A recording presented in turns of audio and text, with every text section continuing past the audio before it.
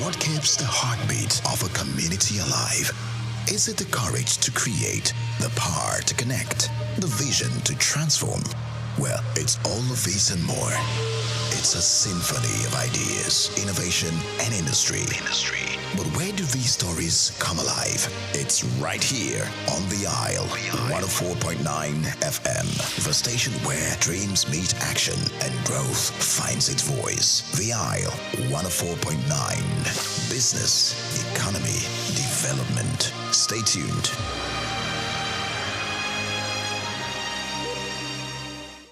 Afrobeats is a classic overnight success story, except it didn't happen overnight. I'm happy to be here. One of the key things about the Omniverse is that it's designed to go beyond an event and designed to be fully something that people can engage beyond the summit.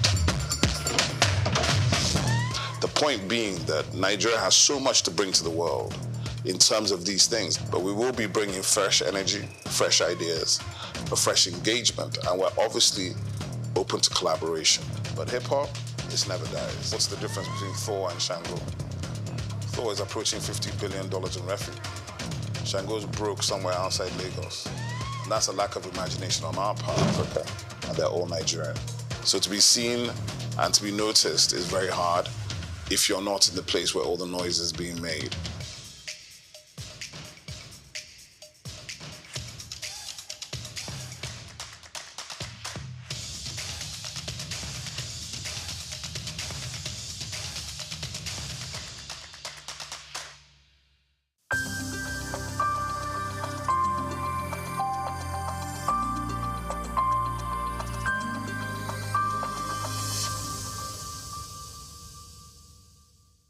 Thank you for having me, Souq News. I'm excited to be here. My name is Anna Maria Orlu. I am the current Miss Nigeria United Nations. As well as that, I am an actress, a model, and I also am the founder of Little Blessings Foundation, and we focus on orphanages in Nigeria.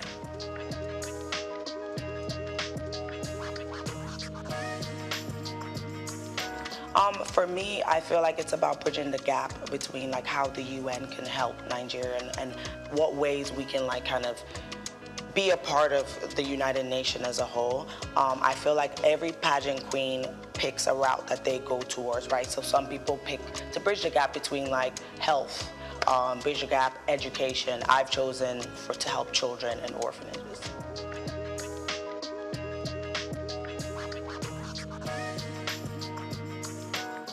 So after my last pageant, I actually was reached out to. They were like, you did a great job. I really loved how you presented yourself. Would you like to take part in this pageant? And of course I had to do my own research just to see like, is it for me? Is it not for me? I did hesitate a bit only because, you know, you need to just let it sit. I'm used to just making decisions really fast.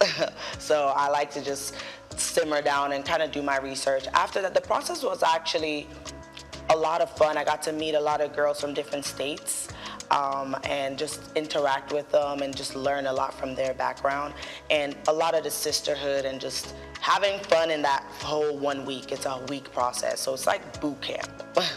You're waking up, you're working out, you're visiting different places, you're doing some charity work, different segments like the swimsuit, the also evening gown traditional, all of those things. So it is a week of like intense work.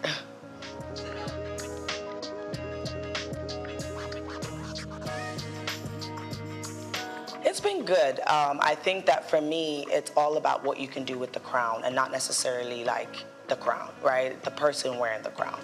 What is your interest? How passionate are you? And for me, it's always been important to relate with the everyday girl. Like just because I have a crown on my head does not mean that I cannot go feed the homeless. Doesn't mean that I cannot like be in the streets doing other things with like that may not be, you know, what I live like, you know. So I definitely think that it's opened my eyes to like different opportunities as well.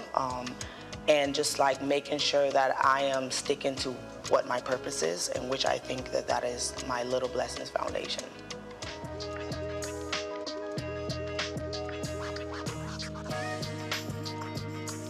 I'm currently working on my new project called The Dream Day Out. So basically what it does, it takes children in the orphanages to like amusement parks, zoos, all the things that children don't get to do in those places because they only go to the school and come back. I want them to feel like children. I want them to be able to just not worry about the circumstances, even if it's just for like 5-6 hours.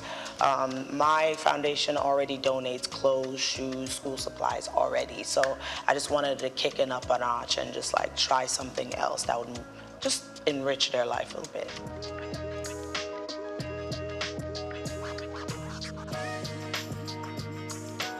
I think yes. For me, I was a foster kid for 10 years, and I think like I might not have got like the same childhood as everybody. Go to different things just because who was gonna fund that? You know, who was gonna take us to the zoo and the park and like things that we really wanted to do? And it was like, I feel like I didn't go to an amusement park till I was like nearly an adult. So I think with that, I wanted to just have something different. I know that a lot of people, and even in Nigeria, donate food and stuff like that, but how are we like enriching their lives? Like how are we making them like not always think about them circumstances of what they're living?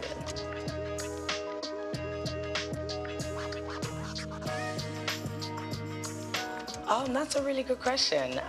For me, I think that my family also have done a really good job with that as well. My dad is always in Nigeria, and he tried to instill that you're Nigerian no matter what. My mom as well, and my brother never spoke English to me when I was younger.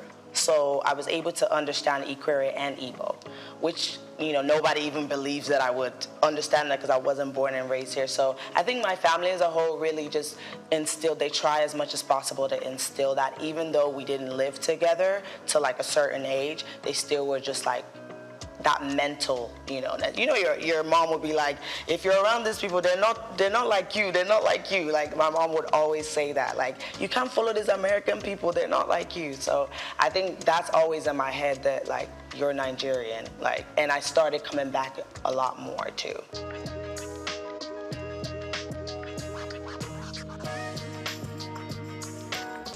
For me, it's always been anything I'm doing, I have to start at home. I have to start at home because that's where it feels right. That's the purest way to do it for me. So even though now I could go try to be Miss Ireland, but I know that I've done Nigeria first, and that's who I represent at the end of the day, always.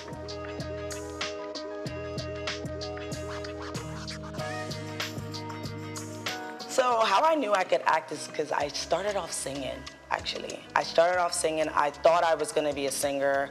I was very annoying to my family. I was singing everywhere we went. My mom actually encouraged it. She'd be like, go sing at church, go sing.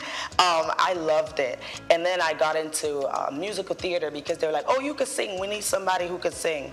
And that's how I got into acting, because with musical theater, you have to act and sing. So after I was like, wow, like I love this. This is what I wanna do. I wanna watching yourself, it's so surreal because how other people perceive your work, so if somebody sees something that I do and they're like, oh my God, like I really like, you touched me, like I believed what you were saying.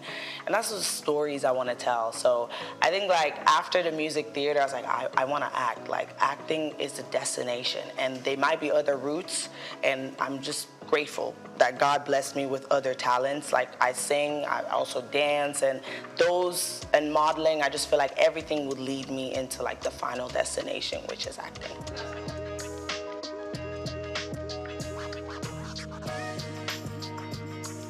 I actually did my first Igbo play like this year, which was, different because I've never done that. And also in LA, that's not a popular thing, right? So my last one was an Igbo play, and it was Emeka 1985. It was really, really dope. It was literally about a man who moved from Nigeria to America, and just that transition. Nobody really tells the story of how hard that could be. And for us, we don't even know because our parents did it, right? So that was a really provoking story to tell as well. I really enjoyed that. And I was also in this film called Marche. It's telling a Haitian story about like a Haitian woman, and I was the lead for that as well. There's a lot of films, and short films, feature films, movies that I've done that I feel like they always tell like provoking stories, and that's really what I love.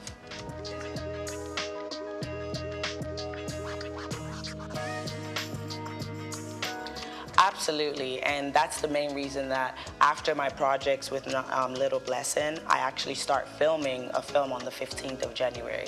My goal is to be able to work anywhere, and I don't want to just depend on Hollywood to fulfill what I need to do. If I have to be in India working, I will be there. But Nollywood has always been an interest of mine. I've had it on my goal every single year. Like, I need to be in Nollywood movies. So this is really a great opportunity for me to be here and just meet other creatives, directors, and storytellers, and really get to work here as well.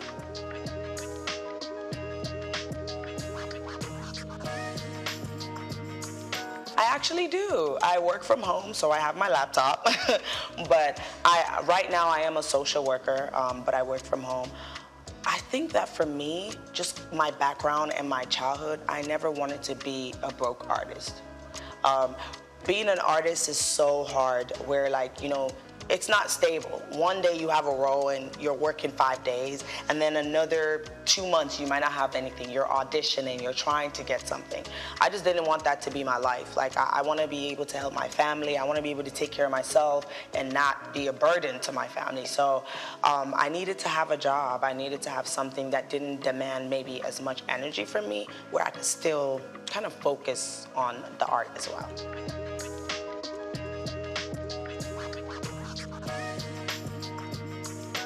I would say definitely acting. If I can act every day and not have to do anything else, that's the goal. Like, that's really the goal. I'd rather not do any of those things, really. I think that entertainment has always been where I'm supposed to be. And I'm lucky enough that, like, I knew that from a young age, you know. A lot of people don't know what they want to do, and they spend a long time, like, trying to find it, explore different things. From a very young age, I already knew that, okay, you're going to go to school, because you will not hear the end of it from your parents if you don't, but you're still gonna go and do entertainment.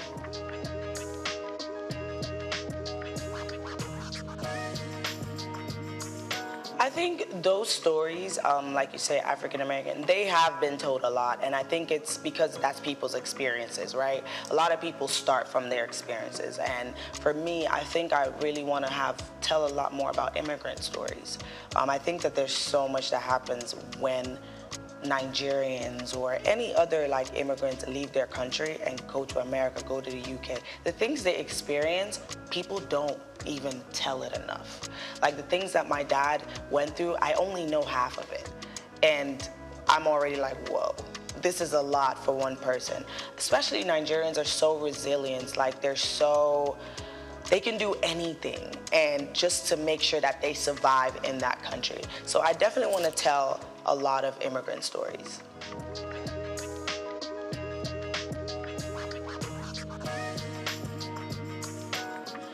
I think it's really, in 2024, it's how she was treated was terrible. Like, Nigerians are everywhere. So for me, when I first saw that, I was thinking, I lived in Ireland all my life. If somebody told me that I couldn't compete for Miss Ireland, why not? Why? I have been living there all my life. So I think that it definitely made me feel like, are we moving forward? Like, are we actually, like, as a society, that shouldn't be a thing in 2024. But I'm just happy that she actually went back to her people, because those are the first people who are going to accept you first, right? And look where she is now. So I think that everything probably led her to where she was supposed to be.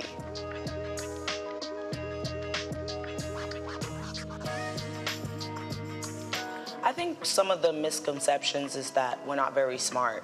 We're just pretty, and or some of them are like, oh, they just did it just to have a crown and have the attention or whatever. And I mean, some of those things might be true for some other people, but for me, I feel like I'm a pretty regular girl. Like, I feel like I like to do the same things. One of the things I will say that people will automatically stuck up. Like, we're stuck up. We can't be in certain places. We can't talk to certain people. And that doesn't apply for me. I feel like there are places that I've been and I'm like, maybe this is not where I would like to come again, but I'm here now, so let me integrate myself. So some of those misconceptions, I think it doesn't apply to every queen. And my daily, like how I live daily, I feel like I work. I do a lot of presenting. I'm also a host, so I do a lot of red carpet events and stuff like that. So I always like to make sure that I am in the entertainment scene because I know that that's where I want to be.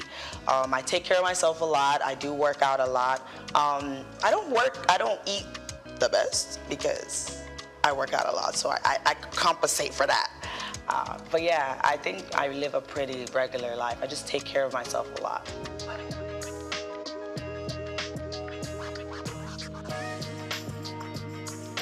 The rest part lacks. I think probably don't sleep enough, but it's just the passion, really. It's the passion to want to do all these things. I think that even my social life is actually pretty good. Like, I go out pretty regularly with my friends and I travel a lot. I think traveling is really my safe haven. It's where like I feel like, okay, this is where I get to do something I want to do. Like traveling and working out, those are the two things that I'm like, okay, this keeps me sane. But time-wise, I think I have good time management skills. That's another thing too. I think in this industry, you have to have time management skills and just prioritize what you want to do, because you're not going to have time for everything and tomorrow is another day.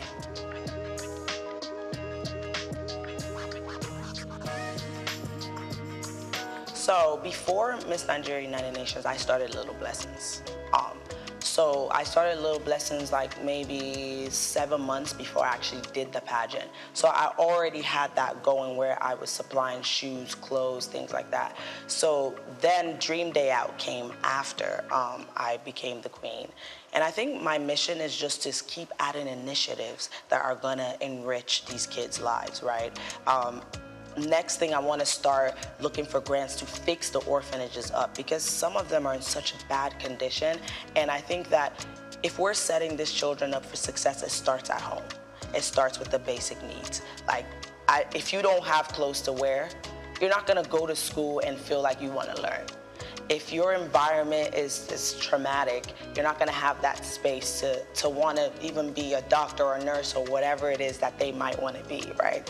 So I think it's just, I want to start with the basic needs. Like, your home needs to be together. Some of the orphanages have holes in them, like water coming, and the kids are comfortable. They just hop over the bucket. And I'm looking around like, wait, this is okay? So I just want to start off with like building that up and then go and add more and more orphanages that I'm sponsoring. So start getting some from the east. Right now I have in Port Harcourt as well. So just adding more and seeing how we can make a difference that way.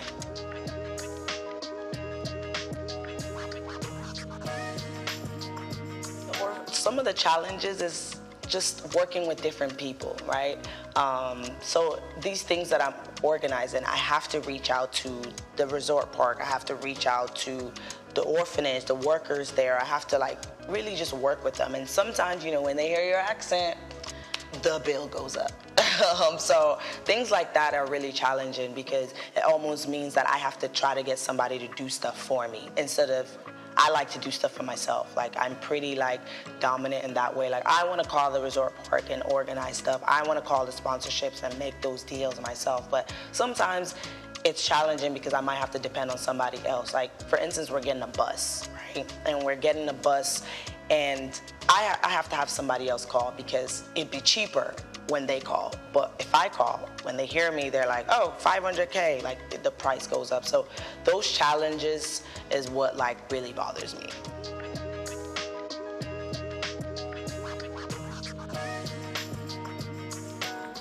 I think it's just believing that anything is possible.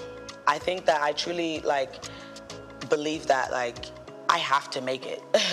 And also like your background as well should motivate you, because I didn't come from like an easy background, and for me, I was like, it cannot get down there, so it has to go up.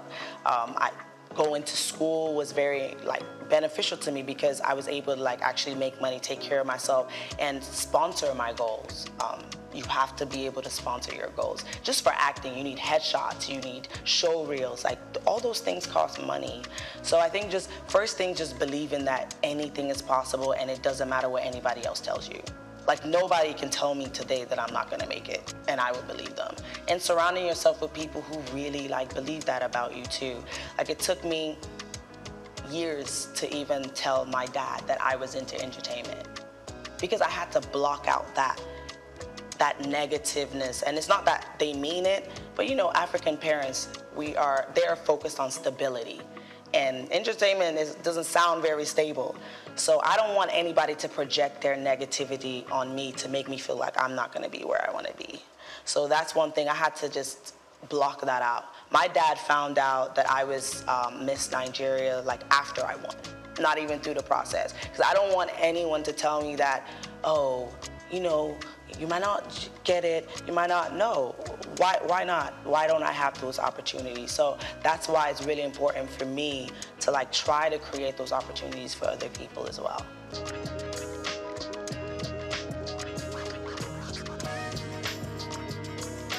I think for me, one of the things I've had to lose is some friendships. Just because where you are, not a lot of people are supposed to be there with you. And that was hard for me to accept that.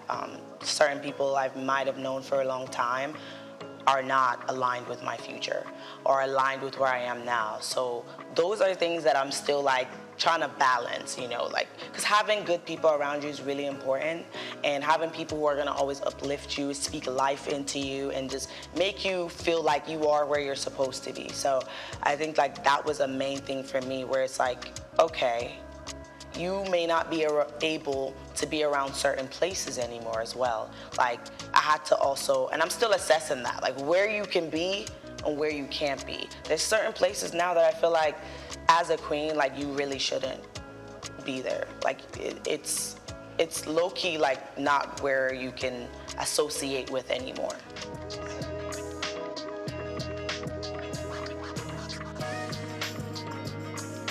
Some of the upsides is being in certain rooms where you wouldn't have been able to be in as maybe like a regular person, right? Being able to speak to people who are actually change makers, being able to get sponsorships and fundraising, things like that. It's harder. It was harder for me when I wasn't a queen, but I was still trying. I did online sponsorships and everything. So I think that being a beauty queen gets you into different rooms so you can actually speak and people can hear your voice more and hear your initiatives, hear the things that you want to do.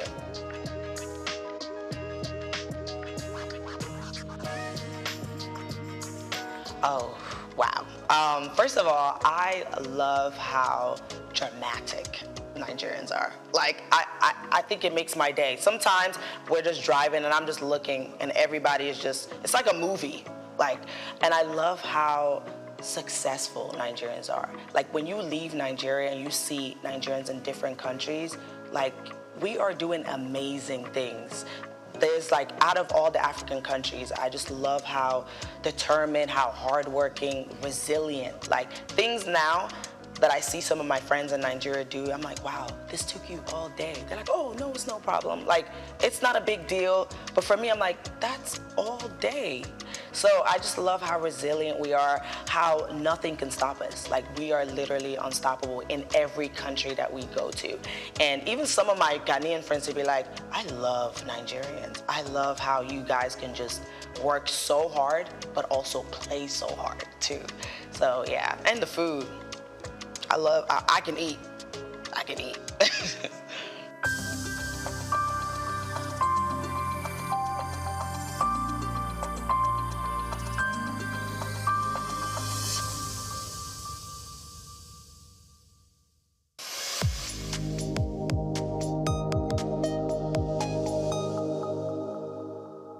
Hello, Nigeria. Hello, Africa. Yeah, this is Sound Man. Keep watching Souq News. My name is Babalola from Excel LED. Keep watching Souq News. My name is Shepherd Michael Adewale Onofuye. I enjoy you all to always watch Souq News TV. Hi, I'm Tom Bogaballs, and please keep watching Souq News. Wale Seriki, SLG Lagos Island East, Souq News. Keep out watching them and keep a lookout for them. They're up and coming, and we're proudly to be affiliated with them. You alone where they make me go crazy. This your love in the cool of my brain. You're my medicine, I need you all day. Yo, it's Blackface Nigeria, and you're watching Souq News TV. Keep it locked on this dial, don't change it. You know what I say? Blackface Nigeria, love no bad.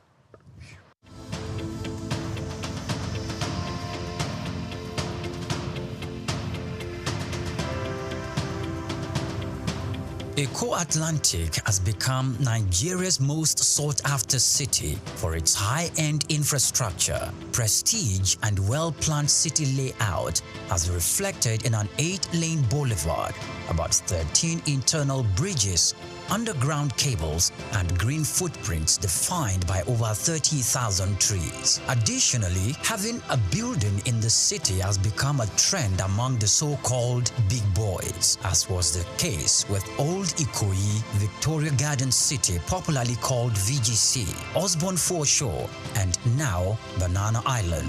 In this special report, Bayo Olaoye states that this talk of "I belong" and the prestige mentality has also spread to the big firms. Before now, Kingsway and Ozumba Mbadiwe used to say that Victoria Island were the go-to locations for high-rise office buildings. These locations are home to iconic developments such as Kingsway Towers, Heritage Palace, Fanfa Towers, the Wings and the Waves, among others, making them Nigeria's equivalent of Silicon Valley. The Eko Atlantic City was modeled after the skyscraper district of Manhattan Island in New York City. It has become the new destination for big-ticket corporate firms which are building or relocating their new headquarters to the 10-square-kilometer city, rising off the coast of the Atlantic Ocean in Lagos. The city is attracting investment interests in both residential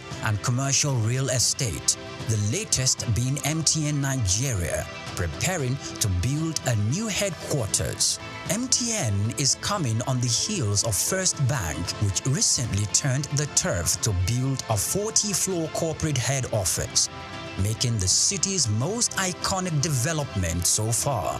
Prior to this courageous and ambitious entry into Eko City by MTN, First Bank, Dangote Group, and the Embassy of the United States of America have taken positions there, developing a new head office and a diplomatic facility respectively. Much earlier, a co-development company had occupied the city as the developer of the Azuri Towers, offering both residential and commercial facilities for high clients and corporate bodies. Arkland Property Investment and Oak Homes are also in the city, developing A&A Towers simultaneously. These are the residential developments that will be standing on the 22nd floor and the 33rd floors respectively. Other developments are the Pan-African Towers by Periwinkle Residences, Eko Pearl with Champagne Tower and Eko Pearl Black Tower, Amni Towers and Ani International Petroleum Development Company, and Louisville Towers by Total Energy Staff Cooperative and Multipurpose Society.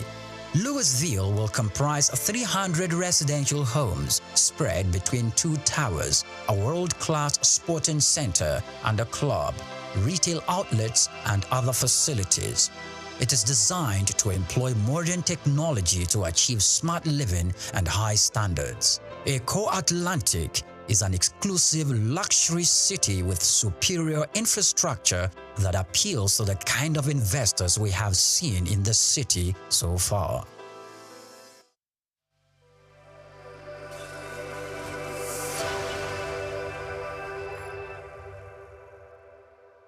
We've got just what you need right here at Femi Wash Media.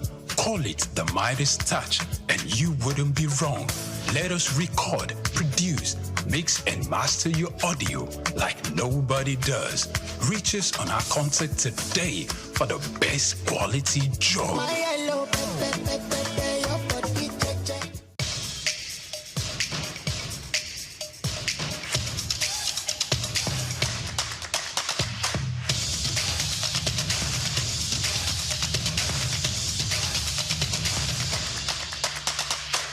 You don't have to be like an household name, like a big superstar before you make ends meet through music.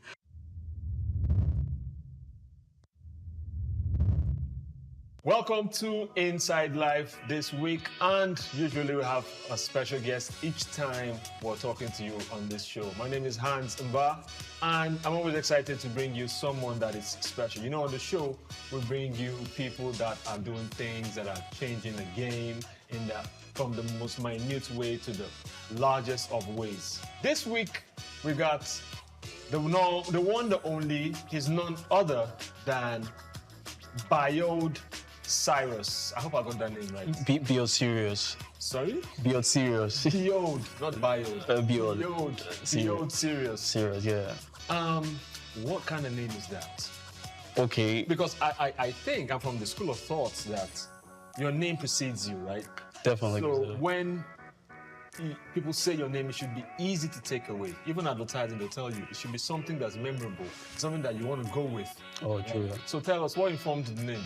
Okay, the Biode is from, my government name is Abiodun. So the Biode is from Abiodun, it's a B-I-O-D. Then serious among, if you like familiar with astrology and astronomy, among the stars, the brightest of the star, the dog star, it's called Sirius. So that's why So how do you spell that? S-I-R-I-U-S. Sirius. Yes, okay. yeah, S-I-R-I-U-S. So I thought it was like serious. Okay, like someone serious. No. Okay. Actually, there's also serious, the radio. XM, yes, most definitely. No, yes. nice. So introduce yourself. Tell us who you are. Just give us a background about you, not the music now. Just who you are and what you do. Okay, my government name is Abiodun Adebayo. I'm from Ibadan, State. Why do people keep saying government name? I don't know, man. Government don't own my name. Yeah, I mean, that's the register. That's the name I register with, like, or any official. So I want to do, my name, you're my full name. Come on, man. Okay, my bad. I'm just kidding. It's all good. It's all good. Okay. All right. Abiodun Adebayo. I'm from Ibadan, State. I've been I'm a fiend for art, poetry. I'm a banker also. So hope you're not in trouble for being on this show. Never there. Never there. Because they're okay, now you have to focus. You have to choose us or you choose them. No. I'm actually on leave at the moment, so that's why I'm doing this. So you're a banker? Yes, I am. What did you study? I actually studied mass communication. I have a diploma in mass communication. I have a degree in English language. Wow. Yeah. Yes. Two of them. Yeah, pretty much. Okay, so tell us about what's new with you. What's up? What's going on? Okay, I have an EP that's going to be out. New music? Yes, new music. So it's a body of work. Yes, it's a body of work. So what is it called? Memos of a Maverick. Yeah, like diary. It's just a compilation of my story, along the way. Of a Maverick. Yes. Members of a Maverick. Yes. So you're a Maverick? I believe so. Okay. Why do you think you are? It's actually my group that actually called me that there was we got a new group 2 years ago. So he had this one-on-one convo with us, meeting us. Yes. Then he started asking for our forte, what we are good at, and I told him I'm a film for writing. Can't push, tatus express. Push, Preggy, water don't boss. Push, you're getting too short, my nigga push. We are push, if you ain't push. Watermelon, you can't push. Like I'm a book buff. Like when I was in school, I used to write like journals and all that, poetry, which has to do with music. So I said like, oh, that's interesting. They say seemed like a maverick, and that name stuck in my head. And I was like, okay, when I'm dropping my first body of work, I'm going to use that. No, I know about Dallas. You see why you shouldn't have said that? You know why? Because you owe him some money now. Probably. Because when you blow up, he's going to come for you. I mean, no problem. Right? It's something I can afford, yeah. All right, so are you selling or you just streaming and just let streaming platforms just do whatever they want with your money? I'm actually selling. There's a platform called... When is it coming, sorry? When is it coming first? Okay, the one you can purchase. Or is it out now? No, it's not out yet, actually. You can just pre-order and pre-save. So for you to procure the EP, you can go to Bandcamp. It's going to be out on the 26th of October. That's this Saturday. It's coming Saturday. But on the streaming platforms, it's actually distributed by Rock Nation. It's going to be out on the 1st of November, yes. Do you have a deal with them? It's just a distribution deal. No, at all. That's yes. So that sounds like Rock Nation. So who are you working with on Rock Nation? Rock Nation, it's just the management. It's just the distribution company. No. Like who reached out to you or you reached out to them? How did that come about? Because I usually ask these questions because we want one of the reasons for the show is we want artists, we want people to learn. Not just artists, but what did this person do differently from what I have been doing. Okay. Even activists, what are things, what are ways to step, what are ways not to step. Okay. Or many times people are in a rut, or people are in a there's writer's block and all that stuff. Yeah.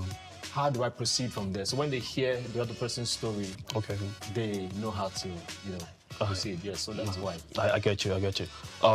Okay, I follow them on social media, Rock Nation as a label and all that. So I learned that they just started a distro.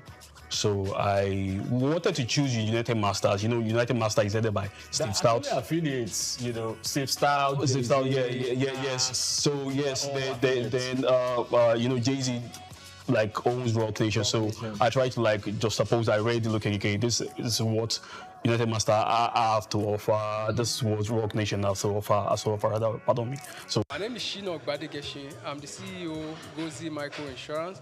Continue to watch Souq News. Adenike Adeyemi, Executive Director of Faith Foundation. Keep watching Souq News. My name is Shepherd Michael Adewale Onofuye. I enjoin you all to always watch Souq News TV. Hey everyone, Majuli Obaje here representing Gigi. Keep watching Souq News, okay? Stay updated with Souq News. My name is Arton Keme. I am the head of MSME Banking. Please keep watching Souq News and stay glued to Souq News. I recommend that more and more people should watch Souq News because they deal with business news. Hi, my name is Amaka Wokolo. I am the director of the Faith Institute at Faith Foundation. Keep watching Souq News.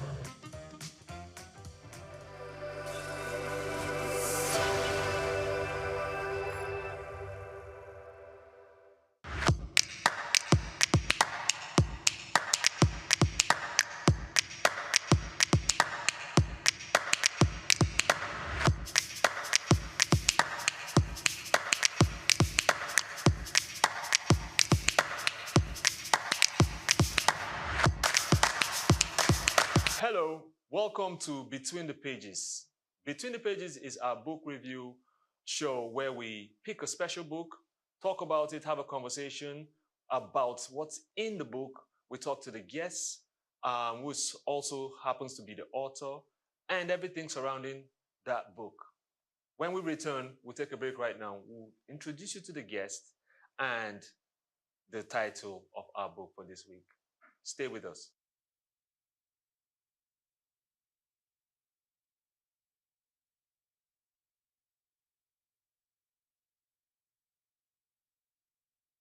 Welcome back to Between the Pages, and today we'll be talking about a special book titled Retirement Reinvented.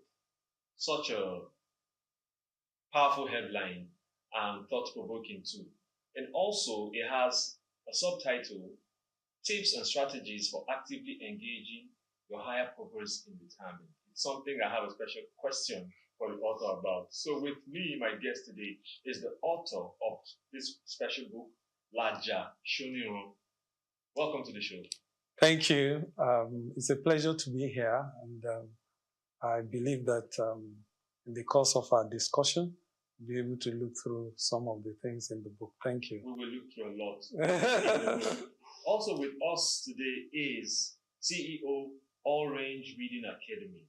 And it's so strange that we haven't had a lot of libraries and reading culture going on, which is one of the reasons why this is such a special show. His name is Mr. Ekom Henry Ituama. Thank you. Thank you for having me. It's a pleasure to be here again. You're welcome. So, straight to the point. I have a few questions for you, Mr. Laja. Or should I just say Laja? Yeah, Laja is good. Laja is fine. Thank you. Well, you know, when you go to my village, you don't call elders by their first name. But let us pass with that. So first and foremost, you know, they say usually if you want to hide something from the black man, you hide it in between pages, in the book, in between pages. Are you trying to hide something from the black man? That's a very thought-provoking statement. Actually, the first time I heard it, I was so angry. Can you tell us why? Because I took it personal when you talk about anything black, anything that has to do with, you know, this, even though I normally would tell myself I'm not a black man, I'm a brown man, but, you know, anything that has to do with, you know, this. So I felt that was an aberration, because that some few people don't read does not mean that everybody don't read. And I always say that, you see, when you have a challenge, you will read. And that's true in every case. If you have a recurring malaria, you find yourself looking for, okay, is there a book that I can read? If you know, it's a normal thing. And that's why I believe that books are something that we should not, you know, do away with. And then the fact that when people say hiding something in the book, I'm not hiding anything. In fact, I want more people to know about it. And that's why I put it in the book. Because one of the problems we have in this part of the world is the fact that every generation, and this is a mission or a passion for me, every generation starts from the scratch. And if you look at the other part, the other clan, they are more into documenting, you know, their lives. You see somebody, you know, I watched a video some time ago, and I read about this wolf that is now being cultivated to be guard to sheep. It's amazing. These are, serial killers of sheep before. But over the years, they domesticated them, and then they now become, you know, and that's because somebody did something, wrote it down, and then the other generation came, built on what was done, and as we speak today, those same wolves, you know, are now guardians for sheep. So I believe that the best way, the trajectory that we should take to develop Nigeria, to develop Africa, is to ensure that everybody writes a book. And I have this saying, if you are 50 and you have not written a book, you are owing humanity. And indeed, I mean it. If you are 50, you have not written a book, you are owing humanity. I have to agree with you. Owing humanity. I like that one. So I must be planning to write a book soon, from what you're saying. Yeah, very important. Okay.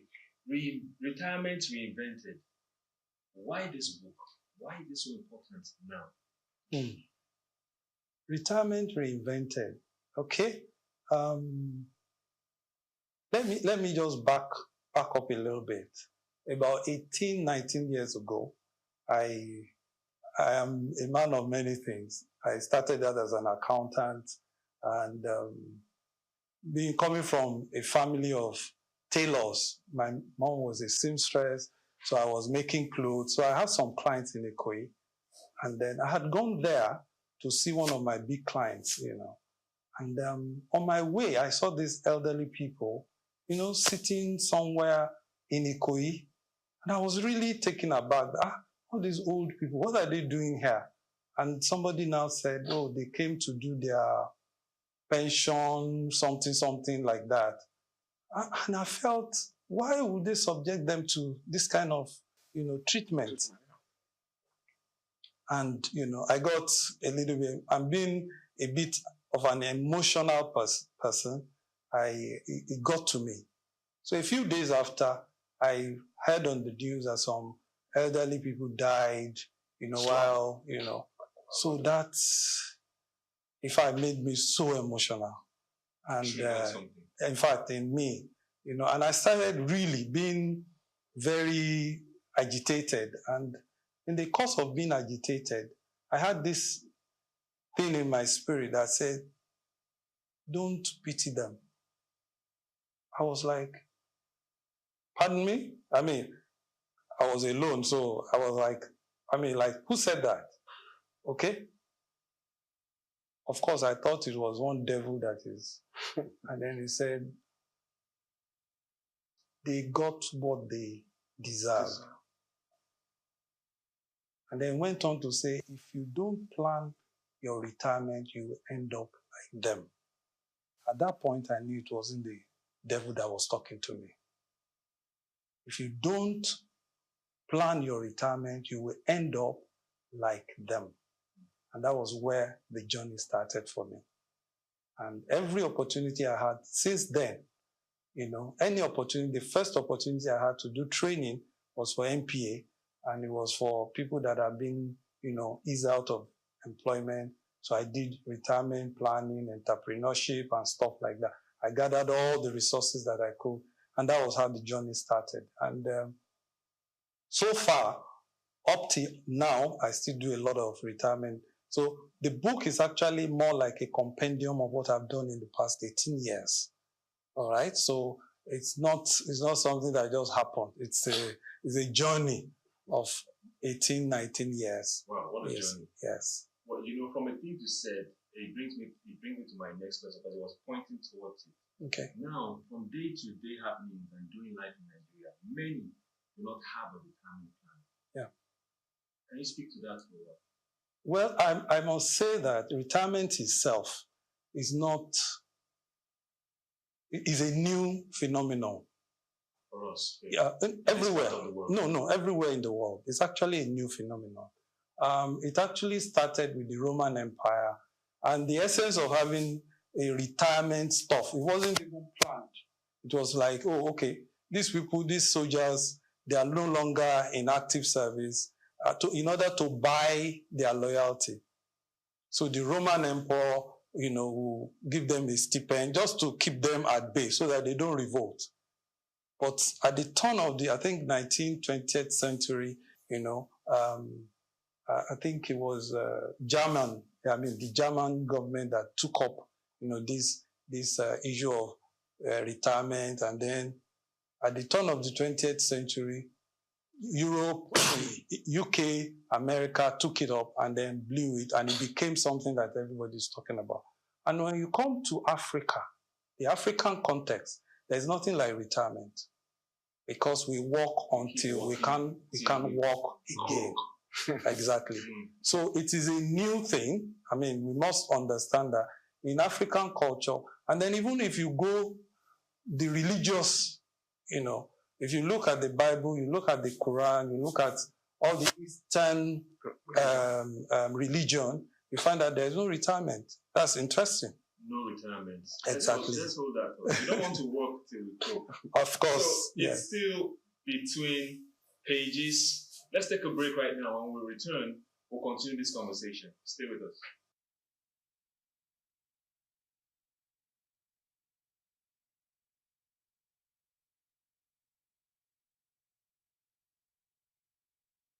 Welcome back to Between Pages, book review show on Souq News. So what we've been talking to author of Retirement Reinvented, and he's by the name Laja Shoniro. You said the last thing we talked about not croaking before we retire. Yeah. So let me also have a question for Mr. Ekom Henry Farmer. Okay. You run a reading academy. Yeah. What's inspired such initiative for you. I'd call it an initiative. Yeah, thank you. We went into Reading Academy to help to cultivate the quest and the desire for reading. Precisely, we went into this academy to encourage young people, adults, primary school, secondary school, to set up a reading unit in their school. You know, it's part of our corporate social responsibility. As a book dealer, as a library consultant, we deal on books. So we felt there was need when we saw the climate and the culture around, where students were becoming apathetic to reading. So we started going to schools, primary schools. We encouraged teachers, principals, heads of schools, proprietors to set up book clubs. We donated books to them, little books, novels, literature, social sciences, basic engineering, basic sciences, to help them to cultivate that reading culture as early as possible, because we believe when you catch them young, the trend goes on. So we go to the extent of doing debates. We fund debates, poetry writing, novel writing, short stories, folk tales, and we encourage them to also read about their culture and history. You know, when we were in school, we did history. I did history of West Africa. We read about the Ghana Empire, the Kanembono Empire. We read about the Mali Empire.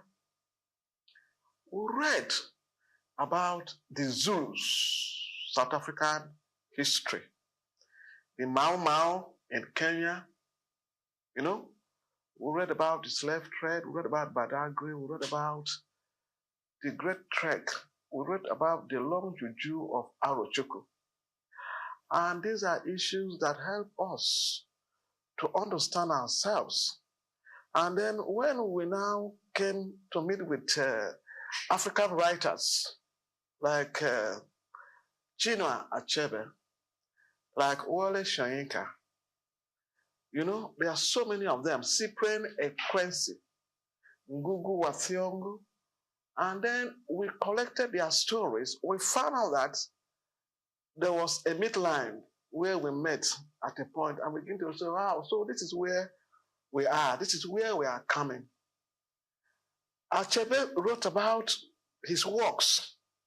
He said, we have to know where the rain began to beat us. We begin to trace ourselves from there. You have to know yourselves. So reading is much of a journey. It takes you out of your world. It takes you to the other worlds. You know what is happening there. You know, reading will let you know about slave trade in the US, the slave plantations. You get to know that the origins of some music, the jazz music probably started in the slave plantations. You know, the bebop jazz and all that, those hallucinatory songs they were singing there. That also became hip-hop. Of course. So let me take you to, I heard you talk about reading and all the culture. I also remember as a child, growing up, even as a teenager, we had libraries. Yeah. You know, but I was waiting to hear you talk about libraries. Have you thought about, instead of selling these ideas of a book club to the schools, have you thought about how it was back in the day, where you situate a library, like a national, international level library? So these books you're giving to schools will be there. People will come, like the reading culture from back in the day will be people will walk in, join, people walk in and out of there, people will walk shifts, you know, read, it will be open all the time. I feel like that would be more of a thing that humanity can benefit from, because right now there are no libraries, apart from 1, 2 scattered, you know, sparsely available. what do you say to setting up libraries as against online book clubs from schools to schools? Well, I would want to say that there are libraries. There are libraries actually, but you see, these are institutions under the purview of the government. Almost every local government will have libraries, but it's not well funded, it's not well equipped, it's not well patronized. If you go to the libraries, some of the local government, you find out that it's been taken over by rats, the books, its leakages and all that. The environments dilapidated, the fields, the culture. You see a library in a big expanse of land, just a small building there. You see a house like a hut inside. You see there the staff. The workers' morale is so low. Are you saying every local government has a library? I want to say that. This is new information. I want to say that. And I think one of the problems could be not letting people know have that information. There is a program that was launched by the National Library, I think 2 years ago, where they try to resuscitate those libraries. But you see, the funding has to come, but there has to be a continuous enlightenment and awareness in what we're trying to do. Because one thing is for you to set up a library and get these materials. The one thing for you to encourage patronage, and patronage is key. When people begin to like the idea of reading, whether online or offline, you find out that they will begin to jointly manage these libraries. Talking about liking of books, let me come to you, Baja. It's a book that is likable, even from the headline, right? But I also talked about what the subtitle, that I read earlier, tips and strategies for actively engaging your higher purpose in retirement. It hints at religion. Are you a man of the color? Really, I must say, thank you, sir. I must say that one of the things that gives life meaning is understanding your purpose, understanding why you are here. I normally will say that every of our purpose in life is just one. And that one is basically make the world better than how you met it. And that is basically what every one of us, whether you are in music, whether you are in art, whether you are in technology, in whatever sphere you find yourself, basically is to make the world a better place than you met it. So in doing that, many of us, because I haven't grown in this part of the world, I know many of us, if you ask 10 people, the courses they study in the university and what they would have loved to study, you'll find a lot of disparity. And in that, it means that there are gaps already, okay? Now, the moment you are done with university or higher institution, the next thing is you are entering into work life. So there is no time for you to even play around with some of those things that you would have loved to do. I mean, some of us loved to write when we were young, okay? Well, I mean, every child of God, as in, if you're a Christian, you're a man of the color. That's the way I see it. Yeah. Okay, there goes my answer. Okay. Lastly, I want you to wrap up this question. There's your written rule that people retire into churches. People retire into church work. And for many, it's a misnomer. What do you speak to this? For me, I don't think it's the right thing to do, because we all have very important role to play, in the development of our country and Africa as a whole. Now, when you look at somebody who has done 35 years, take for instance, in the corporate world, 35 years, and then after 35 years, he's been retired. That means 35 years of experience is just going to life down somewhere, fallow, unused. We remember not too long ago, some generals, some very high-profile military officers were retired. Now, these are people that Nigeria has invested so much into. And you are saying they should just go home and go and do nothing. And now, some of them will now go and maybe begin to serve in a church or in a mosque and all of that. I think, personally, it's a misuse of potentials, a misuse, of capability, a misuse, of capacity. I agree with you. Yes. So lastly, what do you want the takeaway to be from Retirement Reinvented? Retirement Reinvented. Thank you, sir. Don't mind me. I am a teacher, and so okay. In a few words. All right. For want of time. Okay. Retirement Reinvented is a book that everyone, whether you are in your 50s, you're in your 60s, you are retired, you need to go through this book. And it's a compendium, 18 years of study, 18 years of writing, and then we have it here. And I want you to be part of it. I want you to see it. A lot of people have come telling me, even yesterday I got a message from a 70-something-year-old woman who just finished reading the book and said, this is a fantastic job and all of that. And the book, our consultants will tell us where to get the book because he's the one that is, in charge. Actually switch and yes. Talk to us briefly in a few seconds about where we can get the book. Yeah, this book can be bought at our bookshop at Ojuelegba, all range professional bookstores, 24/5 Western Avenue, Ojuelegba bus stop. I wanted to drop a nugget about the book. Please. And having gone through this book, I found out that it has helped in moving us away from the traditional thinking about retirement.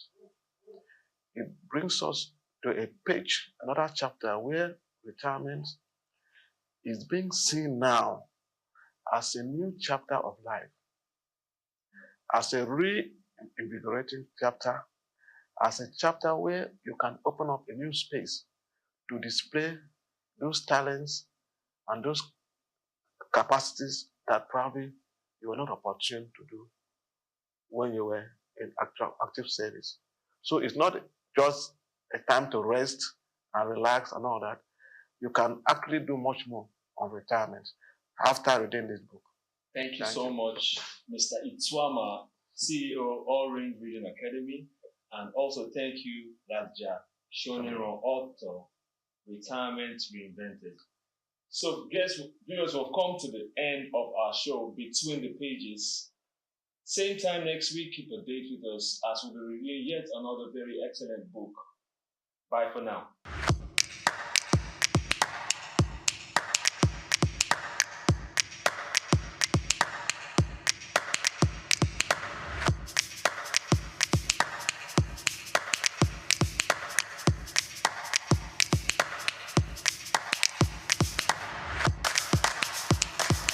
At the Africa Development Study Center, ADSC, we are committed to driving sustainable growth and development across Africa through innovative training and research. Our mission, empowering leaders, policymakers, and professionals with the tools they need to create lasting change. With customized training, dynamic research programs, and study exchanges on leadership, management, and other critical development topics, ADSC offers a platform for exchanging cutting-edge ideas and global best practices. We provide comprehensive services in research and consultancy, capacity building and training, education programs, publishing and knowledge sharing. Our esteemed faculty, composed of seasoned experts and researchers, ensures a learning experience that is insightful and practical.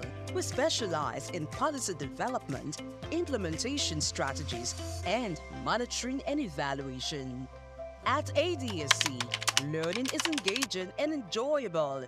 Our unique methodology includes talks, interactive exercises, games, video screenings, and lively seminar discussions, all in a comfortable and friendly environment. For more information, email us at info@adstudiescenter.com or call +234 912 039 2362. Visit our website www.adstudiescenter.com to explore our programs and upcoming events. Africa Development Studies Center, rethinking development for Africa. Fashion traced back to ancient times, where clothing served practical purposes and showcased societal hierarchies.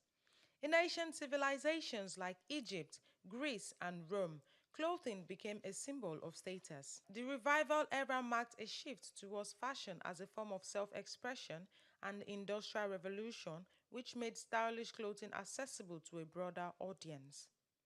The 20th century witnessed a rapid evolution, democratizing fashion and impacting people of all ages through cultural movements and influencing designers. In today's digital age, the influence of fashion has expanded further, connecting with fashion events, social media influencers, and celebrity showcase as they keep on transforming the industry, making trends more accessible globally.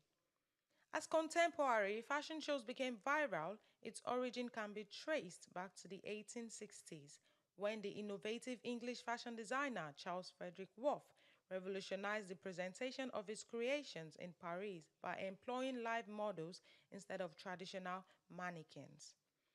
This groundbreaking approach soon gained popularity, and by the early 90s, similar events called fashion parades had begun to emerge in cities like London, New York, and today all over the globe. Statistics revealed a significant rise in virtual events as innovative virtual fashion shows gained prominence, especially during times limiting physical gatherings. Although the fashion industry faces challenges such as rapidly shifting consumer preferences, sustainability and ethical concerns, intense competition, supply chain disruptions, and issues related to counterfeiting and intellectual property, all of which require strategic adaptation and innovation to navigate effectively.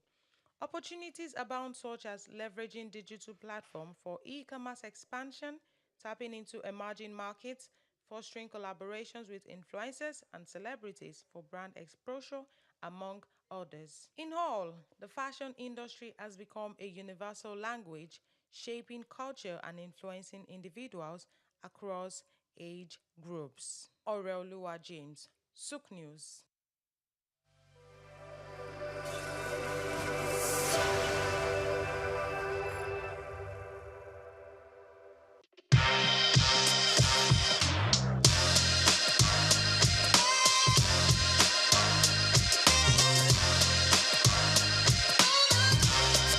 The unexpected rise of Ankara fabric in West Africa has transformed it from merely an industry into a vital part of culture, identity, and art woven into everyday life. This evolution has encouraged many to enter into the business side of Ankara. Today, the fabric is not only worn, but also used in interior decorations and artworks, making it a significant item in our changing world. Despite this, the industry stands at a crossroads, balancing tradition, modern challenges, and global market demands. My name is Grace Komolafe, and I invite you to join me on this second episode of Ankara as we explore the current state of production, the hurdles it faces, particularly in Nigeria, and the abundant opportunities that exist within this vibrant sector. Ankara's journey from West African markets to the global stage highlights its enduring appeal and the resilience of its producers. However, to fully harness its export potential, addressing quality, policy, and logistical challenges is essential. Ankara has become a global fashion statement with its bold patterns and rich colors now staples on international runways, reflecting a growing appreciation for African aesthetics. Nigeria and Ghana have long anchored Ankara production, keeping alive an industry with deep cultural significance. In Nigeria, there is a specialized market where you can find all kinds of Ankara fabric to suit your needs, whether for business parties or home use. Are you aware that Oshodi Market in Lagos is the major Ankara market in the country? People travel from every part of Nigeria to this market to make purchases for different reasons, either for Ashwebi, different occasions, or for business. In this market, you would find importers, you would find wholesalers, and again, you would find retailers. Are you thinking of going into Ankara business? In this report, we have more information to share with you. No, this one is a different company.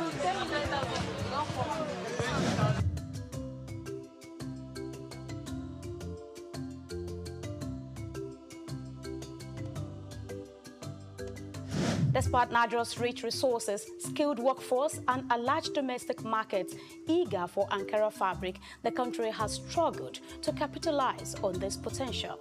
In the face of rising imports and global competition, the Ankara industry is looking inward towards alternatives that preserve cultural heritage while empowering local economies.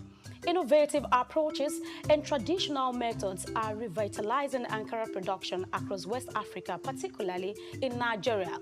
While the future is bright, it is not without challenges. The high reliance on cheaper imports has led to an overwhelming dependence on foreign textiles, which now dominates over 80% of Nigeria's fabric market. How have Ankara sellers and business owners been able to sustain growth in the industry?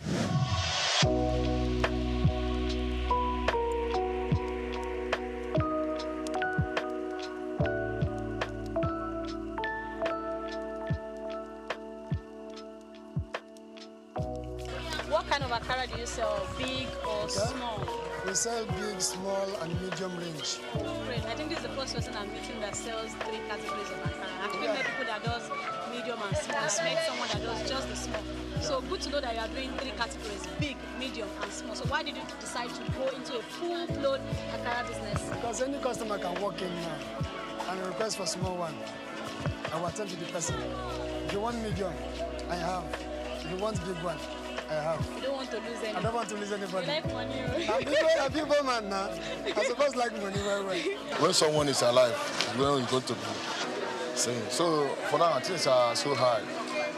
When I'm still learning this business to my master, that time it was 700 or 600 like that. So things started increasing every day. So that is the problem we have. The customers are complaining, this are complaining. Both people that are coming from far journey saying that after this, there's no much gain on it again. So that's the challenge we have. Long before Ankara became a global phenomenon, West African textiles were celebrated for their craftsmanship and cultural significance, with Nigeria being a key player. Today, Nigeria's textile industry has faced significant challenges over the past few decades, despite the country's rich potential in cotton production and a historical legacy of vibrant textile manufacturing.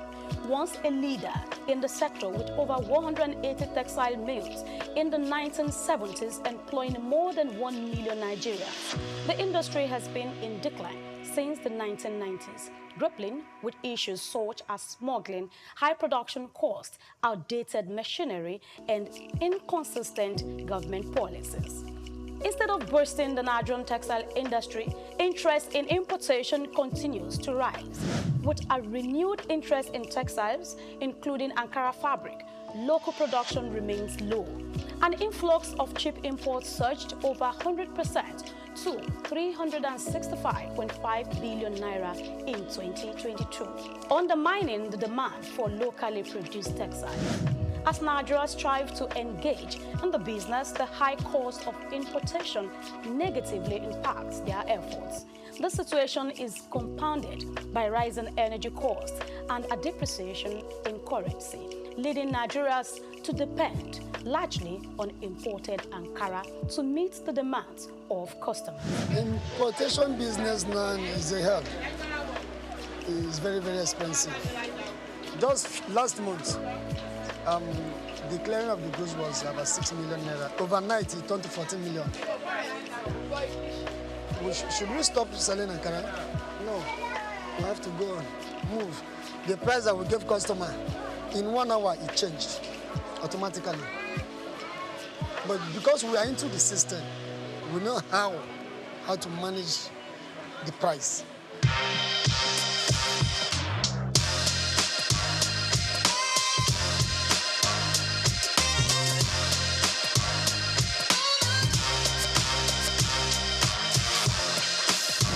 As customers become more conscious of their environmental and social impact, the demand for sustainable and ethically produced textiles is on the rise.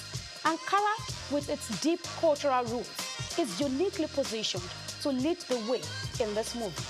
The global market for Ankara is expanding, with new opportunities emerging beyond West Africa. However, tapping into these markets requires strategic planning, quality assurance, and effective marketing.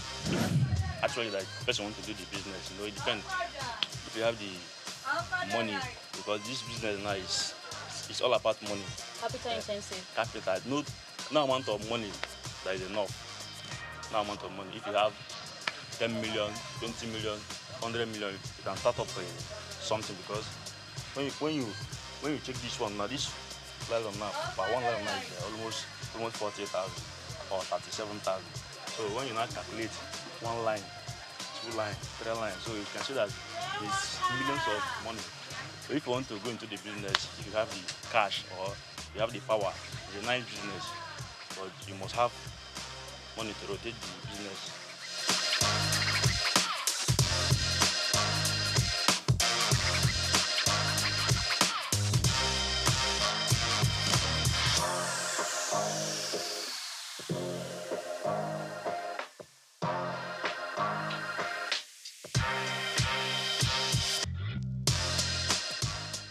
Ankara business is not a child's play, I want to say, with what I've heard today. You want to go into Ankara business, of course you can start a very small scale. Do not say no to small beginning, do not despise little beginning. But I must say, if you want to do a big time Ankara business, it's not a child's play, you must be ready for it, I tell you. So for instance, you have this line, like I mentioned earlier, you'll be having this pack goes for about 40-something thousand, and you're having a couple of them. So you see 1, 2, 3, 4, 5, 6, 7, 8, 9, 10, 11. I mean, you keep counting. Did you see? Same colors, and we're having different designs. It's not a child's play. Millions of naira goes into this business, and you can see this is Oshodi, where Ankara business takes place, the real business. This is where it happens. Yes, from all over the states in Nigeria, they come all the way to Oshodi to do their biddings in Ankara business. The Ankara industry, a cornerstone of West African culture and economy, is deeply influenced by government policies. Yet, the implementation of these policies is not without its challenges. Bureaucratic delays, corruption, and inconsistent enforcement often undermine their effectiveness. The success of the Ankara industry is intertwined with the government's actions. Thoughtful policies and effective implementation can drive growth. Moreover, regional and international trade agreements such as the African Continental Free Trade Area (AFCFTA) offer new opportunities for expansion and collaboration. The future of Ankara lies in the hands of the next generation. Young innovators are reimagining what Ankara can be, blending tradition with modernity and driving the industry forward.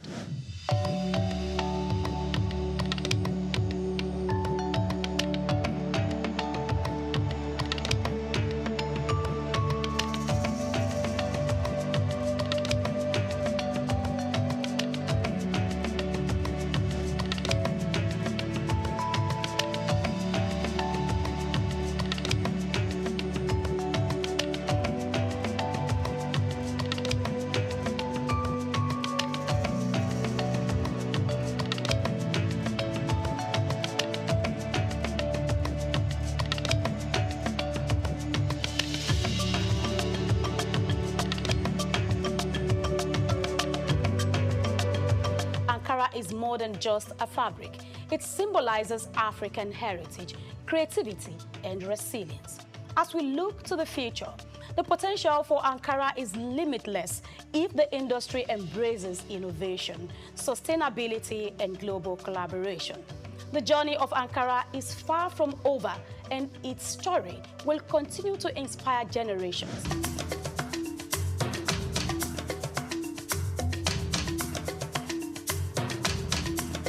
As we conclude our journey through the vibrant world of Ankara, we turn our attention to the future. What lies ahead for this iconic fabric? How will it evolve to meet the demands of a rapidly changing world? And what opportunities and challenges will shape its future? Questions you may have quality answers for. See you again on another interesting topic on Souq Perspective. I am Grace Komolafe.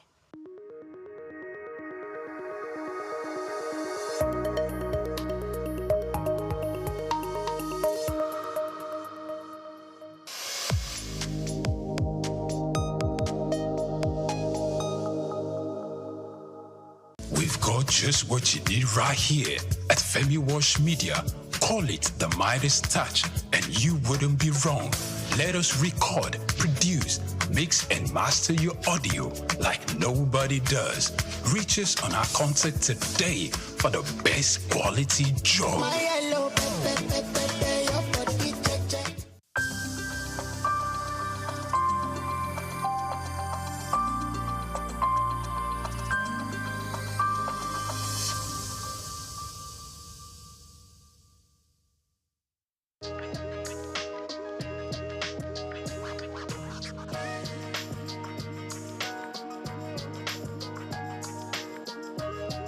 Well, I would say now he's gotten the job. If this question had come before now, I would be able to say that I do not think we need him. But he's there now, so all we need to do is see what best he can do or what best we can do to support him to succeed. Now, going by his previous records, going by all that he's achieved in sports, ordinarily, one wouldn't have said he's the best for the Super Eagles at this time. But here we are. Decision makers have made their decisions. They've taken the decisions. We can only talk, but they already have their way. Well, I think his assessment will start when he starts playing games. He's not had any game with Nigeria, so we can't assess him. But going by his previous records, I don't think he would have been the best for Nigeria at this time. Not against other homegrown indigenous coaches who have had better records within and outside Nigeria. On a scale of 1 to 10, I don't think Shele will fit in at any point. But of course, having him been appointed, all we need to do is give support and see the best that we can get from him being Nigerians.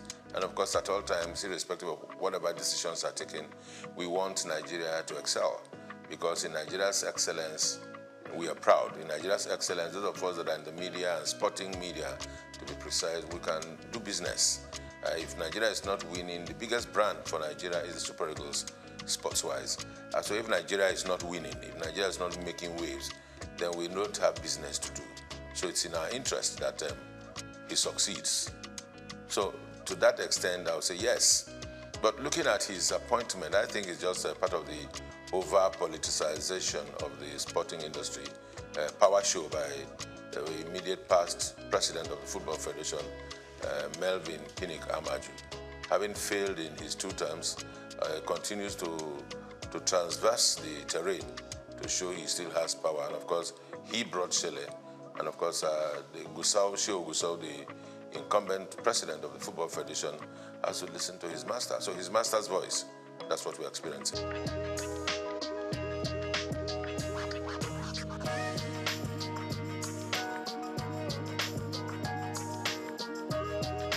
If they like, let them bring the Sadi. You see, there are things about Nigeria and Nigerian sports that should not surprise anybody.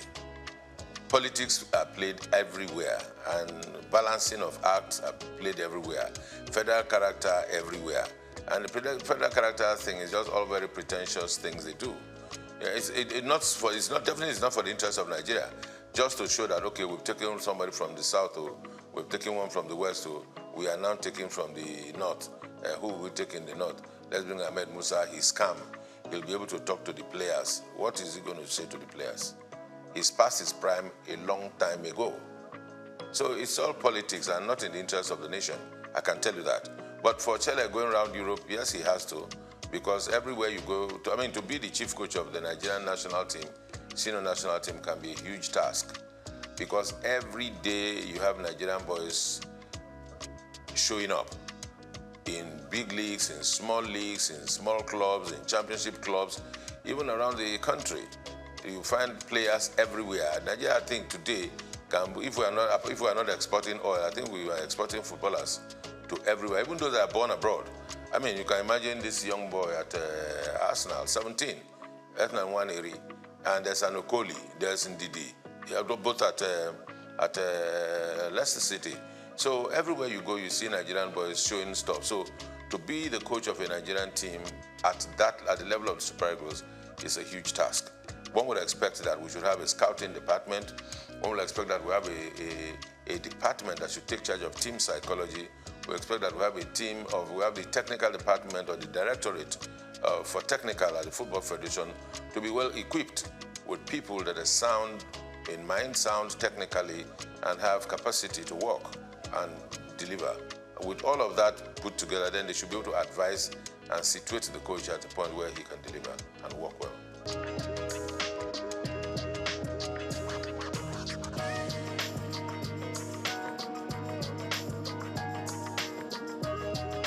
Well, you see, I said yes, because I've been one of those that have always been clamoring that there's need to have a National Sports Commission. Now, having a National Sports Commission that is populated or that is headed by politicians is neither here nor there. It may not take us anywhere. We need to separate our sport. Yes, sports, you cannot do away with politics at some level. But in terms of the administration, in terms of the management, in terms of the execution, there's need to be able to separate sports and politics. In the days where we held sway in sports, where the National Sports Commission functioned effectively, all of those that occupied the position as Director General, as directors in the then National Sports Commission, were professionals. If you recall from the days of Abraham Odia, Awotro Eleya, and of course Isaac Akioye, that laid the structure and foundation for a proper National Sports Commission just after the All Africa Games, was a thoroughbred professional from the University of Ife. And there are other such professionals all around this country. And you need to ask, if we are not able to seek and give these people jobs and give them tasks to deliver, we always will go look for political loyalists to put in positions so that they answer to us. Politics is just, to me these days, it's more like a window for public relations for political parties and individuals that are into politics to express themselves, or maybe also at the same time also reward loyalists. That's what we find. So in terms of the technicalities on administration and management of sports, in its true sense, we are still very far from it.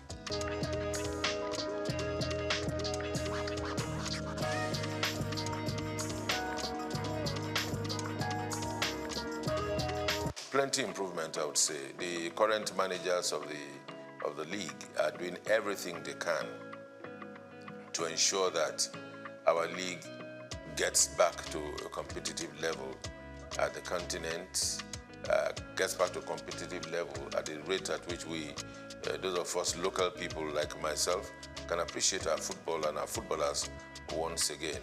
The question to ask is to say, are we doing enough? The answer will be no. Who are those not doing enough? The media, the sporting media in Nigeria is not doing well enough. Would I say sporting media? Yes. And also the bigger media is not doing well enough. And because we are not doing well enough, that's why our league is still where it is. We would have gone further than this. The other aspect of it is government. Government across the states. Football business is supposed to be good business. Football business is supposed to be run by private individuals and clubs. And there's nothing wrong to say that the people of a particular state cannot run a football club in conjunction with other private individuals who will be stakeholders and are interested in the promotion of sport and football in the sense that we're talking about it now. But what we have is that we have state governments owning football teams, and those that are administering the football teams are SA this, SA that have been appointed as a reward, that have been appointed because they are loyal, that have been appointed because they can talk a little bit about foreign leagues. Somebody can talk about the league, talk about the La Liga and the EPL, and that qualifies him to be SA in charge of sports in some states of the federation. And these are the bunch of persons or the group of persons who are running our football around the country. So who runs the clubs, the texture of the clubs, what names the clubs are bearing, what history behind the clubs, and those are the things that tells you that the states are not doing enough, the Football Federation not doing enough, but I think largely the media, check out our sports programs. All you find are talking heads talking about who scored the best goal in the world, who scored the best goal in Europe, who scored the best goal in England and all that. That's what we find. You hardly will see shows, package shows about the best goals of the Nigerian league over the past weekend. The best goals, the best dribbles, how many passes, proper statistics, because the media is not doing enough. The sporting media, that is journalists that are practitioners there, not doing enough because they are not tasking themselves. They just go on the internet, download one or two things, watch and everything. All you know is you take, as a content creator in sports, you need to just take a shot of the goal that, the assist that Nwaneri gave, or Merino scored a goal for Arsenal, and you superimpose yourself and you talk over it. And that's content. And you post it, and there are likes and there are followers, and that's it, what we do. But you do not have individuals going to places to take content. All around Lagos, that's we look at as we are now, all around Nigeria, sports is going on every day. As a practitioner myself, in those days when I used to be the street reporter, we covered football from everywhere. From Abeson, from Bagada, from Volkswagen, down on Ojo, Abeta, anywhere. All of those places, and boys are still playing football. You go to Evans Square, boys are still playing football. Go to Lafayette, they're still playing football. Go to Alakoro, you still see boxing. So all of these sports are still going on. But where are the journalists that will cover these events and bring them to the fore and package them? The journalists are not ready to do that job. Even those that are ready are not funded.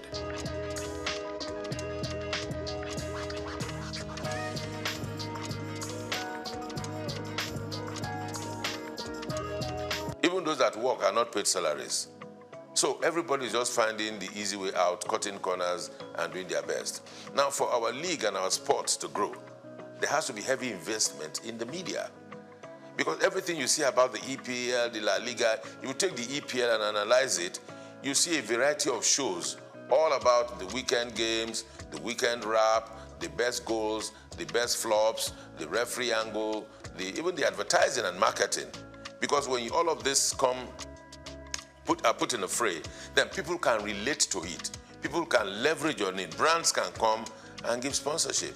But we are not able to attract sponsorship because there's nothing for the brands to take away. Because if you give brands value, they will attach to it. And it never used to be so. Before 2006, the La Liga was not popular. The EPL was not popular. The Champions League was not popular. What were Nigerians watching? Because the media itself sold out. By investing, Nigerian media organizations came together, put money together, and went to buy rights of the EPL and started broadcasting it on Nigerian television for the consumption of Nigerians so they can make cheap money from telcos and from the brewing industry. They made more money for themselves. I mean, the media houses, rather than invest in the local league. Then they will tell them, who will watch Nigerian league? I mean, those are the questions they asked at the time. Some of us that were able to find courage, we found courage and we asked them, why would we be doing this? But of course, we were not many enough for our voices to be heard. And that's why we're here. We are where we are. So it's not far when we lost it. Can we redeem ourselves? Yes, we can, if we want to. But it will take a whole lot of courage. It will take a whole lot of work. It will take a whole lot of commitment. God help us.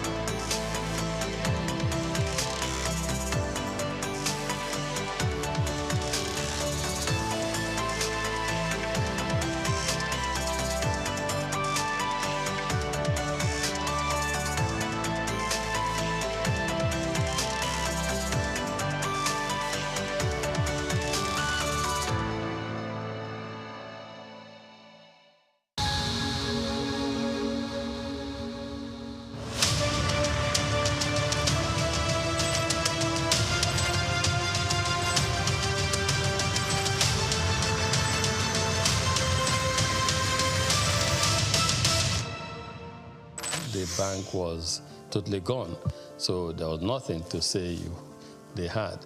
But we still approached them and said we would like to take over this bank. The journey since 1997 has been one thing or the other, and I'm happy that many years down the line we look back and we're happy that we're audacious and bold to make them move at the time.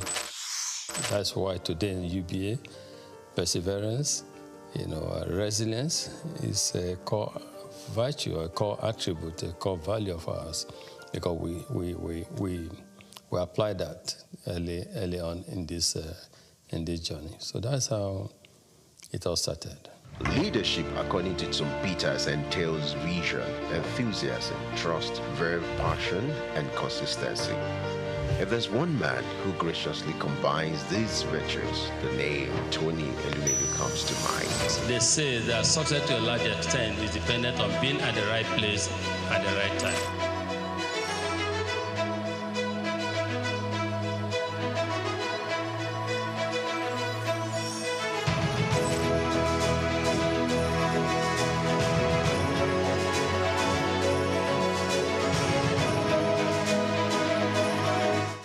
I say to people, my elder brother, who is 7 years older than me, he doesn't have gray hair.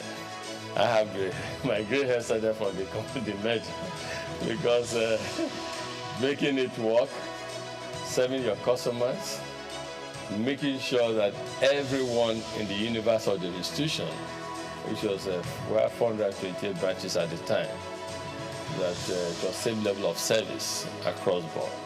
Customers of standard trust bank that were used to a certain level of service delivery, you will not want them to come to the new institution and have a drop.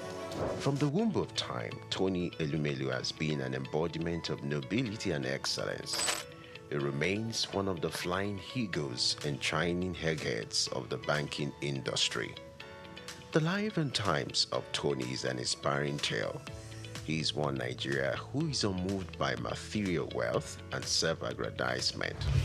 Tony's noble qualities were on from his humble background. Growing up with 4 siblings in Jos Plateau State, the cowboy of the banking industry who hails from Anocha North local government area of Delta State, believed in the democratization of law combined with hard work. He began his career as a copier salesman. The Ambrose Ali University graduate of economics also bagged a master's degree in economics from the University of Lagos. In 2019, he received an honorary Doctor of Business degree from Bayero University, Kano. Going to university, I just thought I wanted to be a businessman because my mom's brother, my mom and his brother were just 2 of them. So my uncle was a businessman, in Nigeria, and was quite successful at the time. And I was influenced. I thought he was very rich, and also I wanted to be a businessman, but not knowing whether just a businessman, you know what I mean? Because he was described then as a businessman. And but in the university, that was why I read economics, just to see.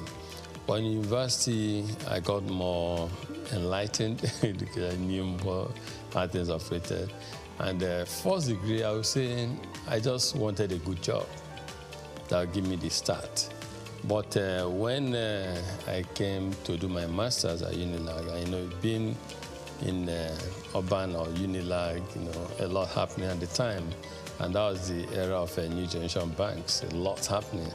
Our friends, in banking, our friends, some got jobs in some banks. And so that's all of us who were doing masters at the time. I did masters in economics. Who were doing masters at the time, we just became interested and fascinated. We were interested in working in a bank. New generation bank, not old generation bank, not. And so that was how it all started. And we started applying for jobs in our banks. And I got, yes, at the master's level, it was clear I wanted to work in a bank. And yes, that was starting. As in then, Santana was a posh guy. So they oppressed us in school, I must say. And then we too wanted to become the big boys in future with the blue shoes, suspenders, white shirt, dark suits, etc. The growth and development of any institution is determined by the quality of its leadership. For Tony Elumelu, his sterling performance and leadership scorecard in the banking industry remains a reference point. He rose quickly to become the youngest bank branch manager at Allstate Trust Bank at the age of 36. He formed a coalition to acquire a distressed financial institution, Crystal Bank, and became its CEO, an action that earned him and his circle of peers the nickname the Cowboys of banking. In 1997, some of us came together and acquired a distressed financial institution. We acquired this financial institution, we turned it around, we set targets for ourselves, strategic plans. That's targets, if you have first year strategic intent, we want to make it a viable financial services company. Second tier intent, we want to become a leading financial services group on the continent. And third financial intent is a strategic intent to become a player in the global financial arena. As we all know, there's so much private global capital seeking the right investment destination. All it takes is for a leadership to show that this country is set for business and people come there.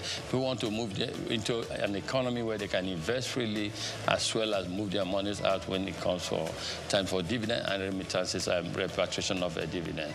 So I will continue to invest because of the signal that we see in the market, because of certain fundamentals that are right. He audaciously led the largest merger in Africa between United Bank of Africa and Standard Trust Bank. Tony's fancy for red tie remains emblem of his appearance. He retired as CEO of United Bank for Africa in 2010. He is presently the chairman of Heirs Holdings, the United Bank for Africa, Transcorp, and founder of the Tony Elumelu Foundation. I can't express how excited I am in words to be here and to be selected among the 1,000. It's the opportunity for me to realize my dreams. So I go into business and start to make my way. It challenges you to do things you never thought you could do. Maybe if you'd have gone to a private school or an MBA, you must have paid a lot to get this kind of, enlightenment. Ça me fait plaisir de voir des frères et sœurs qui veulent se rencontrer, se connaître, les partager et créer un réseau, peut-être le plus grand réseau africain. Venho de Cabo Verde. Je suis tunisien. Je viens de la République du Bénin. I'm from Edo State, Nigeria. I'm from Ghana. Zimbabwe. Sudan. From Rwanda. Gabon. Uganda. Senegal. I'm from the Gambia. Welcome and thank you for coming to Lagos. I'd like to start by congratulating all of you. You have done well. Most entrepreneurs are creative people. They have creative mindset. They're innovative. Those who dare to dream and who dare to innovate in Africa should have the opportunity to prove their innovation. And that is why we have $10,000 for these 10,000 Africans to help prove their concept and prepare them for bigger scale financial support. We don't give because we see it as a moral burden to just give charity. But we want to give people because we want to uplift them. We want them to be self-reliant. We want them to be fishermen. We want them to do what we are doing. We want them to prosper in life, become successful. Tony made a tremendous contribution to giving back to the society.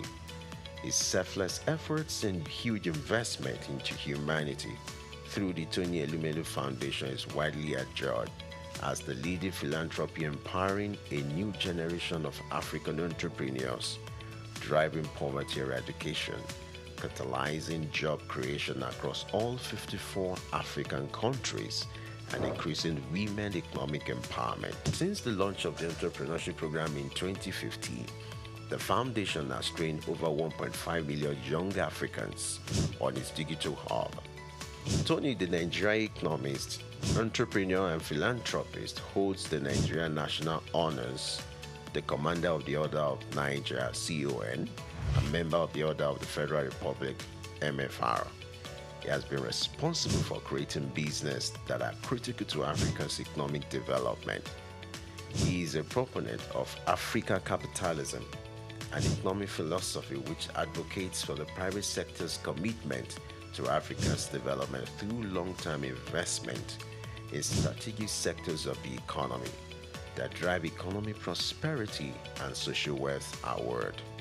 He was awarded the Daily Times the Nigerian Man of the Year in 2016. He was honored with the National Productivity Order of Merit Award in 2019. He is also on the list of Time magazine's 100 most influential people of 2020. On October 11, 2022, Elumelu received the National Honor of Commander of the Order of the Federal Republic of Nigeria. Tony, as a staunch professional and chairman of Foremost Bank, may understandably runs a busy daily schedule like that of a bee, but he balances the equation with creating time for sports. His love for lawn tennis and football stands undeniable. My good workout memories, I think I would say that I like to jog on the spot. I love yoga, as you said. Yeah. But these days I'm trying to get in the group of planting. Tony is not just a champion in the banking hall. He equally balances the equation when it comes to family life. For me, as a family man, though, I try to make sure I balance things. I try to make sure my family side is not so. In that process, I was also growing a family, having my kids and co. So, but everything came together. Tony is happily married to Awele Vivian Elumelu, who is the chairperson of Harvey Medical Practice Limited. Vivian also oversees the healthcare investment of Hairs Holdings. She holds a Bachelor of Medicine and Bachelor of Surgery degree from the University of Benin. The marriage was consummated in 1993 and blessed with 7 children. According to Forbes' list, Tony is among the top 10 richest entrepreneurs in Nigeria with a net worth estimated at $1 billion. We don't just preach. We don't just theorize, we practice. Tony has stooped to conquer not just in the banking industry, but in life. The strides of this living legend, popularly referred to as the Lion of Africa's financial industry, remains iconic. So entrepreneurs who are listening, quick one, short one, straight to the point. Entrepreneurship is a long-term journey. Stop seeing it as a short-term goal. Long-term journey. Great companies, great and accomplished entrepreneurs did not make it in 1 year. They didn't make it in 3 years. It's a long-term journey. So moving, dare to dream, implement your dream, and stay focused.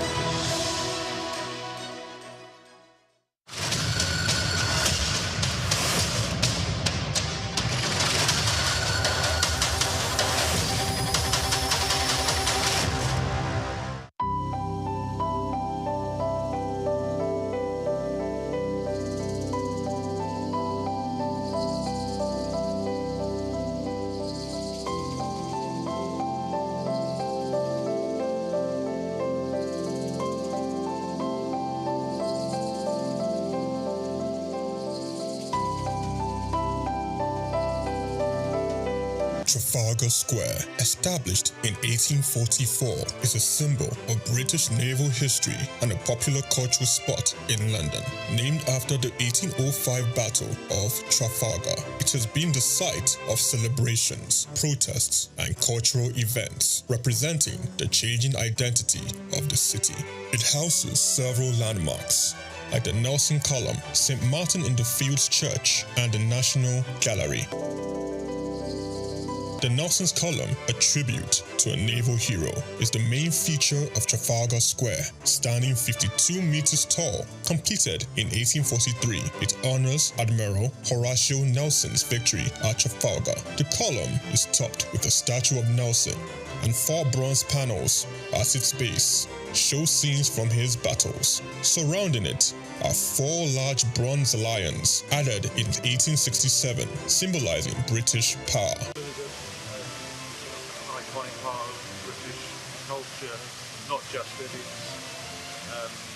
its look, but this is very much the sort of centre of London. You know, whenever there's a celebration, a protest, it's a public space that's very important for a lot of not just people that live in London, but for the UK. You know, it's a place where people would congregate. You know, I remember being here all around the 2012 Olympics, but it was very much one of the centerpieces of British culture.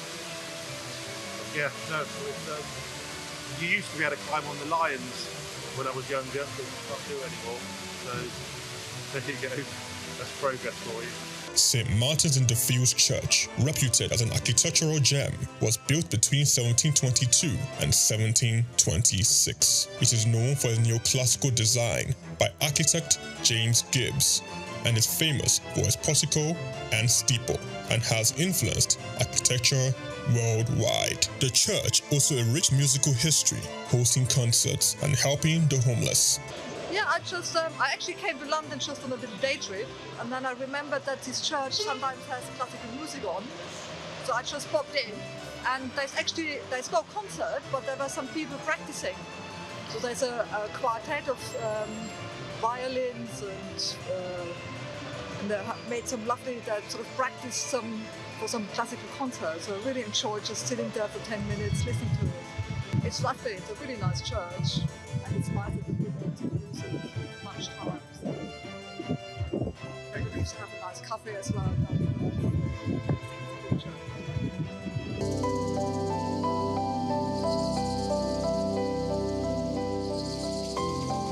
The National Gallery, founded in 1824, is a treasure trove of art. Located on the north side of Trafalgar Square, it houses over 2,300 artworks from the 13th to 20th century, with free public access to masterpieces from major European artists. I'm not really sure. I haven't been through the museum yet, but I'm here for a Christian heritage tour to kind of learn more about the history of the Protestant Reformation in England and Christian history here in England through the paintings that are in the gallery. So that's what I'm here for today. Trafalgar Square blends Britain's naval history with modern art and culture. It remains an important public space, attracting millions of visitors each year to experience London's rich heritage and vibrant atmosphere. Chike Okolo, reporting for Souq News. My name is Shino Gbadegeshi. I'm the CEO of Gozi Micro Insurance. Continue to watch Souq News. Adenike Adeyemi, Executive Director of Faith Foundation. Keep watching Souq News. My name is Shepherd Michael Adewale Onofuye. I enjoy you all to always watch Souq News TV. Hey everyone, Majuli Obaje here representing Gigi. Keep watching Souq News, okay? Stay updated with Souq News. My name is Aton Keme. I am the head of MSME Banking. Please keep watching Souq News and stay glued to Souq News. I recommend that more and more people should watch Souq News because they deal with business news. Hi, my name is Amaka Wokolo. I am the director of the Faith Institute at Faith Foundation. Keep watching Souq News.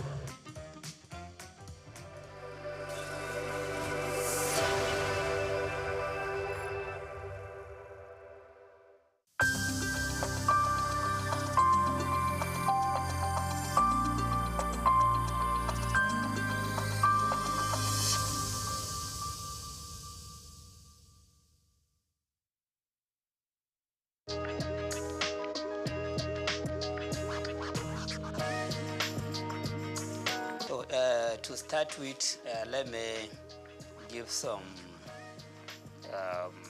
introduction to myself. As you said, I was a former commissioner of finance. I was a commissioner of finance during the Ganduja's administration from June 2015 to October 2018. I was there for 28 months, okay, as a commissioner of finance. And I had been with Bayero University, Kano, before I was appointed commissioner of finance. Still, I'm a professor of accounting in the university, but I double as a commissioner of taxation because at the Prince Abubakar Audu University, Ayumba, Kogi State, there was a chair that had been vested there by the Federal Revenue Service in 2011, and they invited applicant for that chair, and I was the successful person, successful applicant. So I still occupy that chair, even though the chair is not functioning, but I got the privilege of serving as the elected or selected professor of taxation in that university. So I am in the area of taxation. I have done a lot of researches in that. And then I serve as the Federal Commissioner of the Tax Appeal Tribunal. So it was on 15th November that our tenure came to an end, from 2018 to 2024 November. So you can see that I have been involved at various levels on the issue of fiscal policy, tax revenue generation, tax revenue utilization. So this the reform that we are talking about was brought about by the president with a view to maybe perfecting the tax system in the country. So he formed a committee to advise him as to how to go about coming up with very good national fiscal policy, not just tax policy, and then how to reform the taxes in the country to make them better so that Nigeria can compete with other economies that are advanced in the area of utilization of taxation as a means of growing up the economy and achieving sustainable development.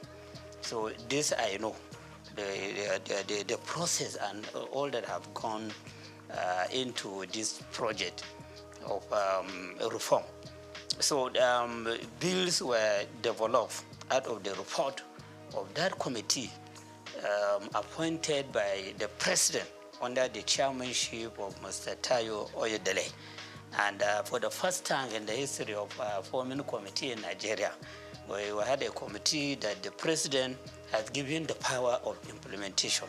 So it's not just about recommending something to him.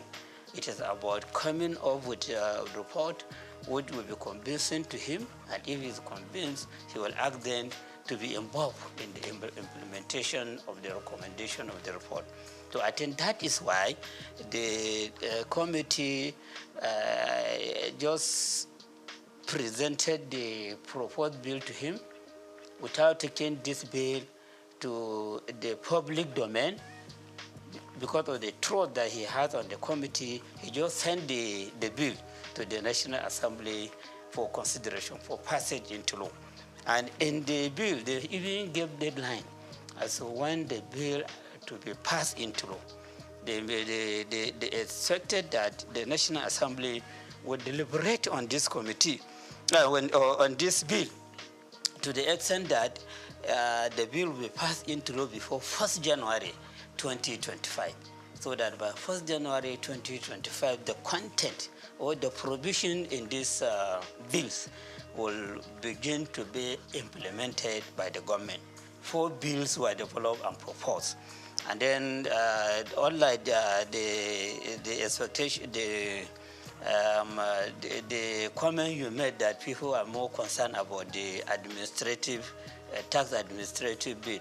What the bill that is generating the highest controversy is the Nigerian tax bill.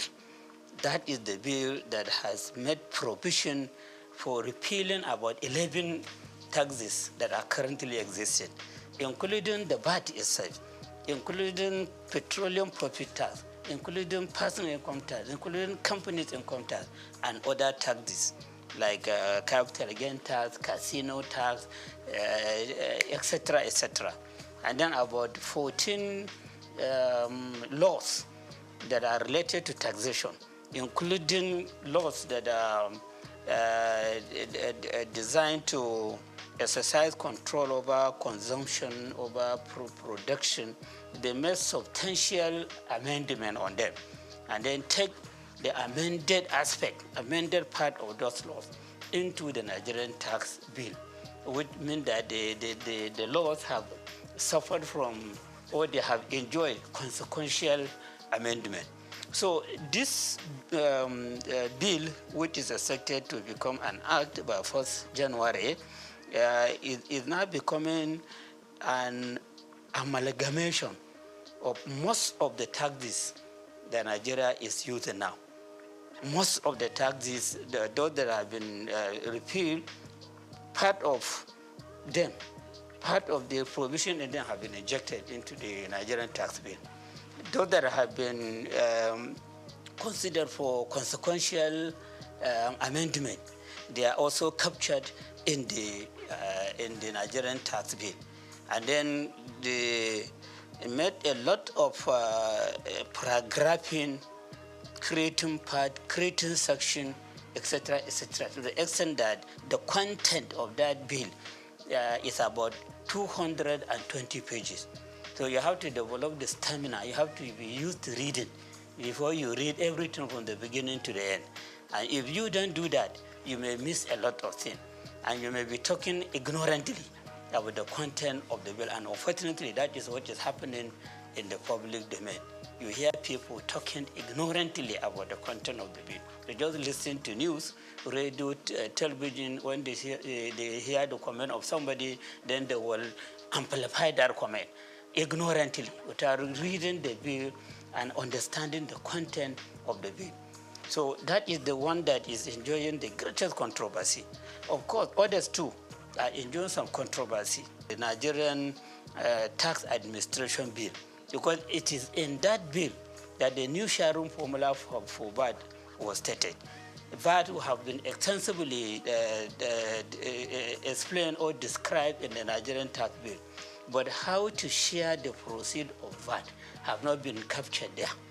That provision could only be seen when you go to Nigerian tax administration bill, which is the bill that has been designed to show how the tax authorities in the country at the federal level, state level, and local government should be relating with one another so as to avoid conflict, so as to avoid a situation whereby all of them may go to a taxpayer with different dimension of claim. The bill was designed to achieve this main objective, to resolve the conflict that has been happening between tax authorities or even revenue generating agencies.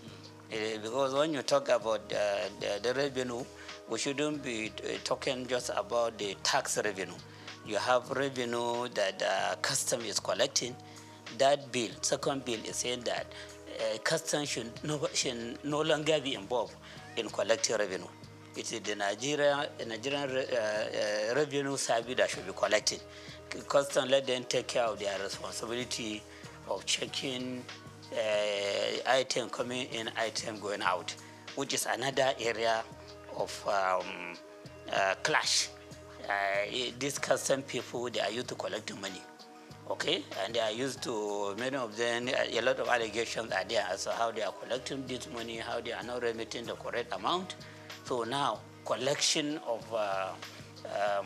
custom duty will no longer be the responsibility of custom official, custom service. It's the Nigerian Revenue Service that should be collecting. The same thing with all other agencies of government that are considered as revenue centers. So that bill has made adequate provision to show that they know the moment this bill was passed into law, they don't have any power to collect revenue. It's the Nigerian Revenue Service that should collect. Let them deal with their own responsibilities of stabilizing the economy, ensuring control over consumption, over production, over whatever. But then collection of revenue is not their own. And then between the State Internal Revenue Service and the Nigerian Revenue Service, there should be harmony. If there are revenues sources that are difficult for the State Revenue Service to utilize in generating revenue, they can bring in, they can collaborate, or they can reach agreement with the Nigerian Revenue Service to do the collection and then share the amount collected as per the agreement, or take cost of collection as per the agreement and then give the State Internal Revenue Service or even local government revenue committee what they deserve. So the expectation of the Nigerian Revenue Administration, Nigerian Tax Administration Bill is to bring about harmony and understanding. So how that could be brought about is a question to be answered because of the nature of Nigerian, the nature of official, and the way the people put their eyes on money. They want to be the one collecting money or keeping money or doing something with money. And now you are saying that all those that are used to that, they have to, they will be suspended from doing that, or they will be banned from doing that. It is only that agency, the Nigerian Revenue Service, that will be doing it. So there are some issues there that are calling for a question, okay, understanding among the agencies involved or the tier of government involved, and then of course patriotism to ensure that whatever we do as revenue collectors, as treasury managers, as revenue utilizers for the execution of various projects, we demonstrate ethics, we demonstrate honesty and integrity. The revenue agency itself, before now, the revenue agency is behaving as if it is for the federal government. And this bill that has been sent to the National Assembly is encouraging the Nigerian Revenue Service, which will now replace the Federal Revenue Service and the law that established it. It's encouraging it to consider itself as a federation agency, not federal government agency. It is to be serving the interests of the federation. And so the concern of the state should be addressed by that agency. The concern of local government should also be addressed. It should be an agency that should be mentoring local government revenue agencies or tax authorities and state government revenue authorities or tax authority, so that they carry themselves together as a team, then ensuring that we have very good tax system in the country, that we have adequate revenue generation on taxation, which should be put to use for executing various projects that will bring about sustainable development in the country. So when you look at all the provision made in the Nigeria Revenue Service Bill, they are talking about the need for harmonious working relationship. They're talking about the federal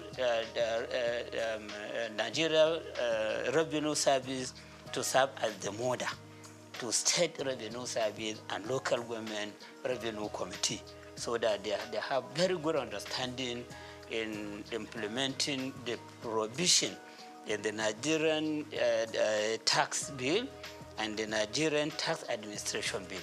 So all the provisions are like that.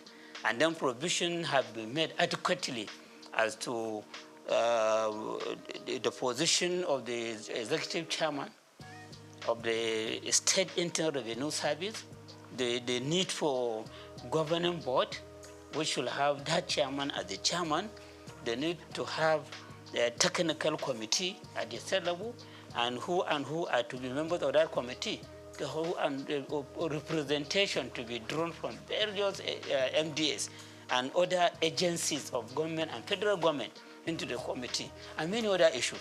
And even at the local government level, there is a need for revenue local government revenue committee, which should be chaired by the councillor in charge of revenue or finance at the local government level, and who the members are and their function. So when you look at all the provision there shouldn't be any controversy. Even if there will be controversy, it should be less, and it should be something that could be resolved. For example, personally, I will not support a situation whereby the chairman of the State Internal Revenue Service should also be the chairman of the board. This is against corporate governance system. And then the same person will be the chairman of the technical committee. The same person will be the chairman of the revenue joint committee, where all the representatives for local government will be members and other agencies. So it will be as if the chairman of the Internal Revenue Service at the state level will become the alpha and omega on all revenue issues in the state. And that person may even be seen himself to be more powerful than Commissioner of Finance. When I was Commissioner of Finance, I was serving as the supervisory person on all the activity in the Internal Revenue Service. The chairman of Internal Revenue Service should be reporting to me, should be taking orders to me. He shouldn't be going directly to the governor. But the provision is showing that the chairman of Internal Revenue Service is equal to the commissioner. And in fact, they were even saying that governor is just to nominate him and has to go to the House of Assembly for clearance. Just as commissioner will go to House of Assembly for clearance.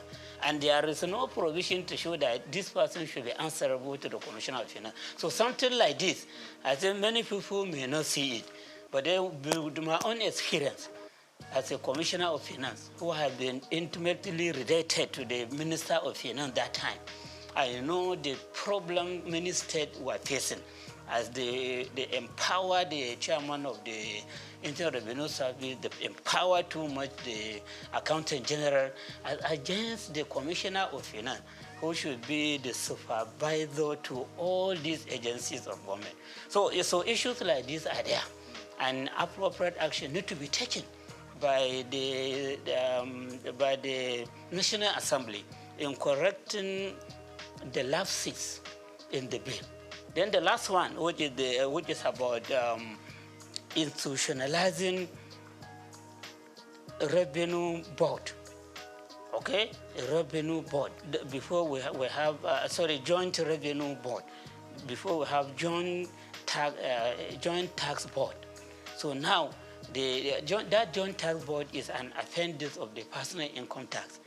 It's just under personal income tax. So now the drafters of the bill, they will want joint revenue board to be on its own, have a law supporting it, so that at the federal level, where we have the chairman of the Federal Revenue Service, he will now serve as the chairman of the Joint Revenue Board. Then all the chairmen of the Internal Revenue Service at the state level will be members. Ministry of Finance will have a representative. Ministry of Budget and Planning will have a representative. And you have some other agencies of federal government that may send representatives into that board. So that board will be taking decision on monthly basis on where improvement should be made, how to solve problems between one tier of government and another, and many other things, which will be very, very beneficial to the president or the Federal Executive Council, and then beneficial to governors and the various state executive council on fiscal policy and on utilization of taxation to generate revenue and on utilization of the revenue being generated by these agencies.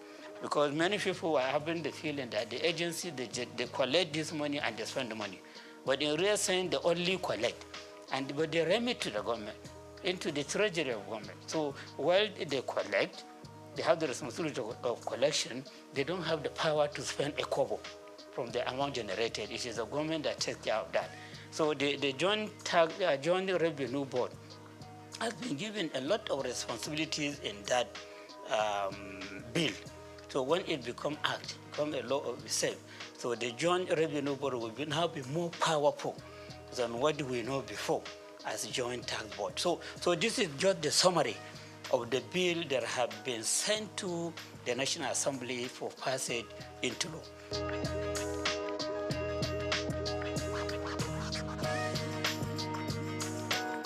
Yeah, my son is that we need reform in our tax system.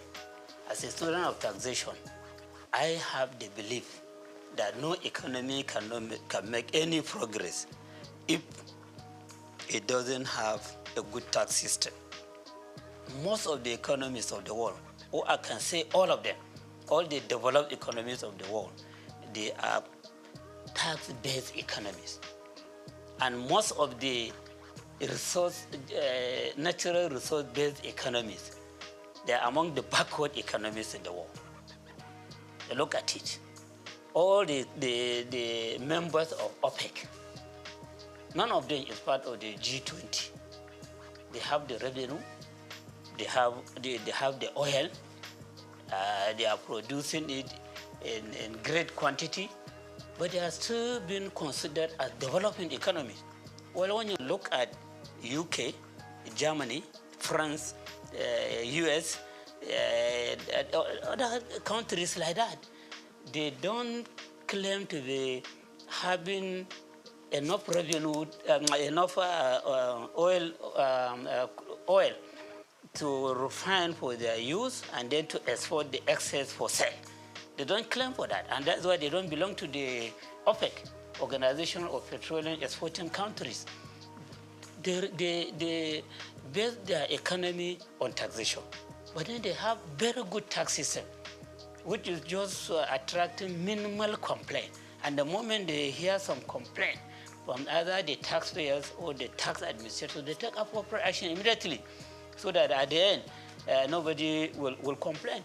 And because of the reliance on taxation, the citizen of their countries, both natural and artificial person, companies and individuals, the citizen of the country, as they pay tax, they have the right to demand accountability.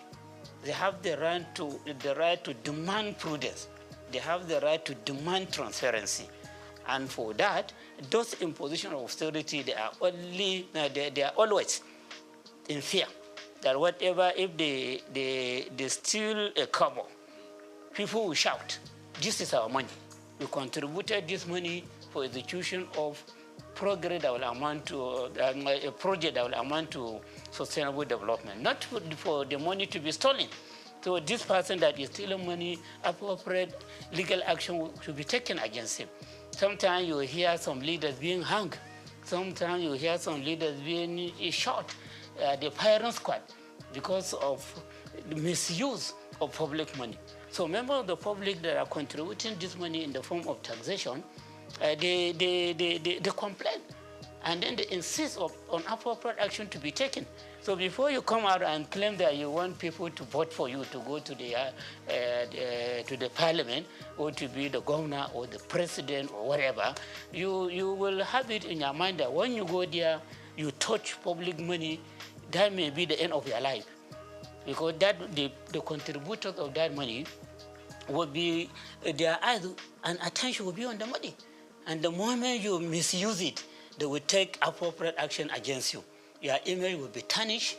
You may even lose your life. So those economies that are considered as developed, they rely substantially or totally on taxation for their development. And then those economies that are reliant on natural resources, oil, cocoa, solid mineral, whatever, as they use the money from this to execute projects, the members of the citizens of that country, both natural and artificial, they don't care if they see them stealing the money and abusing the money, because it's not their money. It's not their own contribution to the economy. Number one, the prohibition on VAT, which you said earlier has attracted a lot of attention from leaders in the northern part of the country. VAT could be addressed in two ways. Okay, the first way affect everybody, and then the second way is what the leaders in the north are complaining about. The first way is on the increase in the VAT rate. Increase in the VAT rate. We have never had a situation whereby progressive increase will be brought to VAT rate in any country in the world. From my reading, I have never experienced it. But this is being brought about in Nigeria through these laws. They said VAT rate now, which is 7.5%, as per the Content of Finance Act 2020, will be increased to 10% from January 2025. Just about a month away. If the bills are passing to law, VAT will be increased to 10% of all VATable goods and services. And then just 1 year after, 2026, it will be increased to 12.5%. Then you have a small raise for 3 years. By 2030, the rate will be increased to 15%. So you can see the progression in the increase of VAT. And the moment you increase VAT rate, inflation will come up very powerfully, especially as you are increasing from 20 to 2025, 2026, you are increasing 2.5%. So the goods and services throughout the country, you see their prices going up. And there is no separate market for VATable goods and services and non-VATable goods and services. No separate market. Don't just feel that when you increase VAT rate, the increase in price will be on VATable goods only. All other goods and services, their prices will go up. And how do you survive that? Nigerians now are complaining about fuel subsidy removal, electricity subsidy removal, and many people have become unemployed. Many people have become disabled. Nobody, no any earner of salary can claim to be saving anything for investment. People are borrowing money to top up to the income that they have for survival. And those that have no work, they are complaining. We just finished induction for ICANN. About 3 inductees met me that if I have any chance for them to get employment, you are qualified as a chartered accountant and you are looking for a job. So what about the secondary school leavers, diploma holders, and other people that have not even attended school? So unemployment is on the high side. And increase in inflation is a killer to businesses. Because when you don't have people buying, you have to stop production. You have to stop providing services. And when you stop production, you sack your employees. And then you have more people go into the employment market and labor market. So increase in the VAT rate is a very big killer to an economy. And this is a problem that affects all the states in Nigeria. And our president himself in 2020, I could remember, when they are trying to increase VAT rate from 5% to 7.5%, he came up and warned the government that this increase in VAT rate will be harmful to the economy because of the inflation that it will ignite. That was during his, I think, 68 or 69 birthday lecture. When he was to comment, he talked harshly against the increase in VAT rate. And now the same government is accepting the bill to go to the National Assembly for increase in VAT rate on a continuous basis. So I see this as a very big mistake. The timing is very wrong. And then the policy, the idea of progressively increasing VAT rate, especially as Nigerians are complaining about subsidy, fuel subsidy removal, electricity subsidy removal. So this is one thing that needs to be looked into. And as we are interested in generating more revenue through taxes, particularly consumption tax, we have to be very careful about the consequences of the increase. And this is for the whole country. So that is one part. The second part is about the sharing of the amount that will be generated. Yes, right now, when VAT is generated internally, and of course the one for custom, they put it together and share it using vertical formula and horizontal formula. Vertical formula between federal government, state government, and local government. So federal government takes 15%, state government 50%, local government 35%. That's how they share it vertically. And then for local government and state, since they are not at the same level in terms of population, in terms of level of economic development, in terms of weight for industrial development. So they have to use the separate formula. And they agreed that 50% of whatever belongs to state government should be shared equally. 30% should be shared on the basis of population. And then 20% should be shared on the basis of derivation. And that derivation, in the simple language, is about the contribution of every state to the VAT that has been generated. And at the local government level, they are to consider the contribution of each local government to the VAT that has been generated. Okay? So at the state level, when you say contribution of every state on the VAT that has been generated, consumption is much more in some state than in some other state. But then the formula, the derivation, the term derivation, this date, that is being applied now, is giving priority to states where the head offices of companies providing services and goods are located. You do consumption in Adamawa on services, maybe recharge card and other communication or telecommunication services, or bank services, or insurance services, whatever. So since you are just dealing with the branches there, the head office of the bank producing these services is in Lagos or in Rivers or wherever. So it will be deemed as if you do the consumption there. And so the credit will go to Lagos or Rivers or Ogun or wherever, where the headquarters of it is located. Not where you do the consumption. So at the end of the day, you see that a state like Lagos, its own contribution may be 50% or 60% or more every month. The state like Rivers, its contribution may be about 15% or 20%. Abuja may be about 10% or 50%. And then the heavy consumers, the northern state, like Kano, which is a commercial center, its own contribution may be 1% or 2%, because it doesn't have the head offices of the companies providing these goods and services that are being consumed there.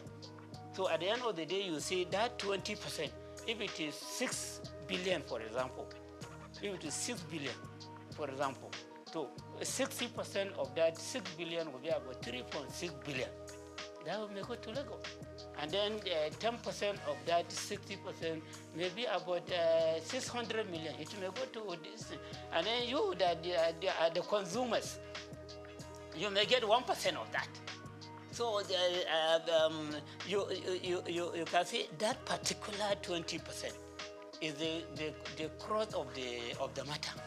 That is the basis of the controversy. So now that this bill has been submitted to the National Assembly, then these people have saw that this derivation has been increased to 60%. 60% instead of 20%. Now, not previously, right now, 20%. Right now, 20%. And it has been jacked up. And the declaration has been jacked up. And then in the law, derivation has not been defined. But then people have to go by what is happening now. As they go against it. Since now the derivation is about contribution of state that are producing these goods and services being consumed. So they have the right to just say that, oh, so now instead of 20%, it will now be 60%. And then you hear the government functionaries, including members of the committee, saying that no, that's not what they mean. They mean area of consumption. This 60% derivation is about consumption area, not location of the headquarters of company that produce the good or services. You should have defined that in the law. When you say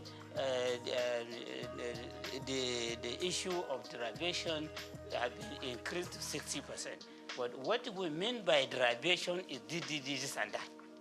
So that controversy will have been avoided. Or you go under the interpretation section And so as you are interpreting this, and then you say derivation. By derivation, we mean this, and that. That has not been done in both the Nigerian Tax Act and the Nigerian Tax Administration Act. So you can sympathize with the people complaining. And then if it goes like that, if they don't correct it at the National Assembly before passing into law, the moment it is passed into law, they will go back to this issue. The suspicion is that they will just go back to a pleasing state where the headquarters of the companies are located, because there is no definition that says that it is about consumption. So everything needs to be documented. Yeah, in a society that is well informed, you should always talk on the basis of evidence.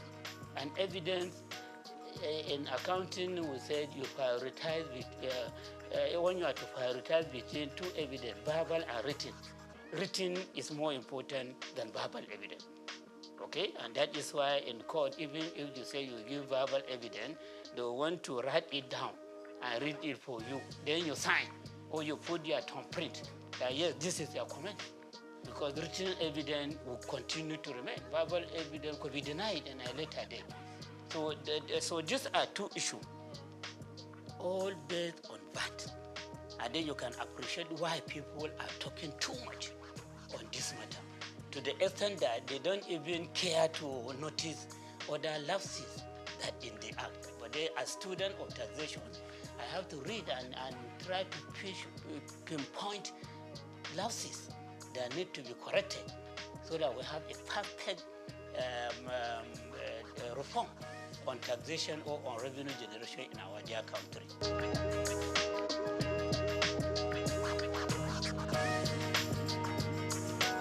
So you see, I saw provision on development levy. That there will be development levy. And that development levy will be 4% of accessible profit of companies whose turnover is more than 50 million per annum. So their accessible profit, 4% will be charged as development levy from 2025 to 2026. From 2027 to 2029, development levy will be reduced to 3%. From 2030 and up thereafter, development levy will go down to 2%. So that development levy will be the reason for wiping out other development levies that is used by some government agencies that are providing vital services for this country. You have TED Fund, Tertiary Education Trust Fund. Now they are relying on 3% of accessible profit of companies for all the projects that they are executing across the country. TED Fund, as I hope you know it very well. So it's the one that is most of the infrastructure development in federal university, federal polytechnic, federal college education have been executed by TED Fund. They sponsor lecturers of various institutions to go for further study, to attend conferences. And they have what they call National Research Fund. They take care of all the researches that are being conducted by all these tertiary education institutions using that money. So TED Fund will now get some share from this new development levy. And then you have NIDA, Nigerian Information Technology Development Agency, which is given the mandate of making Nigeria to become an ICT economy. And that agency is relying on 1%. 1% of the profit before tax of GSM companies, banks, insurance companies, etc. These are companies that are pushing for ICT technology development. So the agency is the one to be monitoring the activities, and they want to be funding ICT development in various institutions and taking many other measures which should take Nigeria to ICT economic level. You have NASENI, Nigerian Agency for Science and Engineering Infrastructure. So that is an agency that has been given the mandate to make Nigeria become science and technology economy. to promote local manufacture of cars, local manufacture of motorcycle, and many other things that we show that, yeah, we have grown up as an economy that can compete with all these developed economies. So that agency is also relying on a particular share, I cannot remember, from what internal, I think, Federal Revenue Service is collecting. And now the government has introduced NELFON. So NELFON is collecting 1% of the total taxes, levies, etc. that are passing through the Federal Revenue Service. So these are 4 agencies of government that are relying on levies, charges, etc. for them to take care of the mandate given to them. So this development levy is designed to ensure that 3 of them are phased out systematically. Only NELFON, which is for giving loan to students, will survive. By 2030, that 2% that we are talking about, from 4% to 3% to 2%, the whole of that 2% will be for the NELFON. While all these have been put aside, it's up to the government to decide whether to disband them or to put them into the mainstream budgeting system. So in 2025 to 2026, TED Fund will get 50% of that 4%. And NEL Fund will get 25%. NIDA will get 20%, and SEMI will get 2%. So by the end of 2026, NASENI, NIDA will no longer get anything from that development levy. So they will be on their own. It's up to the government to decide whether to cut them out or to continue to fund them through the budgeting system. And then by the end of 2029, TED Fund will not be getting anything. Well, from that 27 to 29, they said TED Fund will be getting 66 and 2/3%, and NELDA will get 33 and 1/3%. That is what will happen for 2028 and 2029. By the end of 2029, forget about TED Fund. It is only NEL Fund that will be getting that 2% development levy that will be charged. So you can see that by 2029, all the 3 agencies that have clear mandate for moving the Nigerian economy forward, they may either be phased out or they may be taken back into the mainstream federal government budget. And agencies that are used to being independent, are going to working on target, how can they survive under the mainstream government budget? So the other implication is that as you have only NELFON, even before transferring everything to NELFON is there to give loan to students. All this money that will be coming to you just for giving loan to students. So this shows that a Nigerian student will mainly become debtors. And when they become debtors, will they have the mouth to complain about the government being a debtor nation? Nigeria as a whole becoming a debtor nation. Every day loan is increasing. So students too will now become debtors. Secondly, the federal institution, all these federal universities, they are not charging tuition fee up to now. They only charge registration fee. University of Lagos, University of Ibadan, Bayero University, Kano, ABU, all these federal universities, and many of the state universities, they don't charge tuition fee, just to encourage children of the poor to attend universities or polytechnic or colleges of education.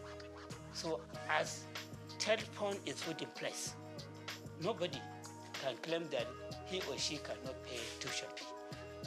And then no university or polytechnic should be going to government asking for money.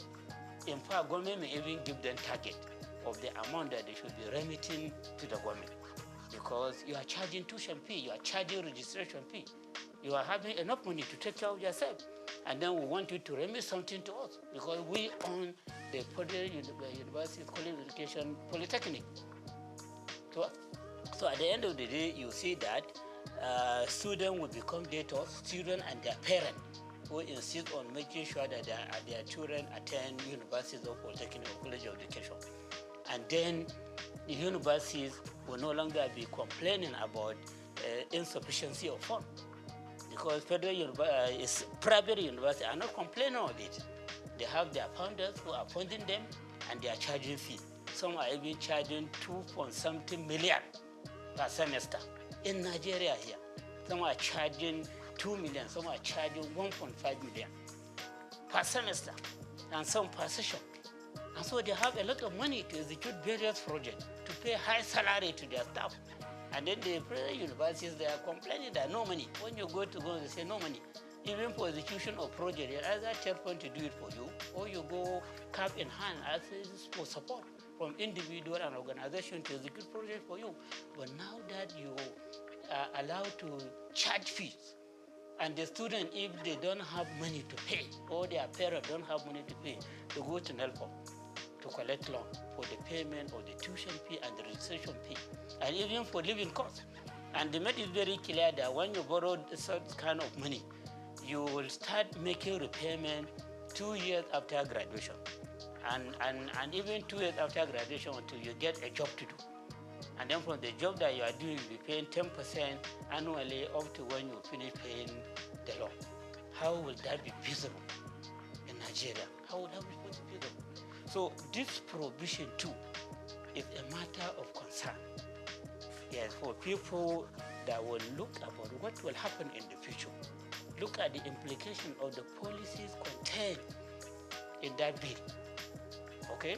So I'm of the opinion that to correct these lapses, they should just stop at the first formula. When you collect 4%, you increase the rate to 3%, as again to 4%, as again 3% for checkpoint, in order to accommodate other agencies, and you stop charging the other rate. And then, so the first year they said 50% will go to third fund, which is like reducing what third fund is getting from 3% to 2%. I hope you understand. When I say 50% of 4, that is 2. Before third fund is getting 3% of the accessible profit. So we can manage with the decrease from 3% to 2%. And then NEL fund, which is the baby of the government, will give you 20%. Okay? Then NISDA, which is having very clear mandate of making the Nigerian economy an ICT economy, 20%. Then NASENI, 5%, saying we don't care much about the technological development that may come to manufacturing cars, motorcycle, etc. We give them 5%. And then allow them to look for means of further funding themselves. So you stop at that, but not to scrap any of these agencies. So that's my own advice. Okay? So that is another important area that need to be addressed in this bill before they are passed into law.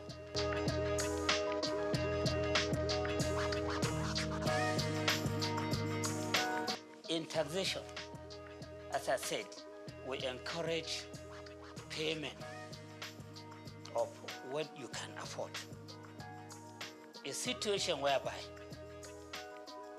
this is my own personal opinion, yes, and people may feel that I am in support of taxing the poor. No, I'm not talking about the poor. Anybody that doesn't have income, that doesn't have profit, that doesn't have gain, it should not be considered for taxation.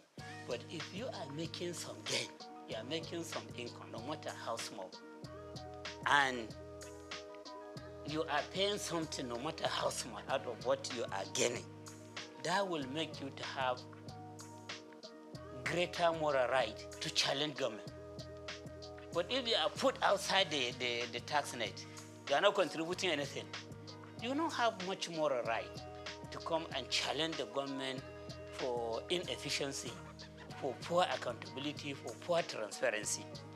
When I was Commissioner of Finance, I had called to be organizing some town hall meeting with small, medium, micro, small, and medium enterprises across the market that we had in Kano. I will invite their leaders and inform and address them You see, we are introducing presumptive tax. We are doing that with a view to ensuring that you own the government. You own the government. This government belongs to every one of us. But then those that are contributing money into running the affairs of the government, into executing various projects for the state, they have greater stake than those that are not contributing anything. And no matter how small their contribution is, you have the right to claim ownership of government. So many of them were encouraged. So I say, okay, you are in this business, you are at this level. How much can you afford to pay as your presumptive tax? So we say they themselves, yeah, they will accept, yeah. Yeah, so there was a time that we had meeting with some of them. I was saying that you are too small, or maybe every month you should be contributing 100 naira. Some say no, if that group of people can contribute 150, we can contribute 200 naira every month. Through engagement, interaction with the micro, small, and medium enterprise, you can arrive at something that they will be contributing in the form of presumptive tax. And that payment will make them to have the pride of becoming taxpayers. And they will be having their eyes on how government is spending the money. But the situation whereby you come openly and say that you are pushing away about 90% of the people out of the tax net. So you are only relying on 10% of people for the payment of tax. So you are saying that you are now taking the whole of the government to 10% of people, or probably 1% of people. My worry is about that threshold. The fact that you have threshold does not mean that somebody that is not at that threshold, who is making money, cannot contribute with a view to owning the government. I hope you understand. My concern is about ownership. Taxation is a way of owning the government. So if I pay tax, like now I pay tax, I know every month they deduct something out of my salary as a lecturer in the university. I will look at my pay slip and see the contribution that I have made. So if I need tax clearance certificate, I can go there and collect it, whatever reason. But you that are not paying anything, what tax clearance will you ask for? Okay? And then if something bad is happening in government, you see them stealing money, do you have any right to complain? Is it their money? What have you contributed there? So a situation whereby we want people to be economically empowered, to own government. And then we are now having a reform that is saying that is even proud to say that about 90% are made not taxable, even presumptive tax. So in other words, I am of the view that as we claim for transactional tax to be paid by the rich and luxury asset to be taxed as that are at the lower level, they should also be paying some presumptive tax, even if it is 10 naira per month or 20 naira per month, so that those rich people claim that the government belongs to them, this one too will say, yes, the government belongs to us. So provision like this is not there in the act. All they are just claiming is that they have pushed people away from the tax net. And pushing them away from the tax net, just pushing them away from ownership. So you are just surrendering the whole of the government to very few people who will now be teleguiding those in the position of authority. And you will just be asking for help all the time, where you can also claim ownership with pride, or no matter the amount that you are contributing to government.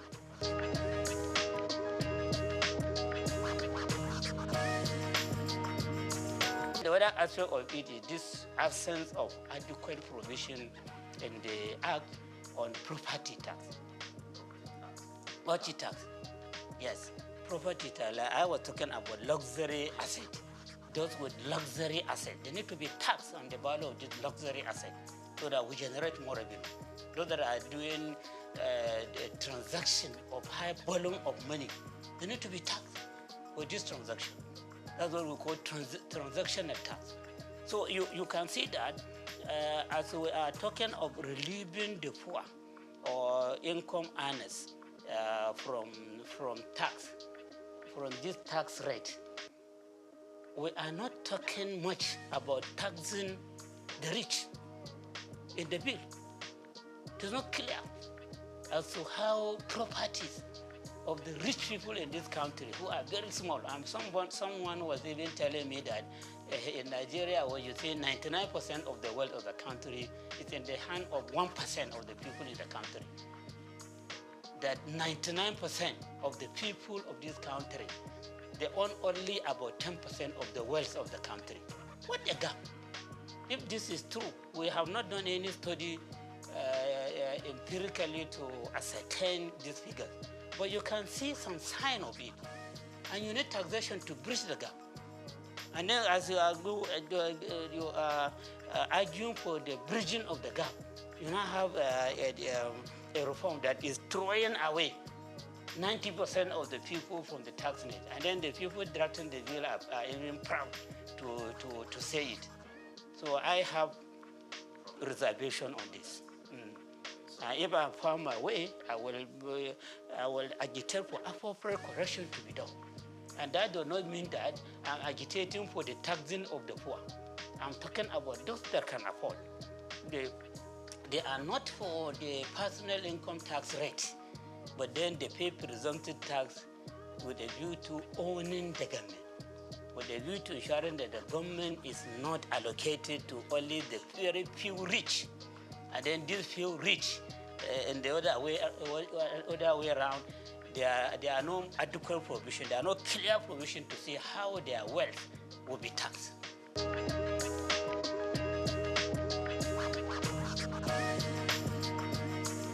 No. If you look at all the statements that I've been making, there's nowhere that I mentioned that the North is having this agitation. I'm just talking to you about areas of concern in the law. Areas of concern. I think I only made reference to the North when it comes to this issue sharing of VAT, that the governors and regional rulers in the North, they are forced to raise alarm, and they raise alarm on this matter only. For all the other matters that I mentioned, they have not said anything. Maybe they have not seen them. They don't have this perspective that I have. Okay, so I am a Nigerian first before becoming a Northerner. So I talk as a Nigerian.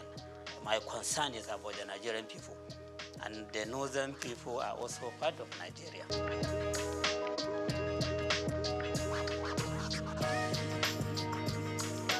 Yeah, you see their position, or the worry they express is just about the injustice they suspect from the issue of VAT collection and sharing.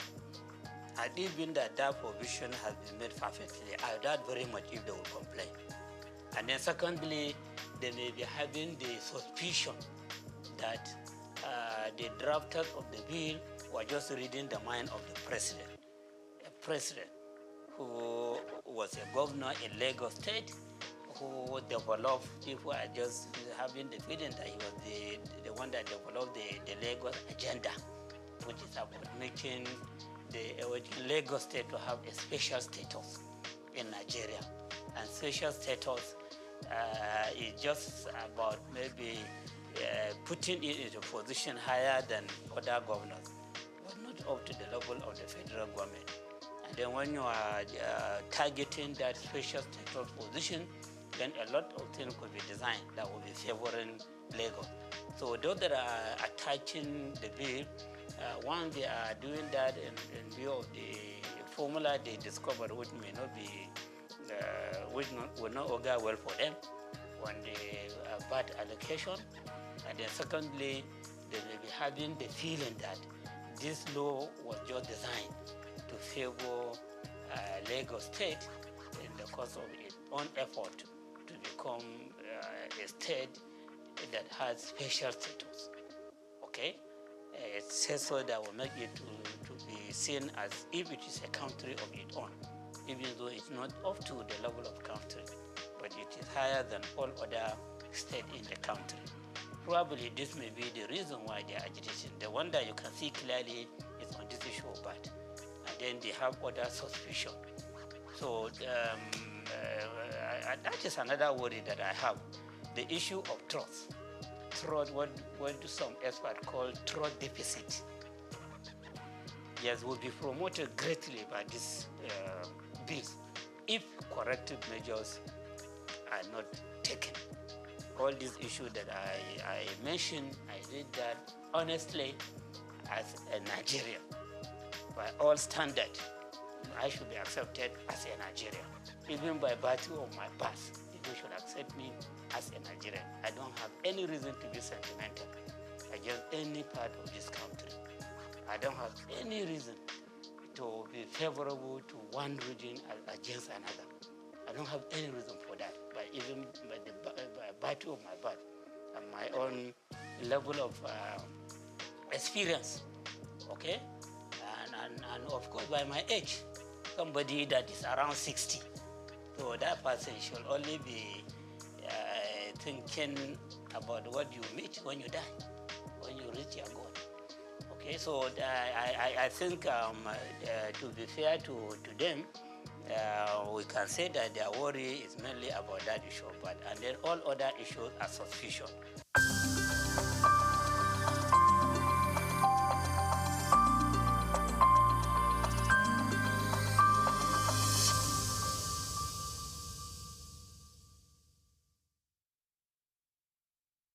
Known as the father of African literature, Chinua Achebe was born on the 16th of November 1930 in Ogidi, now Anambra State, eastern Nigeria. He was born to Isaiah Okafor Achebe, a teacher and an evangelist, and Janet Anenichi Iluebunam, a vegetable farmer.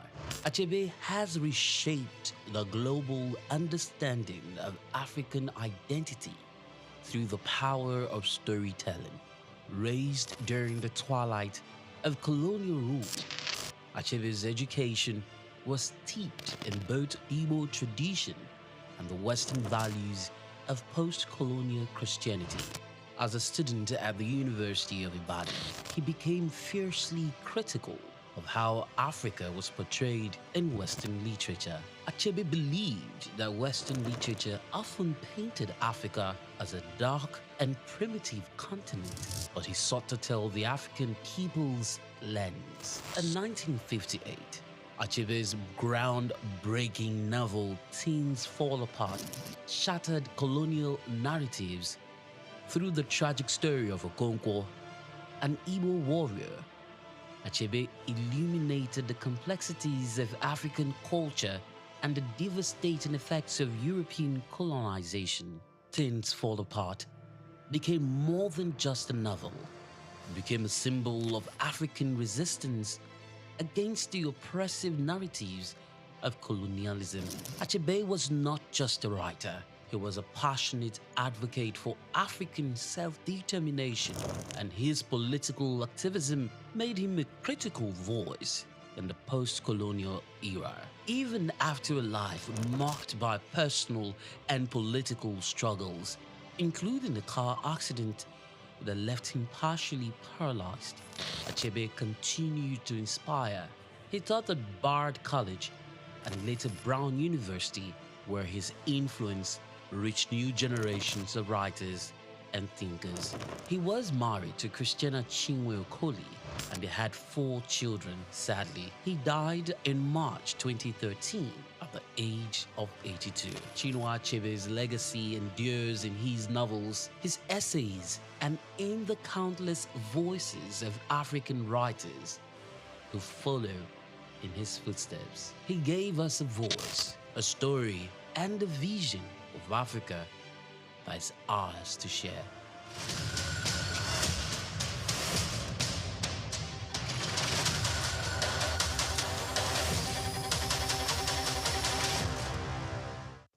The much-anticipated Super Leader Conference kicked off with energy and enthusiasm in Lagos as the host, Apostle Success Haruna, delivered a transformative opening presentation. The conference, themed Leader Shift, brought together renowned speakers to redefine leadership and influence. The first speaker set the tone, emphasizing the essence of a super leader, one who communicates effectively, provides resources, recognizes both the strengths and weaknesses of others, and supports them rather than feeling insecure. He also highlighted team building as a critical component of leadership. One of the factors is because our marriage is a beautiful marriage for 17 years. So we have been able to model what a good marriage is to the people. Speaking, I have up to 16 people, 14 to 16 people living in my house. It has been so from the day one of our marriage. They've never heard our voice. 17 years together as husband and wife. They've never seen us scream at each other. They've never seen us fight. They've never seen us argue, and they're hearing our voices outside. In 17 years of marriage, with the number, we have never had less than 10 people live with us from the day one of our marriage until this present moment. So what you model as a leader is easily communicated to your subject. That's where the second speaker, Emeka Anselm, stressed that leadership is not about appointment or selection, but about direction. He illustrated this with an analogy. You've created freedom to learn other things. See, guys, he's going to learn again while others teach. Then when he comes back on top again. Right?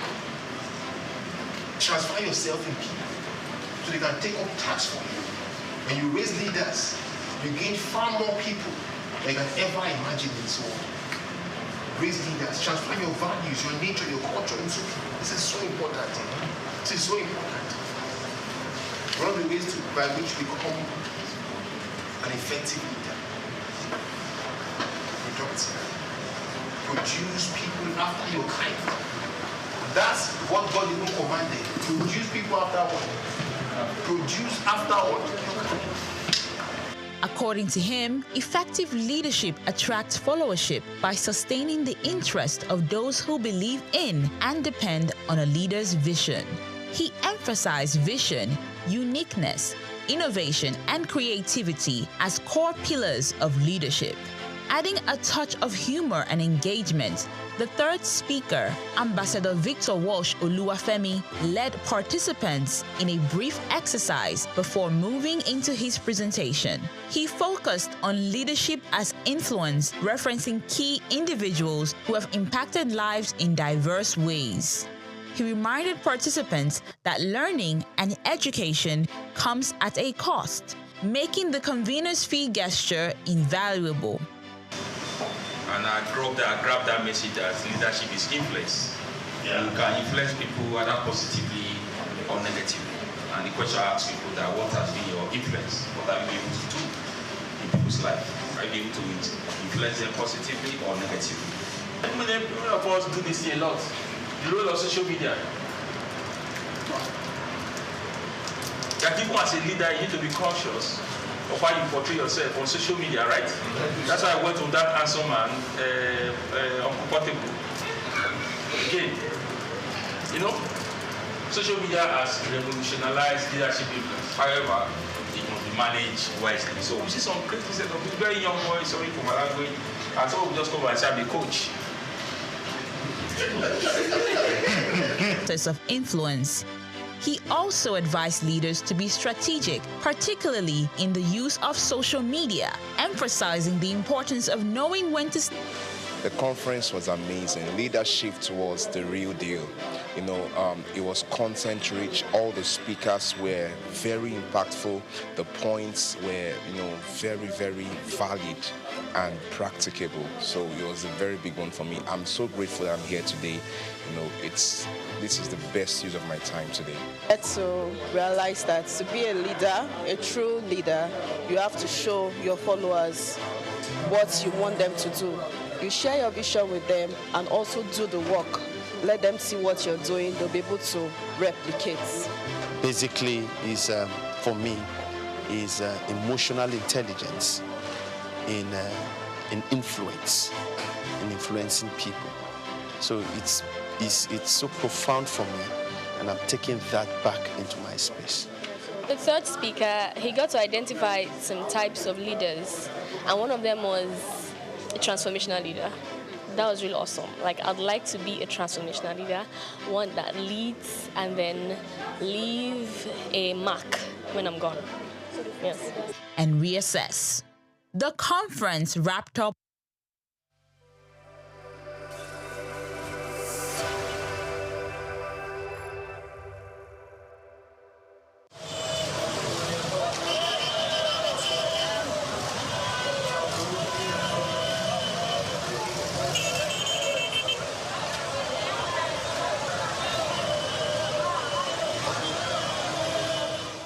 Traffic regulations are practices put in place in both developed and underdeveloped countries. They are designed to ensure the safety of all road users, reduce accidents, and promote orderly movement. Either you are a driver or a passenger, every road user is required to understand and follow these laws. Under obligations, drivers must possess a valid driver's license issued by the authorized body. In Nigeria, this is the Federal Road Safety Corps, FRSC. Individual,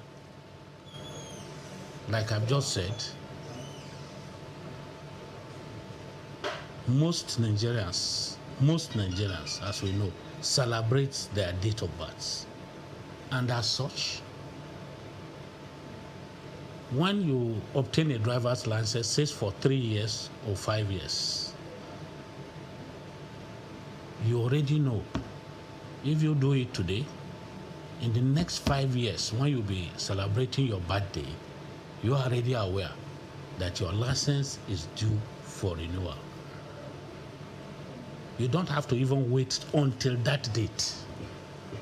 By law, a month to that date, you should start processing the renewal of the driver's license. While other countries have their respective designated authorities, vehicles must also be properly registered and insured, with up-to-date documentation readily available when requested by law enforcement officers. Mandatory rules include observing speed limits, which vary depending on the road type. In cities, the limit is 50 km per hour, increasing to 80 km per hour on highways and 100 km per hour on expressways. Before hitting the road, seat belts are mandatory for both drivers and front seat passengers. Also, all traffic signs, signals, and road markings must be obeyed. Drivers must remember that using a mobile phone while driving is a punishable offense unless assisted by a hands-free device. Drunk driving is illegal, with penalties ranging from fines and license suspension to imprisonment. For passengers, wearing seatbelts is essential, and distracting the driver should be avoided at all costs. In public transport, any reckless driving should be reported to the authorities, and pedestrians, on the other hand, must also cross at designated pedestrian crossings, zebra crossings, or pedestrian bridges where available. They should follow pedestrian traffic lights and only cross when the signal indicates it is safe. Looking left, right, and left again before stepping onto the road is crucial and should avoid running while crossing.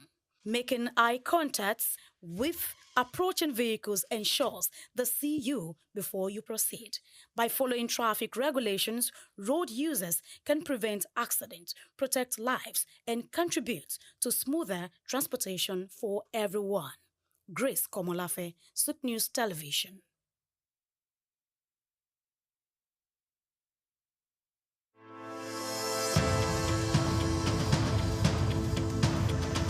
Nigeria leather industry has a storied history, particularly in the northern parts of the country, where the art of leather farming and crafting has been perfected over centuries. Traditionally, leather was used primarily for functional items like sandals, bags, and saddles, with little emphasis on fashion. However, the narrative has changed drastically in recent years, as Nigerian leather has evolved from a utilitarian product to a symbol of luxury and high fashion. Here is a special report by Bayo Olaoye. The turning point for Nigerian leather came as local designers began to recognize its potential beyond traditional uses. they started to experiment with new designs, creating products that appeal to the modern consumer while maintaining the heritage of craftsmanship. The result has been a wave of leather products that are not only functional, but also stylish and desirable on the global stage. One of the key factors driving the revolution is the exceptional quality of Nigerian leather.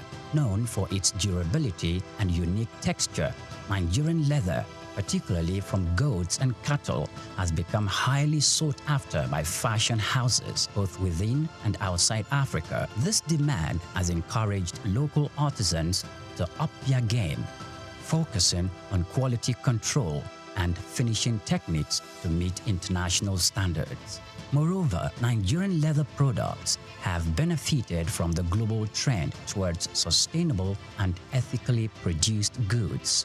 Consumers are increasingly turning away from massively produced items in favor of the handcrafted, sustainable alternatives. Nigerian leather made using traditional methods with minimal environmental impact fits perfectly into this narrative. This has opened up markets for Nigerian leather goods, particularly in Europe and North America, where there is a growing appreciation for products with a story and a conscience. The rise of Nigerian leather on the fashion scene is also closely tied to the country's booming creative industry.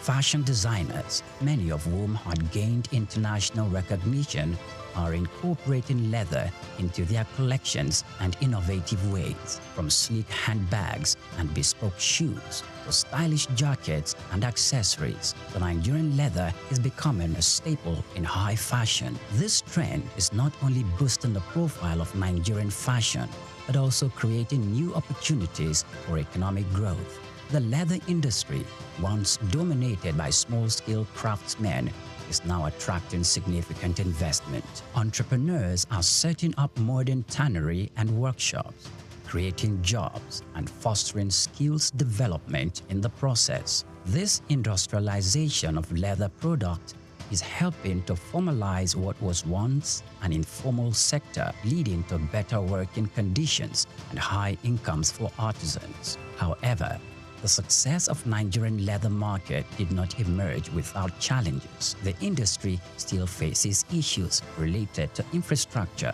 access to finance, and competition from imported goods. Additionally, there is the need for more investment in technology and innovation to further enhance the quality of leather products and make them more competitive in the global market. Despite these challenges, the future of Nigerian leather products looks bright. There is a growing recognition of the value of locally produced leather goods both within Nigeria and globally. This is evident in the increasing number of fashion shows and trade fairs dedicated to promoting Nigerian leather products, as well as the rising demand from international buyers. The evolution of Nigerian leather from a utilitarian material to a symbol of high fashion is a testament to the creativity and resilience of the Nigerian artisans. It reflects the broader trend in the global fashion industry towards sustainability and craftsmanship. As the world continues to embrace African fashion, Nigerian leather is poised to become a major player on the international stage, offering a unique blend of tradition, quality, and style. This is just the beginning of what promises to be an exciting new chapter for Nigerian leather.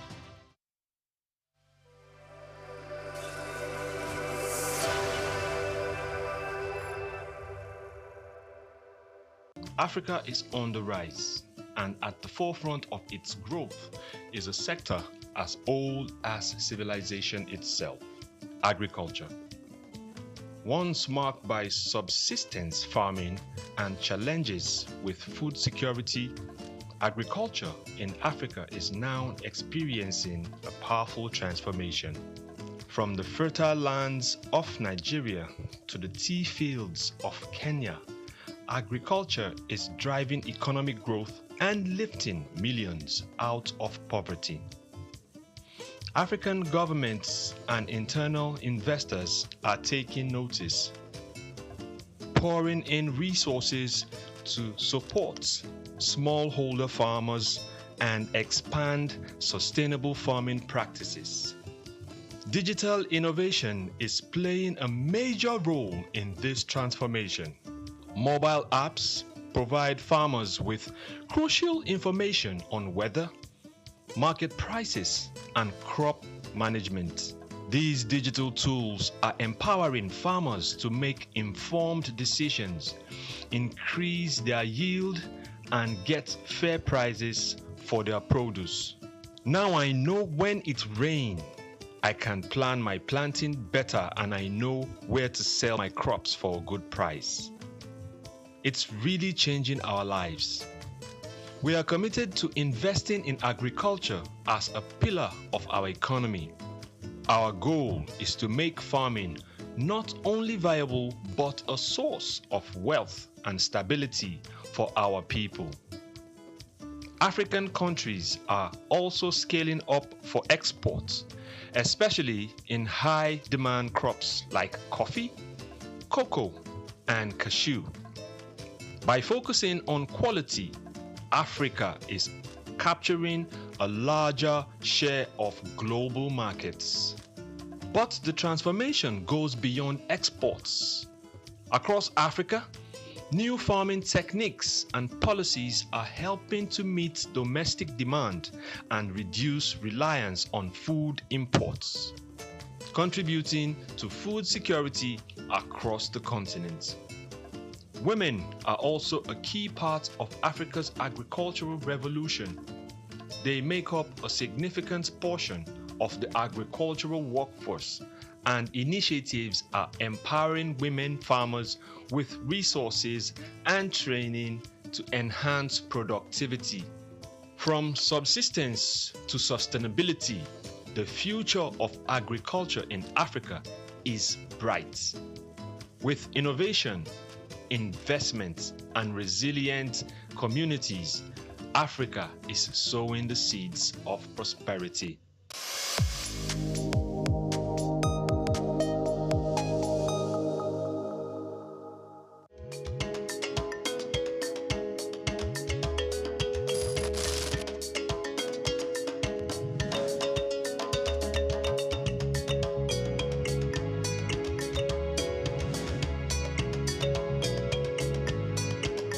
From the early days of humanity when people roamed the earth unclothed, to the Stone Age when leaves and natural materials were used for modesty, clothing has undergone a remarkable transformation.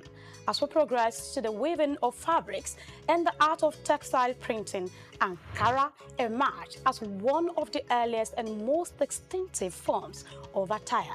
Today, Ankara has evolved beyond its origins, becoming a significant cultural symbol for various ethnic groups, states, and nations. Ankara, more than just a fabric, it's a symbol of pride and culture for millions across West Africa, deeply embedded in their identity and heritage. I bet you've been in touch with this fabric one way or the other, but have you ever asked where and how it all began? The journey and history of Ankara is what we are about to uncover, and how it became a powerful emblem of African heritage.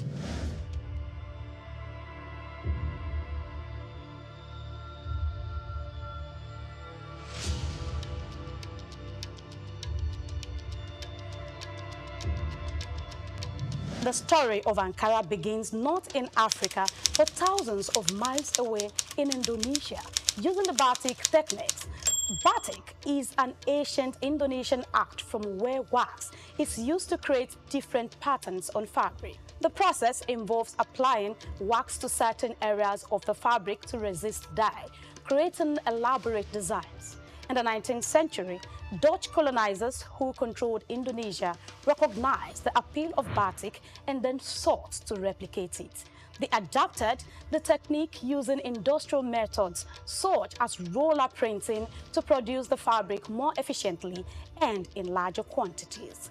Talking about its transition to West Africa, Dutch manufacturers initially aimed to sell the printed batik fabric in Indonesia and Europe. However, fabric found a more enthusiastic market in West Africa, where it was embraced for its vibrant colors and patterns. The Dutch prints, while not initially popular in Europe, became highly prized in West African countries, evolving into what is now known as Ankara. How about its cultural integration?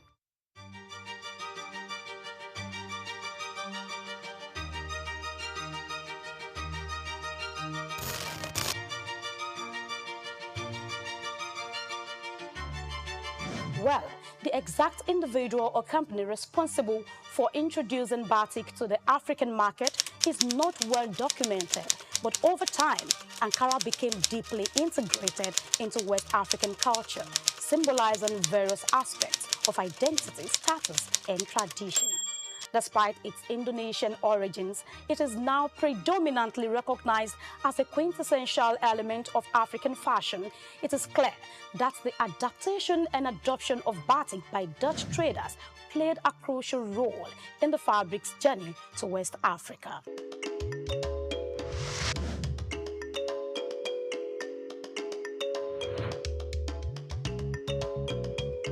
By the early 20th century, these vibrant fabrics had become deeply embedded in the West African culture, from bustling markets to family gatherings. Ankara was more than just clothing.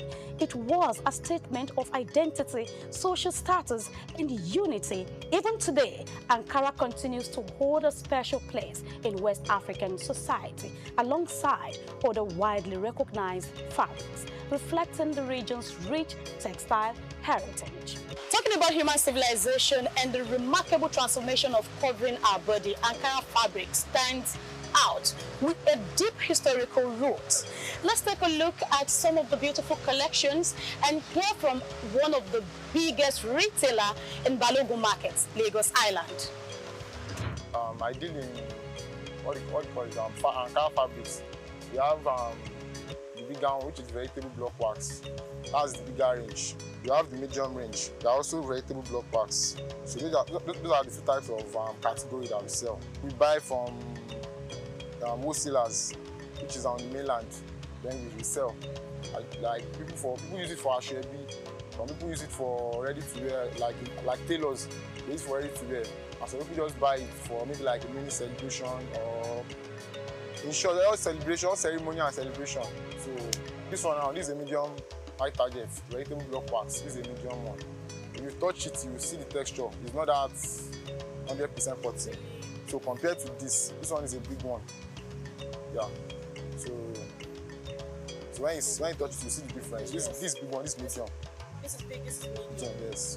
That's the difference. This has more quality than this. So that's just the difference. And it's not that this one is bad. It's just that some people's pockets that will determine if you can go for big. Some don't like the medium one, so they go for this. They based on this. Why some that can't afford this, they just buy this. So the rest is just about design. Yes. The two types that you have here. Yes. The rest is just about design, different designs. It's not.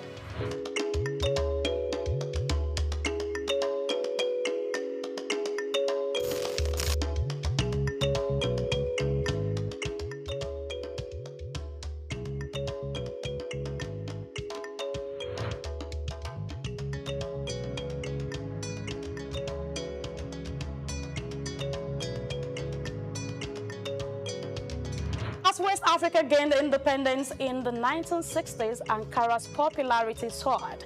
It became a symbol of African pride, a rejection of colonial influences, and an embrace of cultural heritage. From everyday wear to high fashion, Ankara represented a new era of self-expression. We are playing with this machine. We have this time, so you can leave it for 5 minutes, you can leave it for 3 minutes, depends on how strong you want it to be.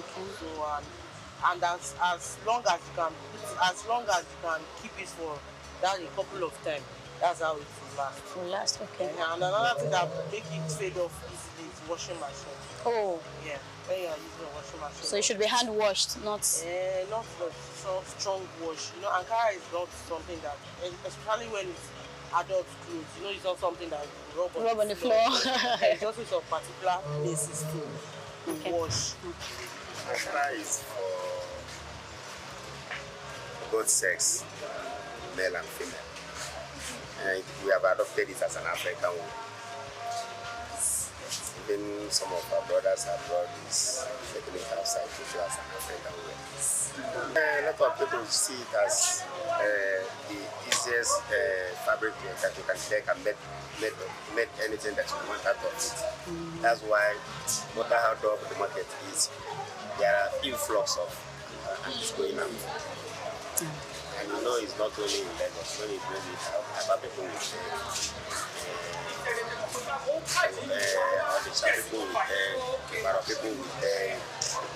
people with all sorts of places.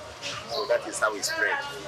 So you'll be surprised that you're sitting down here, you will see design today, tomorrow you will not see it again. So there are some trends in Ankara, there are some outfit that is like, well, you can't specify now because anybody can wear anything, but you see some colors that are too sharp. You say that is outside color. Igbos like dull color, yellowish, and you know there are some like this one that is here now. Is an Igbo uniform. That's fragrance stuff. An Igbo uniform. If you see, if you go to function, you see things like that. And if you go to market, it's a separate, and the price is different. It doesn't move like the others. So you have to buy with caution. Today, Ankara is not just a fabric, it's a global phenomenon, worn by millions. It graces runways from Lagos to Paris, New York to Tokyo. As a symbol of African pride and identity, Ankara continues to evolve, influencing fashion, art, and culture worldwide.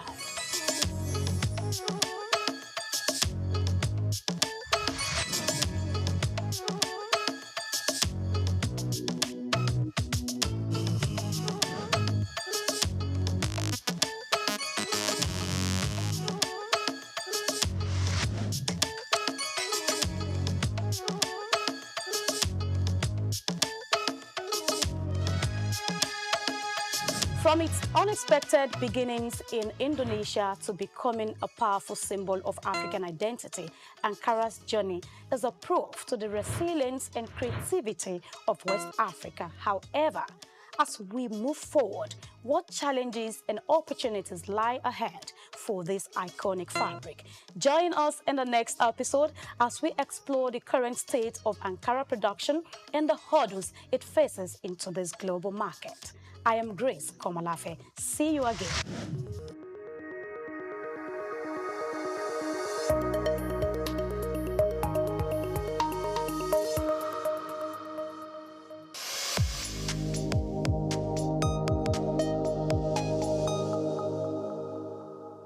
At the core of what makes us human is our ability to pay attention, be present in our experiences, and channel our thoughts and actions towards meaningful goals. However, for individuals with ADHD, which is considered a neurodevelopmental disorder, a medical condition that affects the brain, this fundamental aspect of human nature is often disrupted, leading to difficulties in maintaining focus, controlling impulses, and regulating behaviors. Hyperactivity disorder is a neurodevelopmental disorder that occurs in children and adolescents.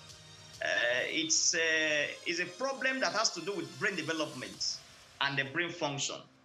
And the ADHD symptoms range from inattention, impulsivity, and hyperactivity. They may be very restless, fidgeting, and they're always on the move.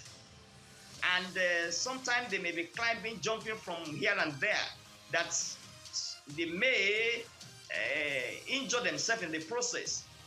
Attention deficit hyperactivity disorder, ADHD, is one of the most common mental disorders diagnosed in children, though it can persist into adolescent and adulthood. The history dates back to 1798, when a Scottish doctor, Sir Alexander Crichton, observed that some individuals were easily distracted and unable to focus on their activities as others could. He noted that these symptoms often began early in life, which is consistent with what we now recognize as ADHD. The disorder typically manifests between the ages of 3 and 6, with symptoms such as difficulty in focusing, excessive movement inappropriate to the setting, and impulsive actions occurring without forethought. This ailment affects people of all ages, though most commonly diagnosed in children. The average age of onset is around 7 years, with symptoms significantly impacting various aspects of life. Approximately 5 to 10 of children worldwide are affected, with the highest prevalence rates observed in Africa at 8.5% and South America at 11.5%. Variations exist across different countries, with lower rates in Japan and Finland and higher rates in Jamaica and Thailand. In the United States, about 7% of children are diagnosed with this disorder, reflecting an average of prevalence globally. Differentiate between ADHD and other developmental disorders. It starts with comprehensive assessment. And when I talk about assessment, I mean assessment by child psychiatrists, assessment by child psychologists, and other professionals in the mental health team. And of course, there are some basic symptoms that are very clear and obvious. The clinical presentation, when you see a child that is hyperactive, that is impulsive, that is inattentive, that itself can give you a clue that that child may be having ADHD symptoms. And again, you also take further history. You may need to take, if there's a family history of ADHD in the setting, because if there is a family history of ADHD, the child may come up with ADHD in the nearest future. Individuals affected faces challenges that extend into academic performance, work or personal relationships, and social domains. Some of the signs include constant fidgeting, impulsiveness, and difficulty completing tasks, alongside emotional struggles such as mood swings, low self-esteem, and frustration. The diagnosis is made following a comprehensive assessment, and you also do some basic psychological investigations, and of course, by combining the report from the child psychiatrist and the child psychologist, you'll be very comfortable to make a diagnosis. And of course, I must say that there are some childhood disorders that may mimic ADHD, like learning disability, like autism spectrum disorders. But the symptoms of ADHD are so very, very obvious that when you see a child that is hyperactive and oftentimes restless, oftentimes impulsive and unable to follow instructions, that should give you a high index of suspicion that that child may be struggling with attention deficit hyperactivity disorder. While it's not a physical ailment like a broken bone, it is a real condition that is frequently accompanied by other conditions such as major depressive disorder, anxiety, substance abuse, learning disabilities, conduct disorder, and oppositional defense disorder, which complicates the management and treatment of the disorder.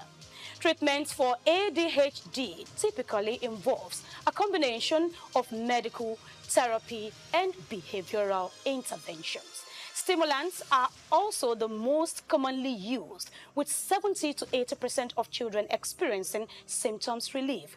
Cognitive behavioral therapy, anger management, and family therapy are key in managing symptoms, along with educational interventions that enhance coping strategies and organizational skills. While these treatments help manage ADHD, they do not cure it, highlighting the need for ongoing support and personalized care.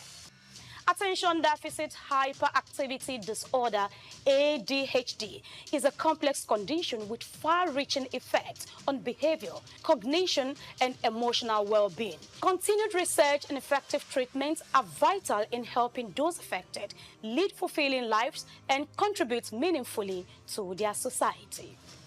Grace Komolafe, Souq News TV.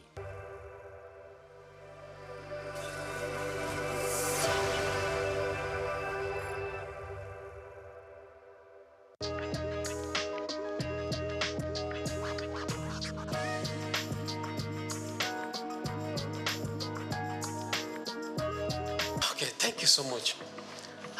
I think the bill is a good one for Nigeria. And I think that the bill will be a catalyst for business to thrive in Nigeria. So my position and my perspective to the bill would be that it will be a very positive one for Nigeria going forward. If eventually the bill scale through the legislative processes and it have actually eventually become a law. So that would be my position.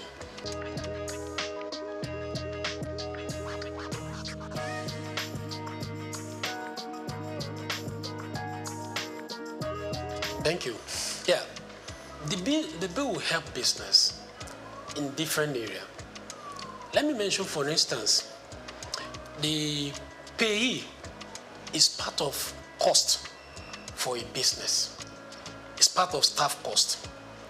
And for especially small businesses, which are the major backbone of the economy, the bill is proposing a reduction, that is proposing tax exemption for some category of lower staff cadre, which in essence is a cost reduction for businesses.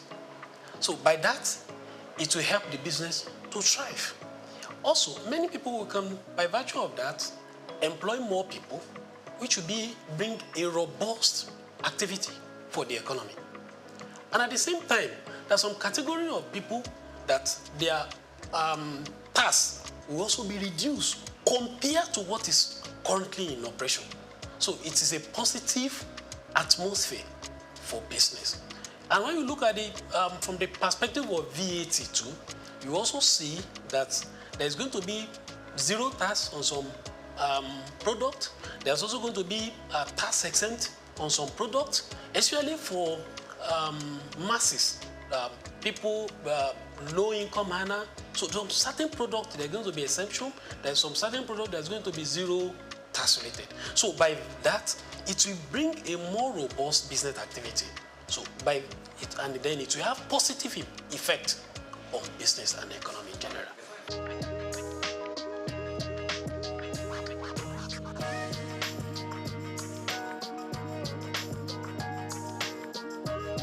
Yeah, the argument is important.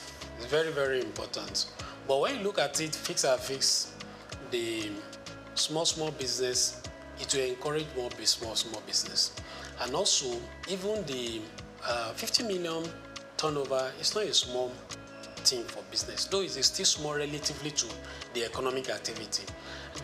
But it is a plus, right? And again, for business that their activity are more than 50 million, then it's good that they should pay tax and contribute little as company income tax to back to the economy. Now, if their taxes are used judiciously, then it will bring more infrastructure to the economy. Then there will be development in the country. Then we'll also be able to look at the advanced country. We envy them, we look at them that they are infrastructures in places, then these things are not cheap. They are not cheap. So, but the main focus for now is that is in a positive trend. It's a positive trend. I encourage that the bill should be passed and the implementation then should be followed up so that it will bring a positive effect to the economic generally and the business will thrive going forward.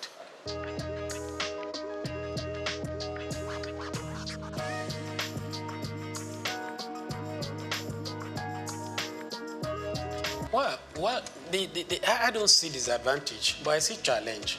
Okay. Yeah, one of the things is that naturally, human beings were adverse to change. So if something is bringing a change, especially when you want to take us out of a comfort zone, we may not want to willingly agree with it. But for me, I think the positive and the benefits outweigh whatever probably challenge or the disadvantage we may envisage. So I still strongly believe that the bill is in the right direction for us.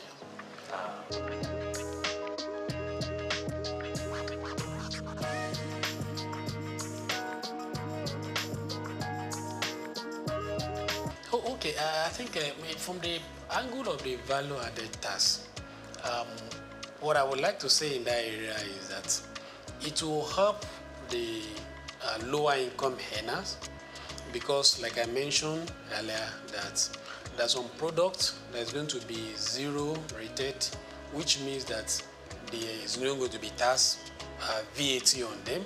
There are some that are totally tax VAT exempted.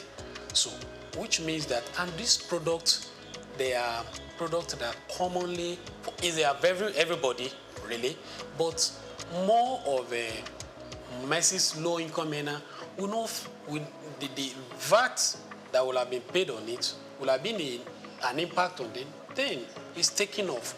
So I think from that perspective is also a good and a welcome one. And it compared to what was proposed before, a general increase in the VAT rate across board.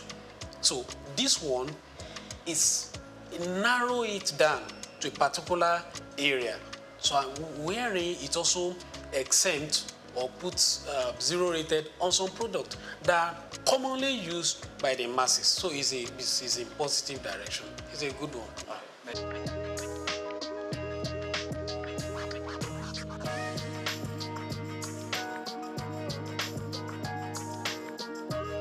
Yeah, okay. One, from the tax perspective, one of the very good things about this bill is that it allows that you claim input fats. VAT is what you sell, what you buy. So the net effect of it is what you remit. Then this bill also helps to claim some expenses which currently is not in operation. So it's a positive one. Then again, you mentioned the increase in the VAT going forward. Well, let's appreciate that the increase is going to be gradual. That's one. Then two, let's also remember that the VAT, some of these products, they are not going to be with VAT again. That with common people like me and you, transport, there's not going to be VAT on it. Rent, no VAT on it. Food item, no VAT on it any longer. And many more. Health, no VAT on it any longer. So you can see that the VAT is going to be increased gradually, but it's not across board. So those basic that we know is every day is already been taken care of. So I think it should give it to the people that work on this bill.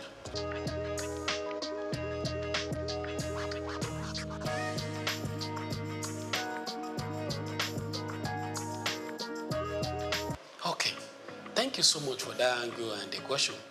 I want to say that Federal Inland Revenue Services, they are really trying. And I can tell you, there's no system that doesn't have its own challenge. But FRS, they are trying. And they are moving from those days of Alanok. Now we have tax promise. You can do your filing right from the comfort of your office. You don't need to visit their office except there is a challenge. Right? So they are doing well, but they are not yet at the best. So, and there is room for improvement. They're already deploying technology. So what they need to do is to scale up and up to the task. But currently, they are doing well. So they just need to improve.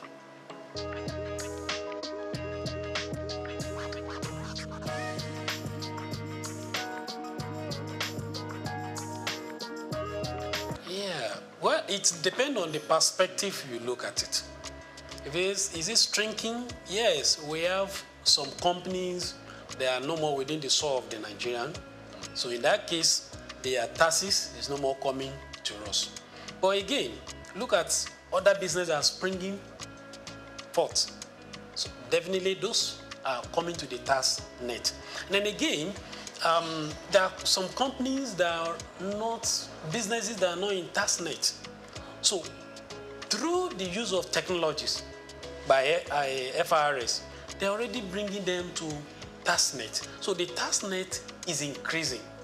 So the net effect of it, you can say, is increasing. Though we have some that are leaving the south of Nigeria. So net effect of it, the tax net is increasing. Because we have people that businesses that are coming to Nigeria, and we have people that are businesses that are already in Nigeria, but they are not in tax net, but they're already bringing them to tax net. So it's like they are looking at perspective of increasing the threshold from 25 million to 50 million, as the case may be. Yeah. So are they saying that government should also still be taxing 25 million? Threshold? So we should applaud the bill that give opportunity for businesses that their threshold is less than 50 million, as the case may be. So, but from that angle, if you are looking at it that the business is shrinking, I don't see from that angle. I see from the angle of if the business is doing well and you are not to pay tax, rent, then your business is becoming robust, then you exceed the 50 million threshold. Then you also come back to the tax to be paying. So it's a way of giving boost to the business. And by the time the business is doing well beyond that threshold, then they'll be able to give back to the society. So it's a win-win situation. It's like giving a kind of relief to a business for them to thrive.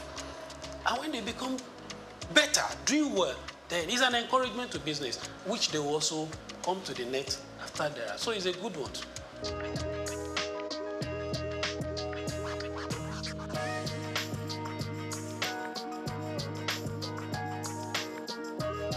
The chairman of the year. The chairman, Souq.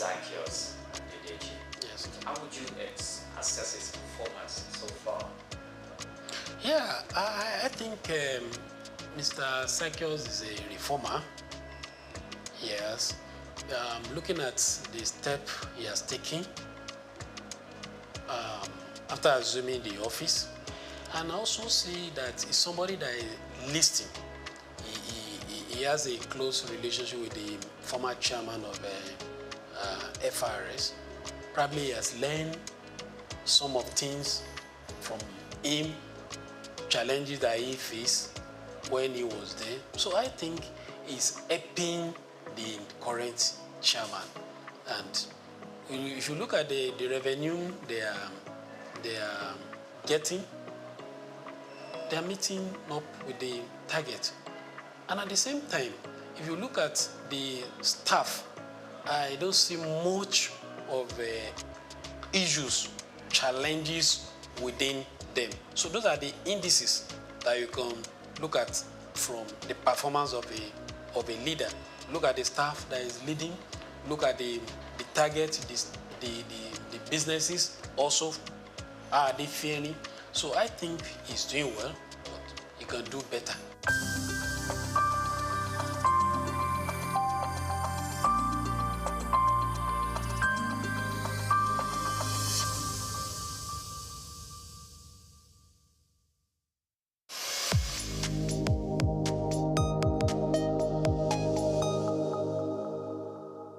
Imagine a world without the roar of a lion, the flight of an eagle, or the rhythmic dance of ocean waves teeming with life.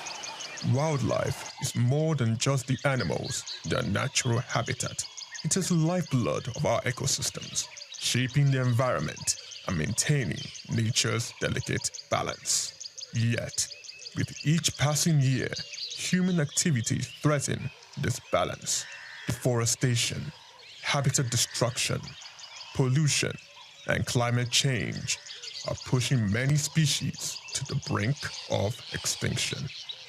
That is why World Wildlife Day is marked on every March 3rd, a global call to action to protect and preserve the rich biodiversity that sustains life on Earth. It is a reminder that wildlife is not just about the animals, it is about us, our survival, our food, our medicine, our future.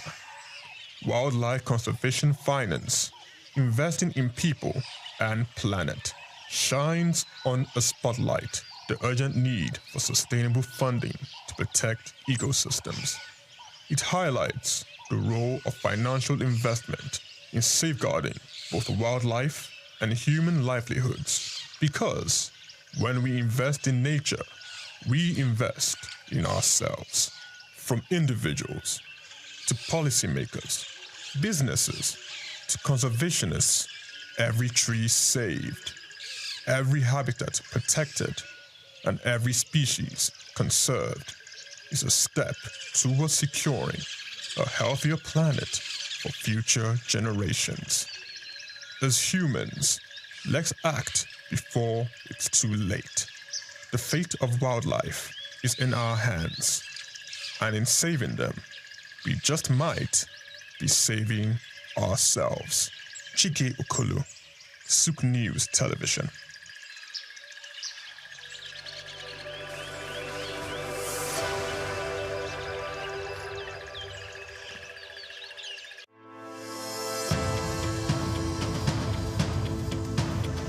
The growing interest in Nigeria's lithium reserves comes as countries worldwide scramble to secure supplies of the mineral which is essential for powering the green energy revolution. In this special report by Bayo Olaoye, the need to harness this resource for growth and development is examined, with the evolution of electric vehicles and renewable energy storage systems. Lithium is a key component in the production of batteries for electric vehicles and renewable energy storage systems, and Nigeria is positioning itself to become a major player in the global lithium market. Nigeria's vast lithium reserves, valued over $34 billion, is no doubt attracting world attention, while lithium factories are springing up in different parts of Nigeria already. The attention of the international mining industry is also focused on lithium because it is critical raw material for the production of solar panels and electric vehicles. Analysts predict that global lithium market could grow robustly over the next decade, driven by the rapid adoption of electric vehicles and renewable energy technologies. Data from a global future market insight showed that the lithium mining industry has emerged as a cornerstone of the clean energy transition, driven by the skyrocketing demand for lithium-ion batteries. The surge in lithium demand is driven largely by the electric vehicles market, which accounted for over 70% of the global lithium consumption in 2024, according to an Iranian-based research firm. With countries such as the United States, China, and members of the European Union pushing for next zero emission by mid-century, lithium demand is expected to escalate further. The federal government, indeed, the Ministry of Solid Minerals Development, should intensify efforts geared at renewing and resuscitating the viable lithium industry in the country to its full potential. As Nigeria diversifies its economy into other sectors, the lithium industry offers hope and expectation that this sector would earn more revenue for the country. Nigeria should not just watch with folded arms, but must strive with the political will to develop and strengthen the country's vast lithium reserves.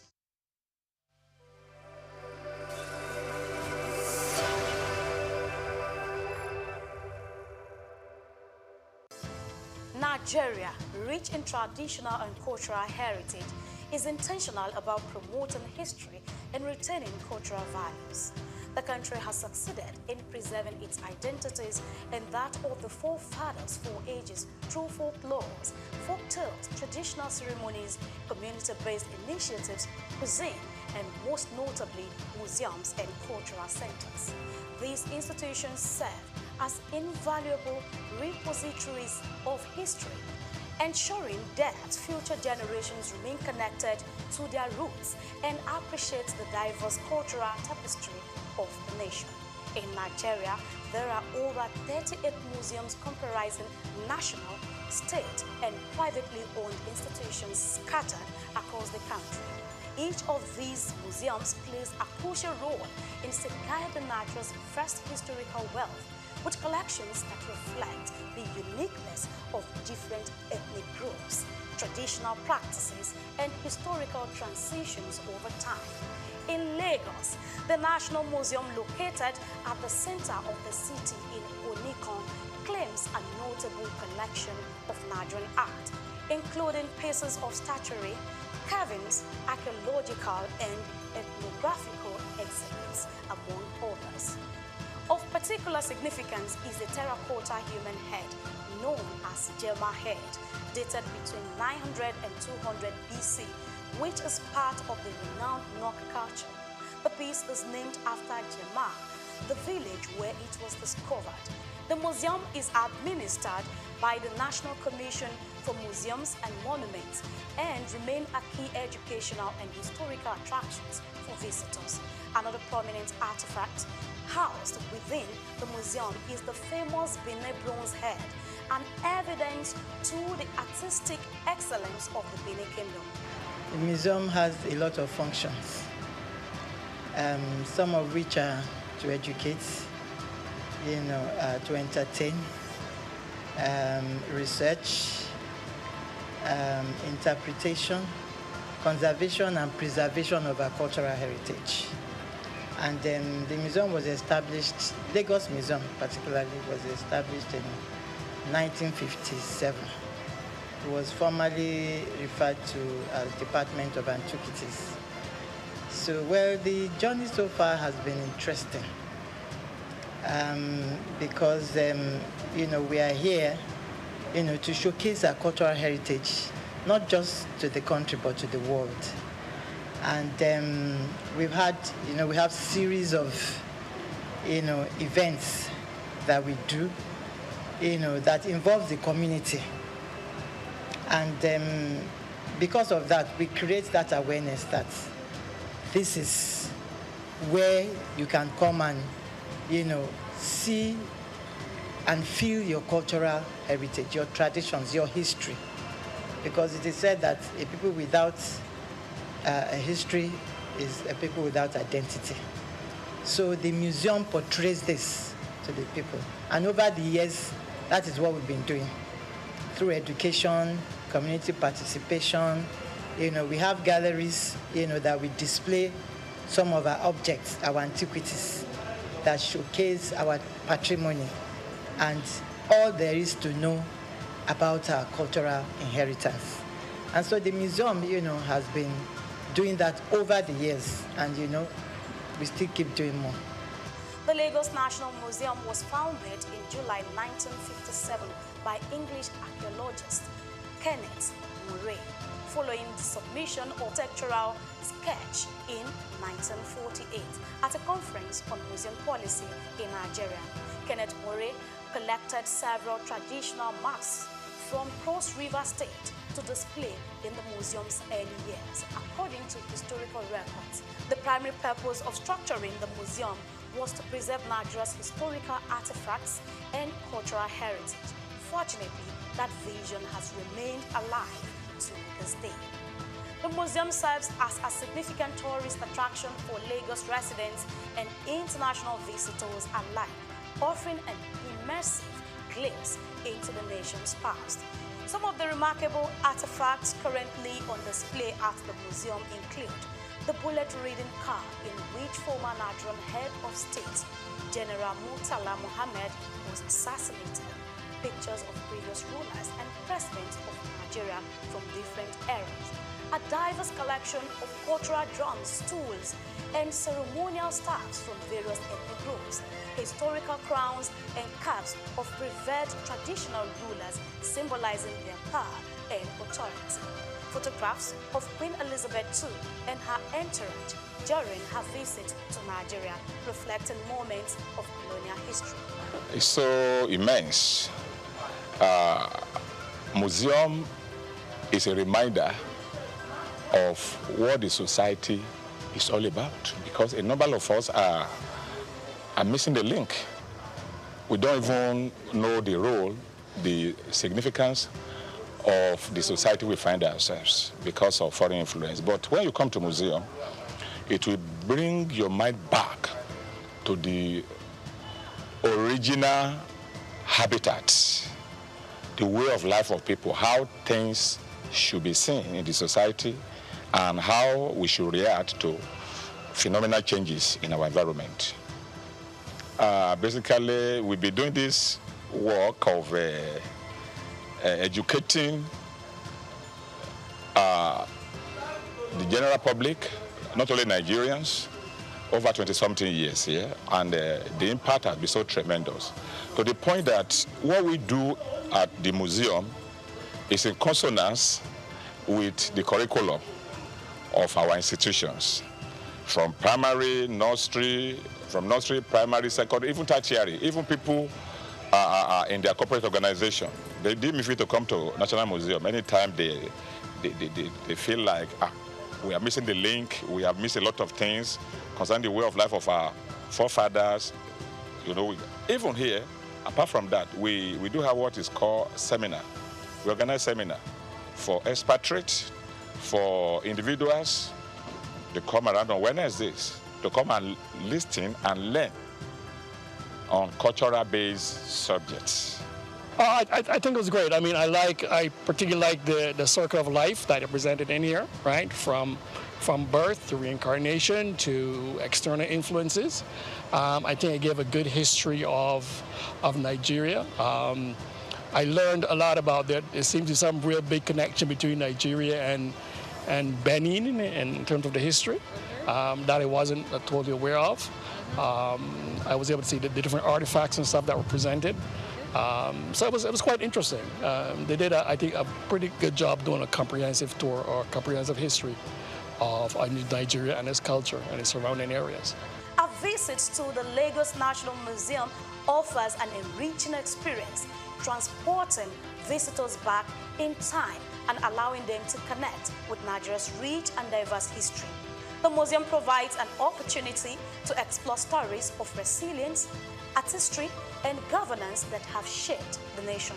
Whether you are a history enthusiast, a student, or simply a curious traveler, stepping into this museum promises a nostalgic journey through Nigeria's past, fostering a deeper appreciation for its cultural legacy. Nigeria continues to reflect the stories that shapes its people, steadfast in its commitment to promoting history and preserving its cultural values for generations to come. Grace Komalafe, Souq Perspective.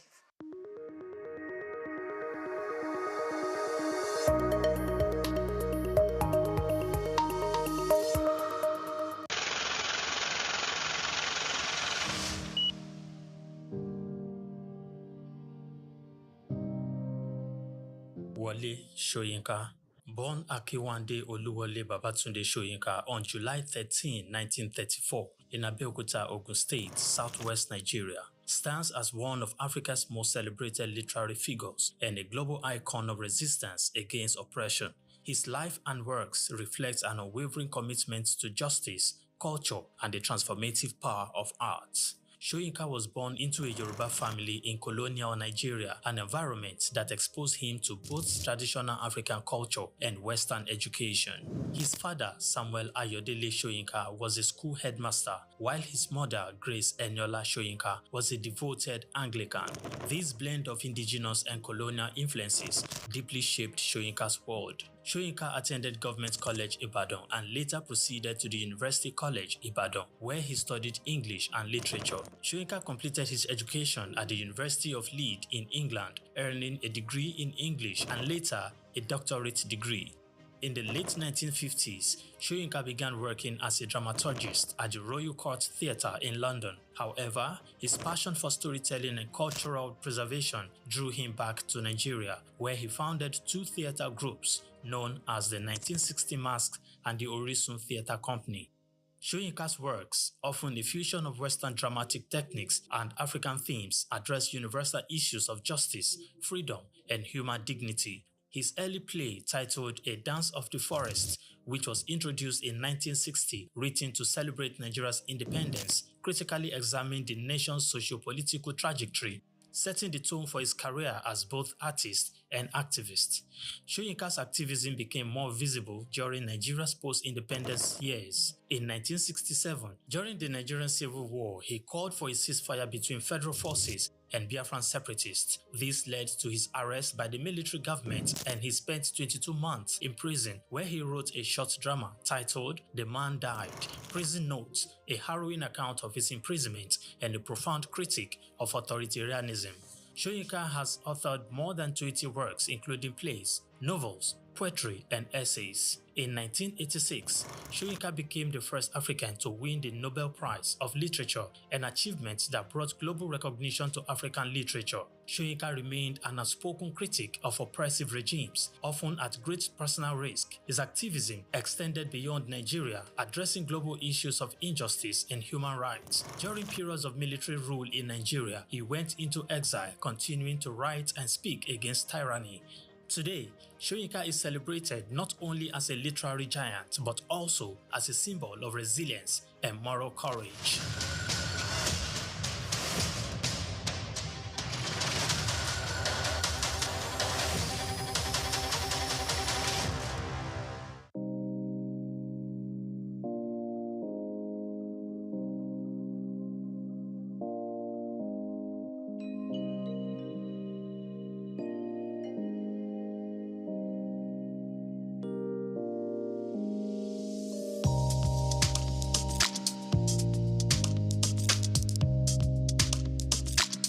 That we should relax and enjoy every minute of the program, of the conference.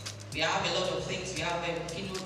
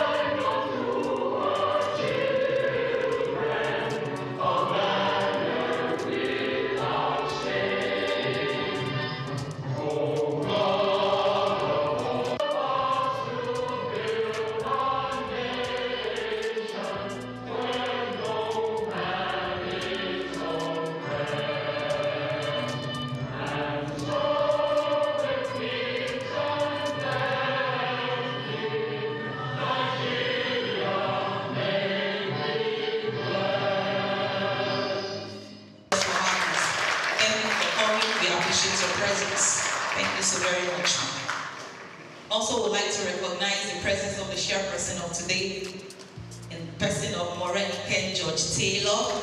She's the president, Restaurant, Cakes, Bars, and Clubs Association. You're welcome. Thank you for coming. We also like to recognize the presence of Mr. Lucas Rahim, who is the director of SIR&D, Lagos State Consumer Protection Agency, LASCOPA. You're welcome. Thank you for coming. Also in our midst is Engineer Greg Ashibogu. He's the chairman, GK Foundation and Grashi Global Foundation. You're welcome, sir. Please a round of applause for him, please. He has been a supporter of Mr. Razak's work. Thank you so very much. You're welcome, sir. We also like to recognize the presence of Engineer Oyatoye, who is the Director, Policy Research and Development, Lagos State Safety Commission. Thank you for coming, sir. We appreciate your presence. Thank you. Representing the DG of NAFDAC in our midst is Dr. Ifeoma Okafor. A round of applause. Thank you so very much for coming. We appreciate your presence. Thank you very much. We also like to recognize the presence of Mr. Oluwole Ogundele, who is the guest speaker. Thank you so very much for raising this occasion. We We are elated to have you around. Also in our midst today is Mr. Laja Shomiron. He's also a guest speaker today. A round of applause.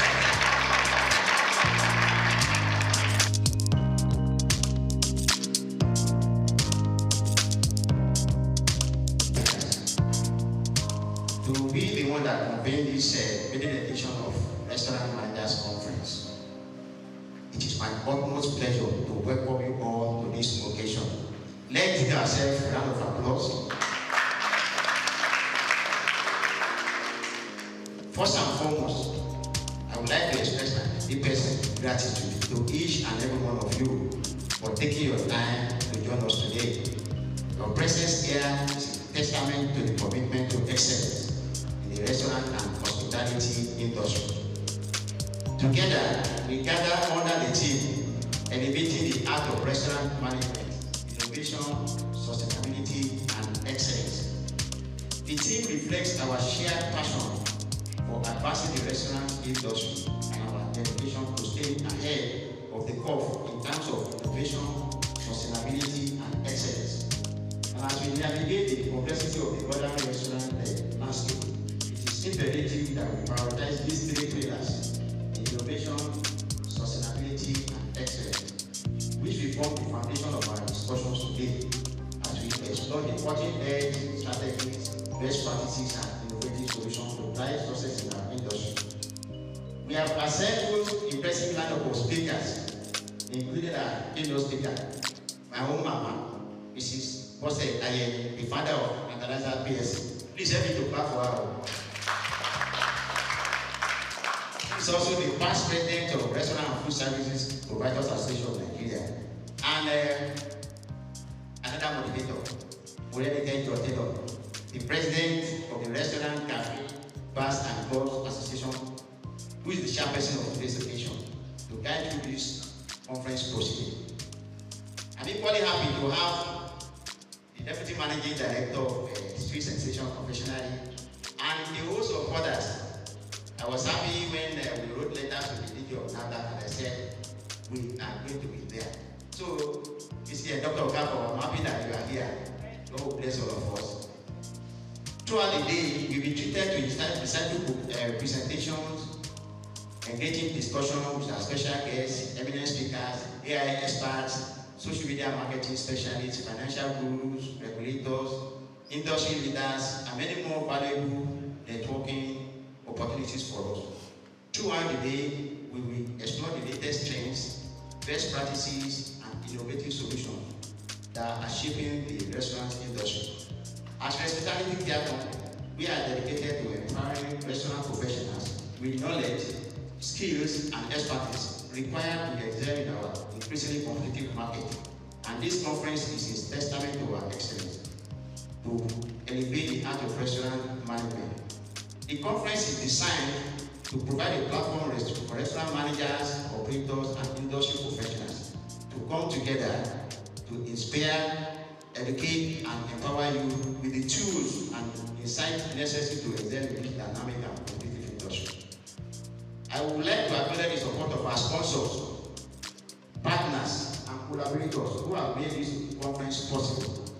Your contributions are invaluable, and we are grateful for your commitment to the growth and development of the restaurant industry. Equally, I would like to acknowledge the tireless effort of our team, who have worked diligently to bring this conference to life. Your hard work and dedication are truly appreciated. Without much ado, the MC has said we need to engage ourselves fully, ask questions, and share our perspective.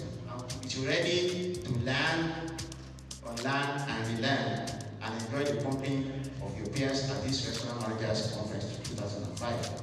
So let us work together to elevate the art of restaurant management and take our industry to the next and enviable height. Once again, I want to appreciate you, and I know by the end of the day, we are not going to leave the day with getting good health. And at the end of the day, our return on investment is not going to be a waste of time. Thank you once again.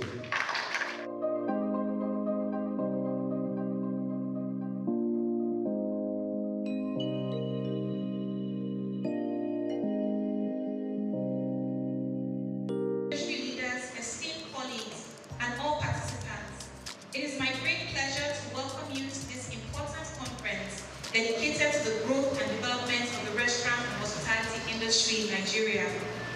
The restaurant and hospitality industry is a vital pillar of Nigeria's economy. It provides employment to millions, drives tourism, supports local farmers and food suppliers, and contributes significantly to our GDP. This sector is not just about serving food or providing accommodation. It is about experiences, innovation, and economic transformation. With Nigeria's growing population and increasing demand for quality services, we must continue to evolve and expand our industry's potential. This conference is an essential platform for sharing best practices, discussing industry challenges, and exploring emerging trends such as digital transformation, AI, sustainability, customer experience enhancement, and food safety. It is through collaboration and knowledge sharing that we can stay ahead in this competitive landscape and ensure our businesses thrive in an ever-changing world. The RCBC Association is dedicated to uniting industry players, advocating for policies that support business growth, and providing resources to help our members excel. By joining our association, participants have always had access to valuable networking opportunities, training programs, and strategic partnerships. That's one of the reasons we're excited to partner on this particular conference. With that in mind, I encourage every person here to actively participate in the discussions, share your insights, and take full advantage of this event. It is now my honor to declare this event officially open. Thank you.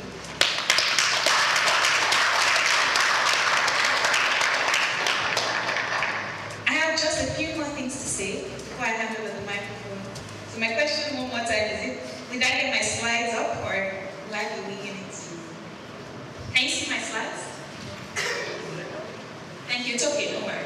So this is supposed to be a little bit interactive, right? It's a managers conference and I always have something to say to managers. So do we have any managers here? Can you wave your hands? If you're in a managerial or supervisory position, can you wave your hands, please? Fantastic, thank you. So I think I'm in the right room. I wasn't sure when anybody raised their hand. Okay, so I want to ask a question. Who is a manager? Someone should help me, please. Who is a manager? Who is a manager? Anyone can take the answer. Okay, but if nobody gives an answer, you guys need to answer. Who is a manager? Who is a manager? I have my team for 355, so don't worry. I came prepared. It's called Start With Your Why. You are standing in a position and you have an opportunity to improve your life and improve the lives of those around you. You impact people's lives. Someone that wants to propose to their girlfriend and wants to get married, you will be part of their life experience forever, just by being a manager in a restaurant or in a food establishment. So in such a critical role, that if you are occupying it, you need to understand what role am I in. And from my own organization, not only did I invite managers, I invited supervisors that want to be managers. Because when you aspire towards a position, you need to know what that position is going to be. Okay, let's assume we know what a manager is now. What does an effective manager do? So can I have just a few contributions? What does an effective manager do? Yes, please.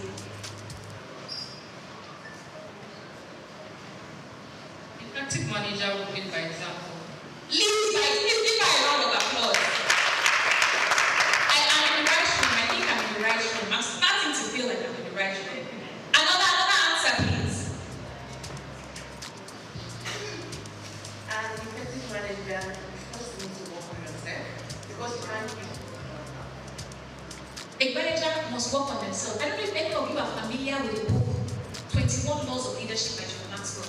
And there's a law called the law of the lead, meaning that you can only lead people up to where your capacity is. Once your capacity is here, you're not going to lead anyone above that. So working on yourself is critical. Please give her a round of applause. Can I have one more answer because my time is limited here? What does an effective manager do? An effective manager must be proactive.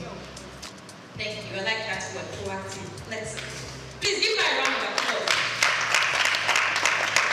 I started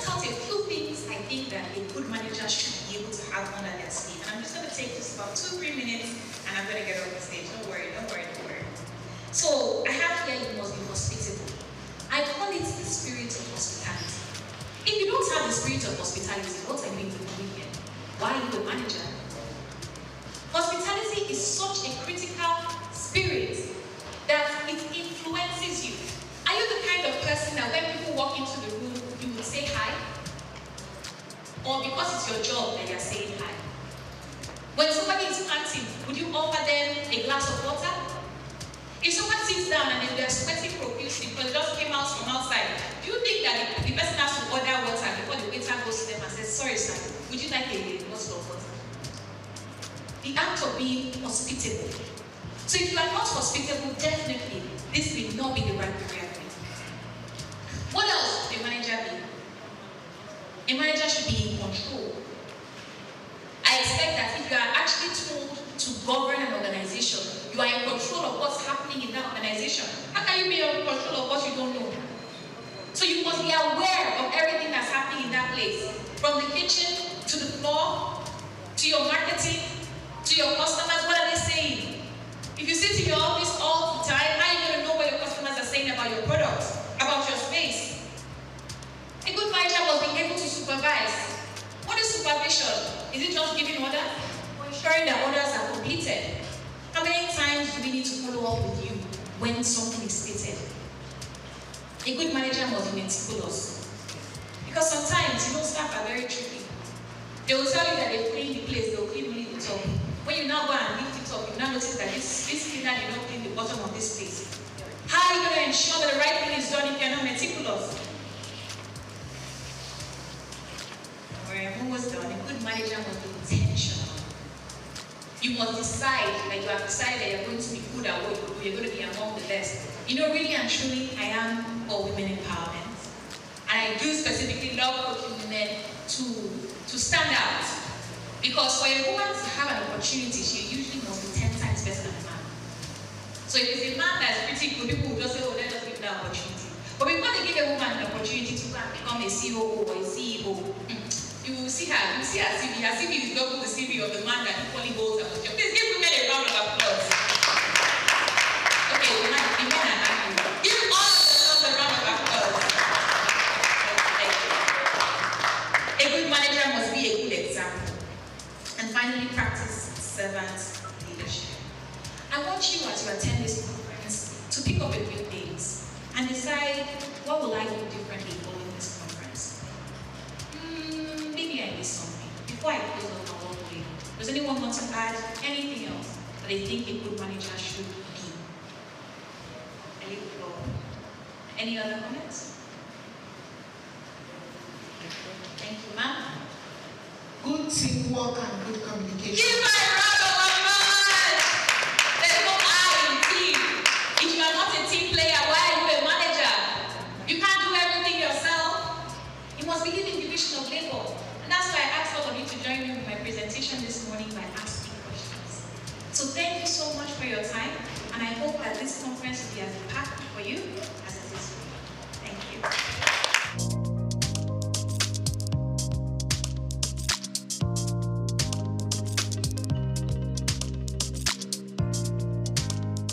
Audit, compliance, learning and development, and strategic business management. She currently serves as Deputy Managing Director and Executive Director at Sweet Sensation, a pioneering quick service restaurant QSR company in Nigeria. Ayo's career began at PwC, where she managed audit and compliance reviews for publicly listed companies in North America. She earned a reputation for driving change, optimizing processes, and building strong teams, rising to a global managerial role. Her ability to innovate and lead has been instrumental in Sweet Sensation's ongoing transformation. Under her leadership, the company has implemented strategic growth initiatives, enhanced internal accountability, and restructured internal processes to ensure business continuity and sustainability. Ayo's empowering leadership style emphasizes coaching, collaboration, and clear communication. Food evangelist, and I think he really is that. So let's please give him a round of applause. I know that there's a team of people who support him, who coach him, who help him, who partner with them. So I want to also take time to acknowledge and recognize them. Please give them a round of applause. Thank you. Special thank you to the distinguished speakers and guests. I also stand on all existing protocol, but even with that, I cannot but honor Mrs. Bolayeni, who's here. Mrs. Bolayeni, who's here, the founder of Fertilizers and pioneer in the industry. Thank you for your continued support of the industry. It's also lovely to meet the chairperson of RCDC, an organization I belong to as well. So welcome. Thank you. Again, if I don't honor my NAFDAC people, I will get in trouble. So well done, man. Thank you for all you do at NAFDAC. Thank you. Making sure that food is safe and that people can live quality lives. Thank you so much. Thank you. Okay. Before I dive into my very, very brief speech, I must honor my mother, Lady Dame Penny Hampson, the founder and CEO of Sweet Sensation. Also, the chairperson of Breastfed. I'm grateful for the organization she built because giving me a platform, giving various people a platform to lead, to inspire others. So she's not able to be here, but I bring lovely greetings from her to everyone here. Okay, so I've been asked to give a very, very short welcome speech, or I think it's opening a short speech by special guest. And you know, this topic, elevating the art of restaurant management, innovation, sustainability, and excellence, is so, so relevant. So I want to start by just saying, this topic is so relevant to our industry. Anyone who's been in an industry for a few years knows how important these topics are. The industry is shifting rapidly. Things are changing so fast. Sometimes you understand your consumer, sometimes you don't even understand them anymore. Technology is reshaping how things happen, and things are moving at a fast speed. So I'm so grateful to be part of a conference that recognizes the importance of these topics and brings people together to learn about these topics. Sustainability is no longer just a buzzword, it is a business imperative. How can we make sure that your organization not just survives, but thrives and can be sustainable for years to come? And I'm really grateful that we have the opportunity to learn about that at this conference. So, for those who are here, whether you sponsored yourself to come here or whether your company has funded you, I want to really encourage you to listen.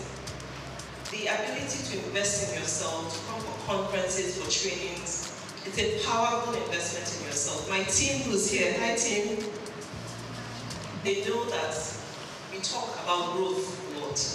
Any investment in yourself, whether it's training, conferences, networking, learning from others, at the end of the day, it's a powerful investment in yourself. And as you grow, you can also inspire other people to grow as well. So please be open-minded, please listen, please take notes, network with your peers or colleagues or people who you admire within the industry. But please make sure you learn, make sure when you go back to your companies, you are teaching others as well, others who couldn't be here, and then you're allowing others to grow as you grow yourself. So thank you again to everyone.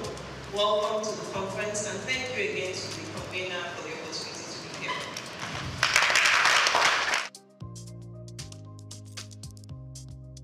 Let's clap for you if it is not here. Which message from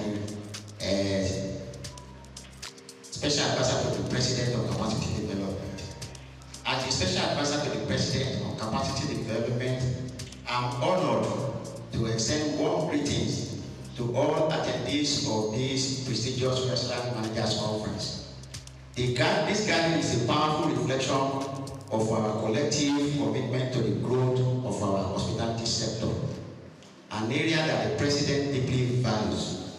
His administration recognizes that capacity development is not merely a strategic initiative. It is a cornerstone of our national vision for economic diversification and sustainable development. The President is genuinely interested in empowering our workforce, as he understands that the success of our industries rests upon the skills and dedication of our The hospitality industry is an integral to Nigeria's economy, playing a vital role in job creation, cultural exchange, and promotion of our rich heritage. By fostering a thriving restaurant sector, we contribute to a broader narrative of national pride and economic resilience. The President believes that by investing in the training and development of our hospitality professionals, we are not only enhancing service standards, but also positioning Nigeria as a premier destination for culinary experience and global tourism. As we look to the future, our administration is committed to organizing more training programs and conferences that will empower our hospitality professionals, and conferences like this is one of those things. We envision a collaborative framework where industry leaders, government, and educational institutions work hand in hand to cultivate a workforce that is not only skilled, but also innovative and adaptable to the evolving landscape of our hospitality industry. Thank you for your participation and for your vital contribution to this essential sector.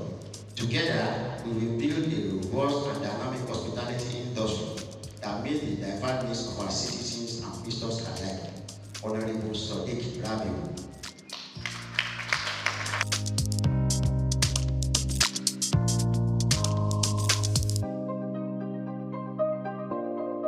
Good morning, ladies and gentlemen. I'm highly privileged to be here. You imagine what this young lady here is doing. I'm particularly excited for this opportunity to stand in this capacity from Nigerian Institute of Food Science and Technology, especially where I represent as the chief servant. You know, that name chairman is just a name. They're actually the chief servant of the institute, and I'm privileged to be doing that because the Institute of Food Science and Technology has raised me to be a confident person and to be able to add value to the society. And I think that is the beauty of life. That life is not just who you are, but those you are also able to raise. And so, anywhere I have the opportunity to speak, I always give that credit to my mentors, my several mentors who are now fellows of the Nigerian Institute of Food Science and Technology. Particularly, let me congratulate Mr. Razak, our own food evangelist. We call him Mr. Food. He has several names. He has several names. I have my Google message, but I just feel like speaking to us. Mr. Razak is a blessing to us in the Institute, and we are praying for him. This is just a tip of the iceberg of what God is about to use him to do in Nigeria and beyond that in the world. And so I'm happy to witness this maiden edition of the Restaurant Managers Conference. This is a great one. Please can you give yourself rounds of applause. I'm particularly excited because just yesterday I was privileged to train bakery and pastry staffs, you know, in a big conglomerate when it comes to confectionaries in Lagos, Ogun, and some states at Shagam Axis yesterday. And one of the things I told them is that as leaders, as managers, you are the team leader. It is not just what you tell your staff, it is what they see you do. The best of food safety management system will not fly if it does not start and end at your table. If the staff need PPEs, you are not providing it, what more can they do? If you can enter the processing floor without doing the needful, then we have not shown them the right example. And so as restaurant managers, as supervisors, when it comes to anything food processing, you are at the center and you must do what is right. And you know, if it is not safe, it is not food. If people buy your products and they come down with gastroenteritis, then there won't be a repeat purchase, and that's the truth. And so that means they are losing trust in your brand. So for you to build trust in every bite, like one of my friends who is also a food safety trainer here would say, then you have to do the right thing. And so we are here, that's why we are all here. To learn, to unlearn, and relearn. And I'm sure you get the best from this conference. So this is just the beginning. I wish you all greater and bigger opportunities to learn and shape the Nigerian economy and ensure food security. security in Nigeria. So you are all welcome, Mr. Razak. Congratulations. You are a brother and you made a brother. We are going to support all that you do. Thank you, Mrs. Moderator. Don't worry, I'm coming back into lecture on council.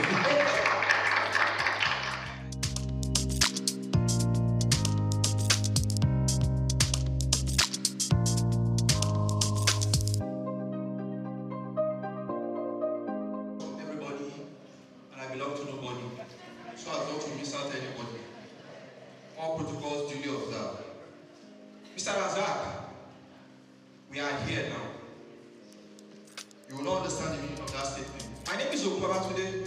I'm the Executive Secretary of Restaurant and Food Services Proprietors Association of Nigeria, RESPAN. I'm representing, or rather I'm standing in for the President of the Association, Dame Pende Gampi, ably represented by the DMP of Sweet Sensation Confectionaries, Mrs. Sami Baba.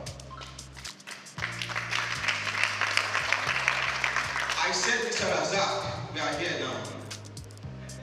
Almost around this time, November, we met here for a function. And this was the place that Mr. Razak informed me about this program, November. And since November till January, he kept calling and calling and calling and calling. I'm not like, this program is in March. You started bugging me November, December, January. Calm down, Razak. Through January, February, you would think I'm the one in custody of his kidney. At the time, I have to ask myself, I'm not holding this man's kidney now. Why is he disturbing me? And eventually, you know, I picked this call February, and I told him, I know. You sent in every necessary details. December, be rest assured, we will come. He said, since I'm not hearing from you, I'm not, getting any feedback. I'm like, the program is March. We will come. So, Mr. Razak, I say again, we are here. Thank you. Now, RESPAN, Restaurant and Food Service Proprietors Association of Nigeria, we're a non-partisan, non-profit making organization established with the aim of protecting the interests of our members in their dealings with regulatory bodies and regulatory agencies. Like the moderator mentioned, that was then. I can give you the assurance that you enter into any of our member restaurants, you will be served quality, not just quantity, quality hot seasoning meals that you will like. Formerly, we used to the Association of Fast Food Confectioners of Nigeria, AFCON. And we try getting more members. We approach the fine dining restaurant and they're like, no, you guys are Association of Fast Food Confectioners and you know the mentality. When it comes to fast food, they believe it's all about junk. And mind you, our logo is there, used to be, eat AFCON, eat safety. They're not like, you are saying eat fast food, eat safety. Isn't that a contradiction somehow? But we ask ourselves, and you also need to ask too, you walk into a tantalizer outlet, you walk into a Sweet Sensation outlet, you walk into a Labule outlet, you walk into a TFC outlet, and you get to be served a big icon. You have pottage, you have jollof rice, you have fried rice, you have efori roll, you have pounded yam. Are these fast food? No. So that is the reason why we decided to change the name and reorientate that conception that we have regarding AFCON. We now became Restaurant and Fast Food Proprietors Association of Nigeria. And our motto still remains, eat RESPAN, eat safety. You can be rest assured that any meal you are eating from our member outlet is safe and is okay. Elevating the art of restaurant management, innovation, sustainability, and excellence. I want to give you the utmost assurance that the keynote speaker for today is someone who is not just a person, but a voice when it comes to restaurant business in Nigeria. Quote me anywhere. When it comes to restaurant business in Nigeria, in person of Mrs. Bossa, She happens to be the restaurant sole representative, myself as well, with the Nigeria Economic Summit Group, whereby the foundation, the program, the roadmap for the new agenda regarding hospitality in Nigeria is being put together. And she was being given an award for her participation, her full involvement and participation in this program, delivered by the Honorable Minister for Tourism, Art and Culture. So, like the MC said, and speaker before me said, please relax, unlearn, learn, relearn, because we are here for a whole lot of robust lecturing, teaching, and the rest. And every other guest speakers that are taking the sessions today, you can be rest assured, yes, they are sound. Mr. Razak, count on us as an able and ready-made partners for this program going forward. Thank you. God bless you all.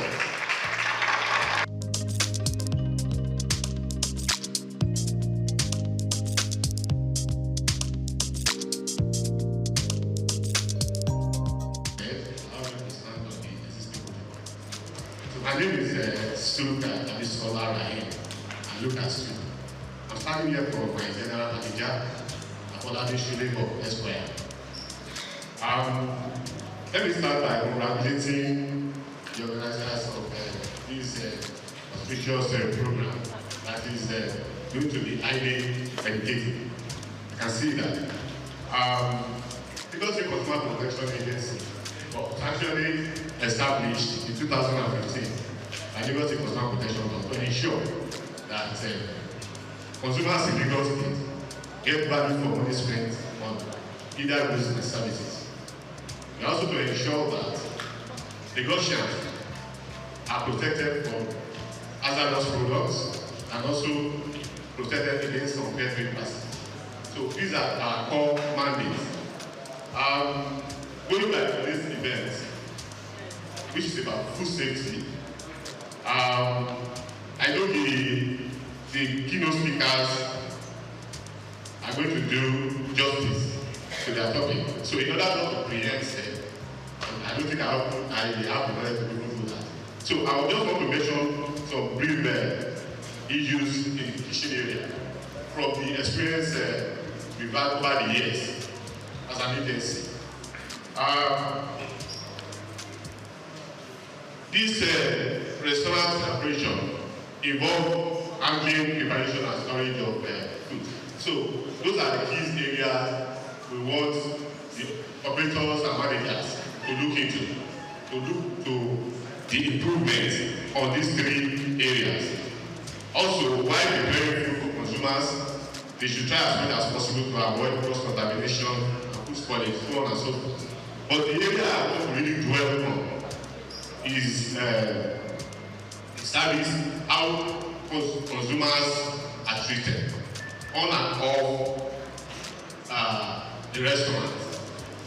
So the first point of contact for every consumer or every customer in the restaurant is the on-the-spot service, how they are received.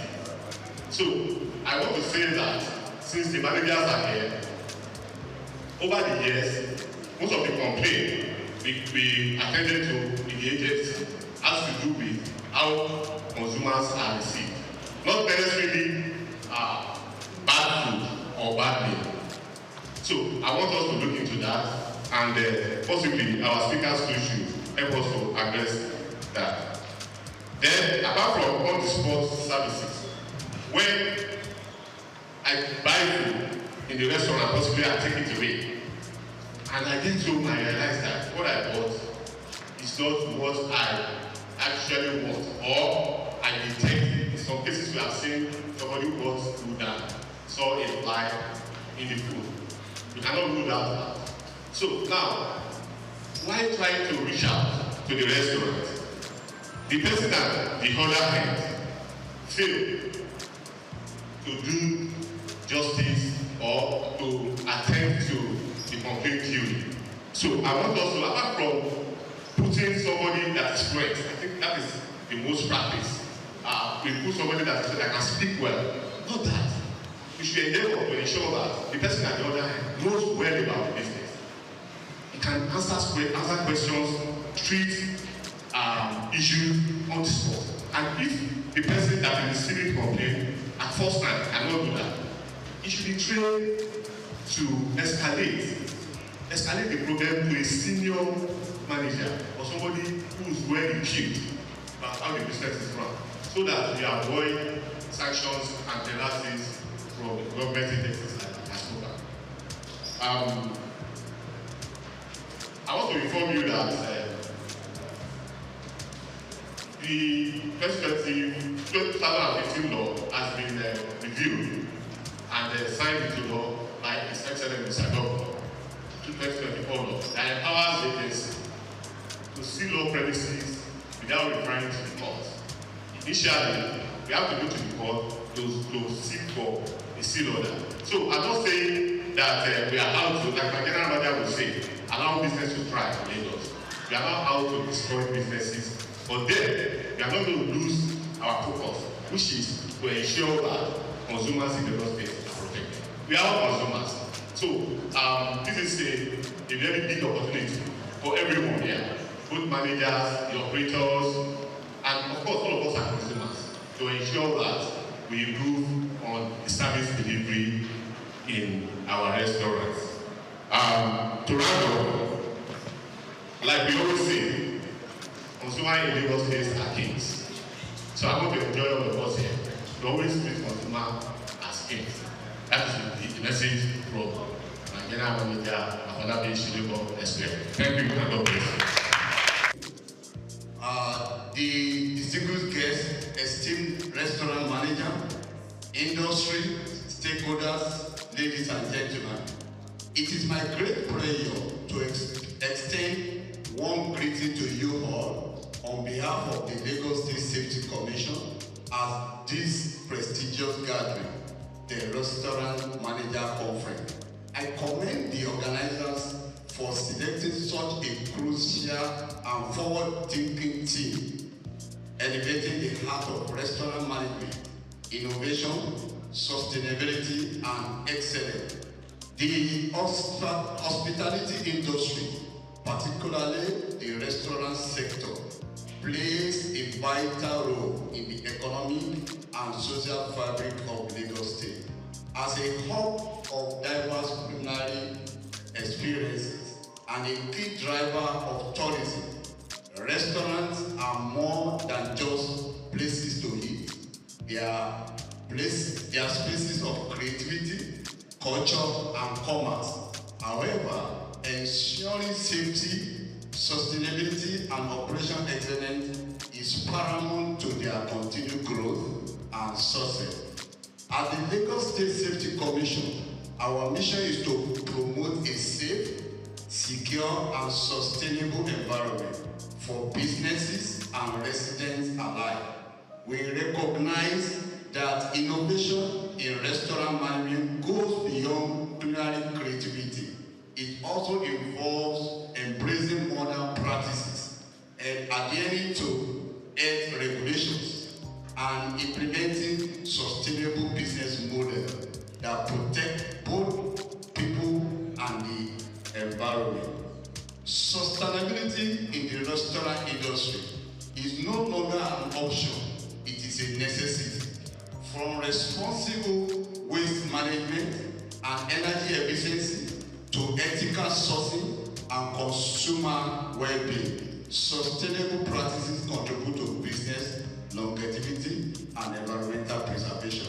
I urge all restaurant managers to adopt best practices that align with global standards while enhancing customer experience and food safety.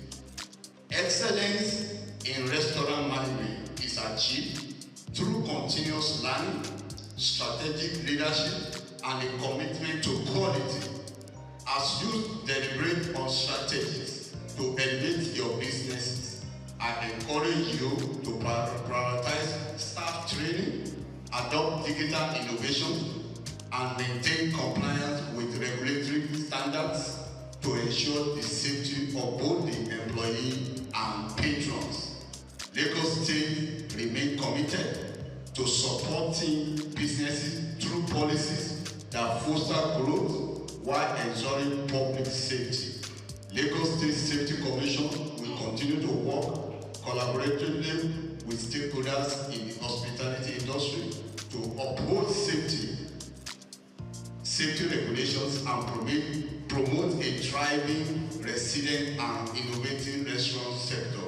Once again, I applaud the organizers of this conference for creating a platform to discuss these vital issues. I wish you all exciting deliberations and successful outcome that will drive the restaurant industry towards greater heights. Thank you.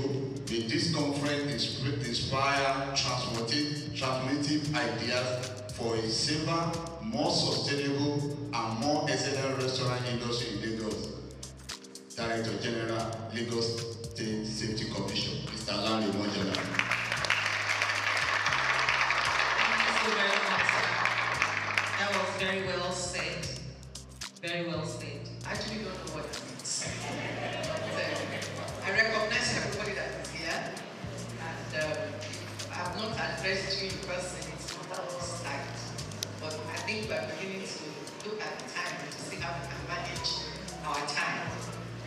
I welcome you all to this year's edition. I thought not happened before, but from what I heard today, it looks like this is the maiden one. Forgive me if I'm wrong. I welcome you to this conference, and let me start by again joining everybody to salute the doggedness and the passion of the convener, Mr. Razak. Okay? They have described it many ways. I used to know him as a foodpreneur, but I've heard today that he's actually a food evangelist. Whatever name we call him, and what thing we can't take away from him is his passion for this industry.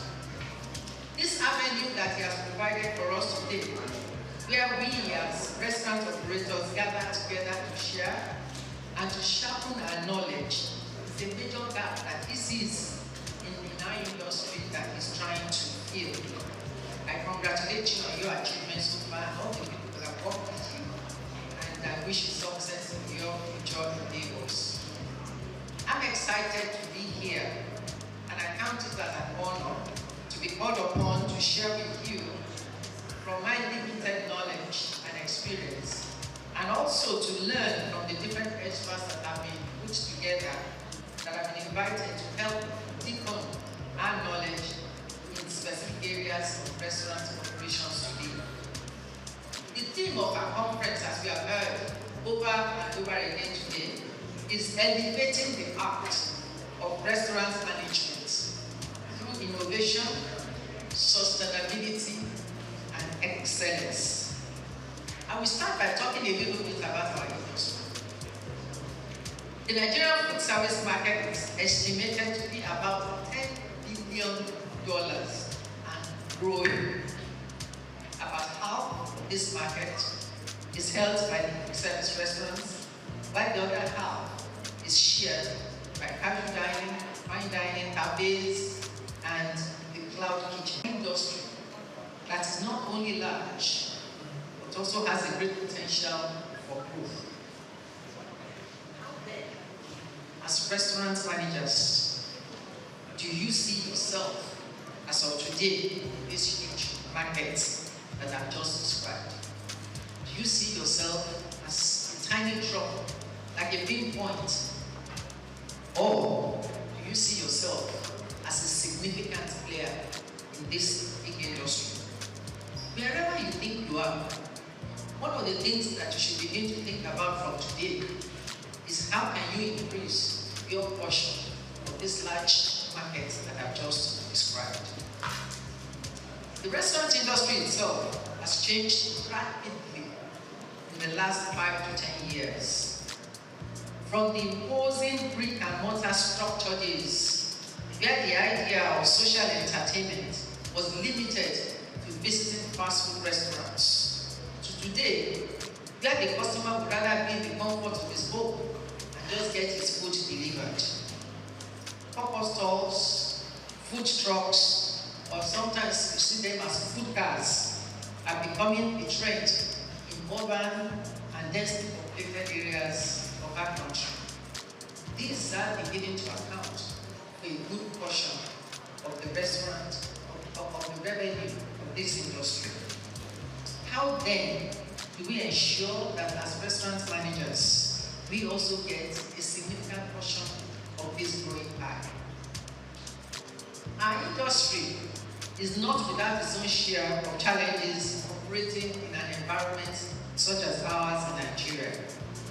These challenges, which cannot be underestimated, range from rising costs, multiple taxation from different tiers of government, poor infrastructure, strong and formidable competition, manpower skills shortage, and to changing consumer preferences.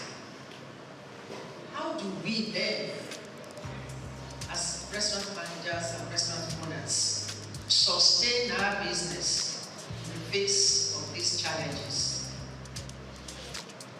Again, when we look at the theme, elevating the art of restaurant management through innovation, sustainability, and excellence, the aim of this theme is to ginger our thoughts as restaurant owners or restaurant managers.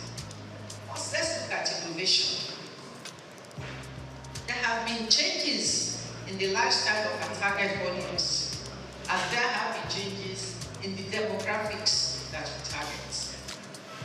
The changes in our industry range from the building structure. Like I said, it used to be imposing buildings that we all had, to application of technology, either in the food processing or in consumer engagement methods. And of course, marketing methods have changed dramatically.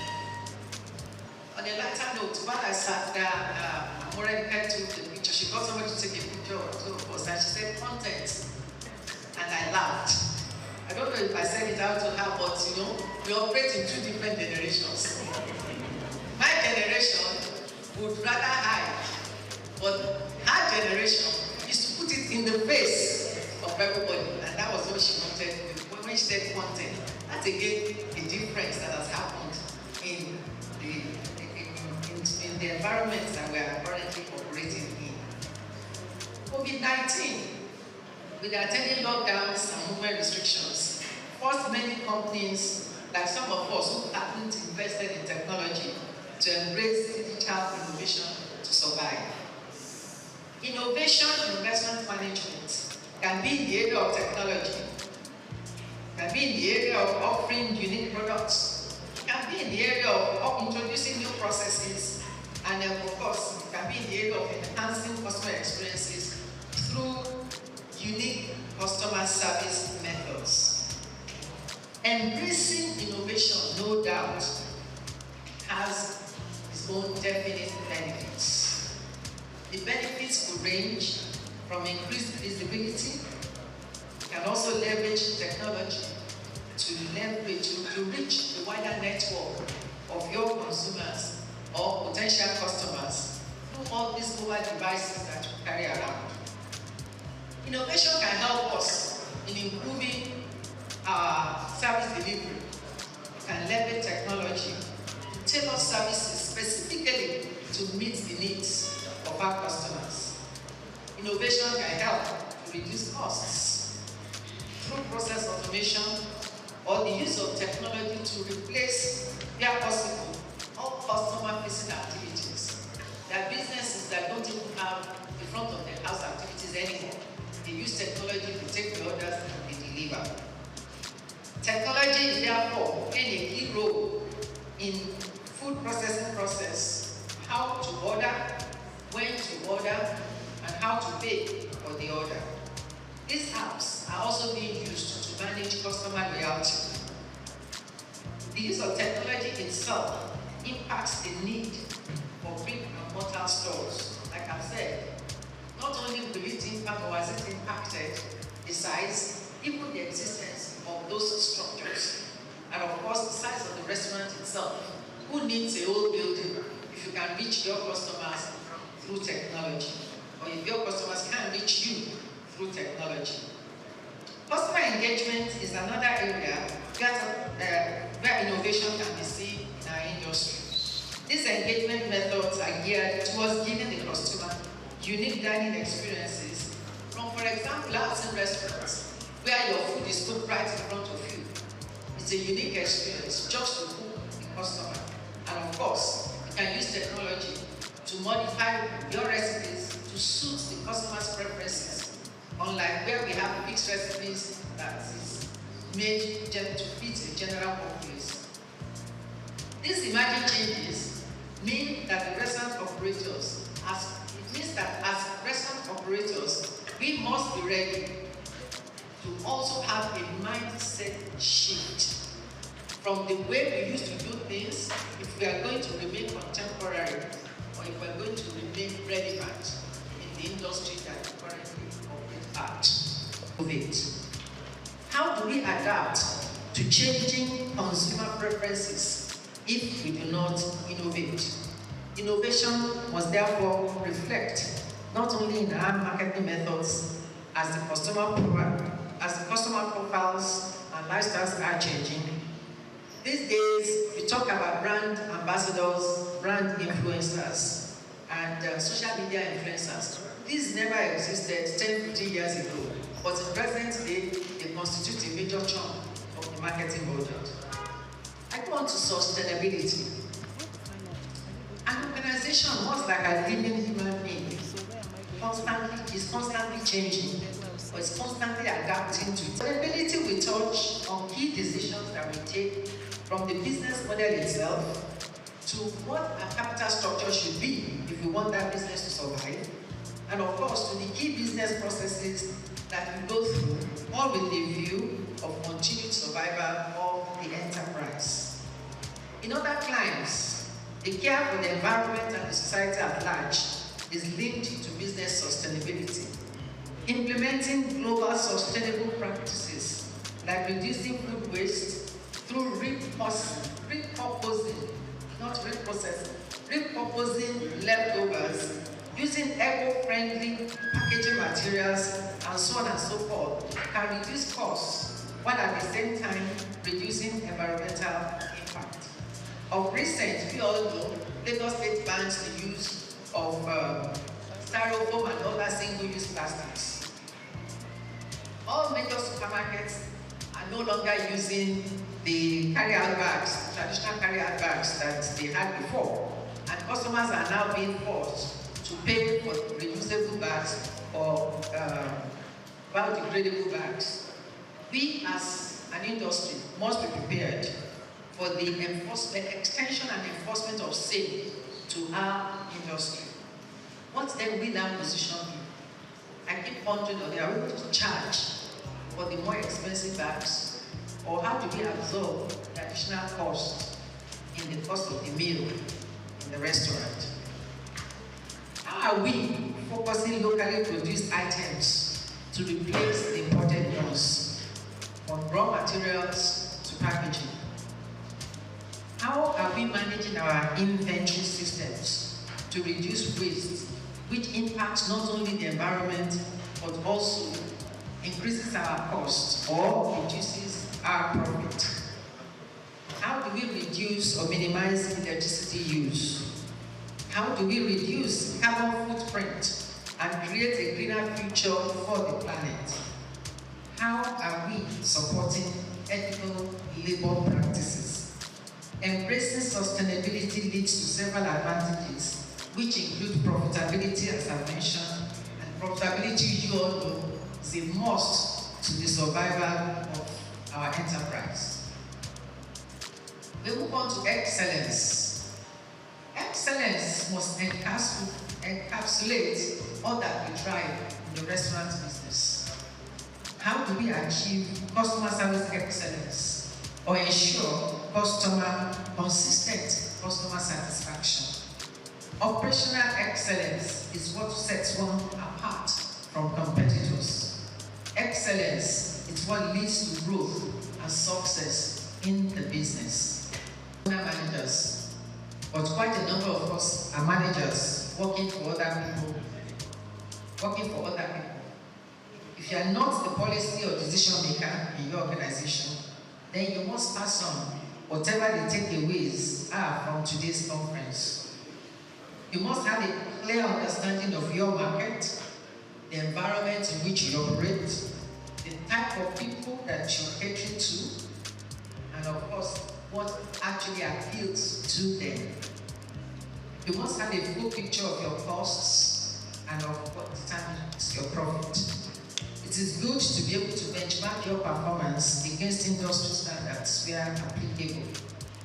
You must drive year-on-year growth, both revenue and customer throughput. Because anything that is not growing is dying. The knowledge experts are here today. Let's listen to them attentively. And after their presentations, we can seek clarifications as found necessary. Thank you all for listening. I wish you a successful day.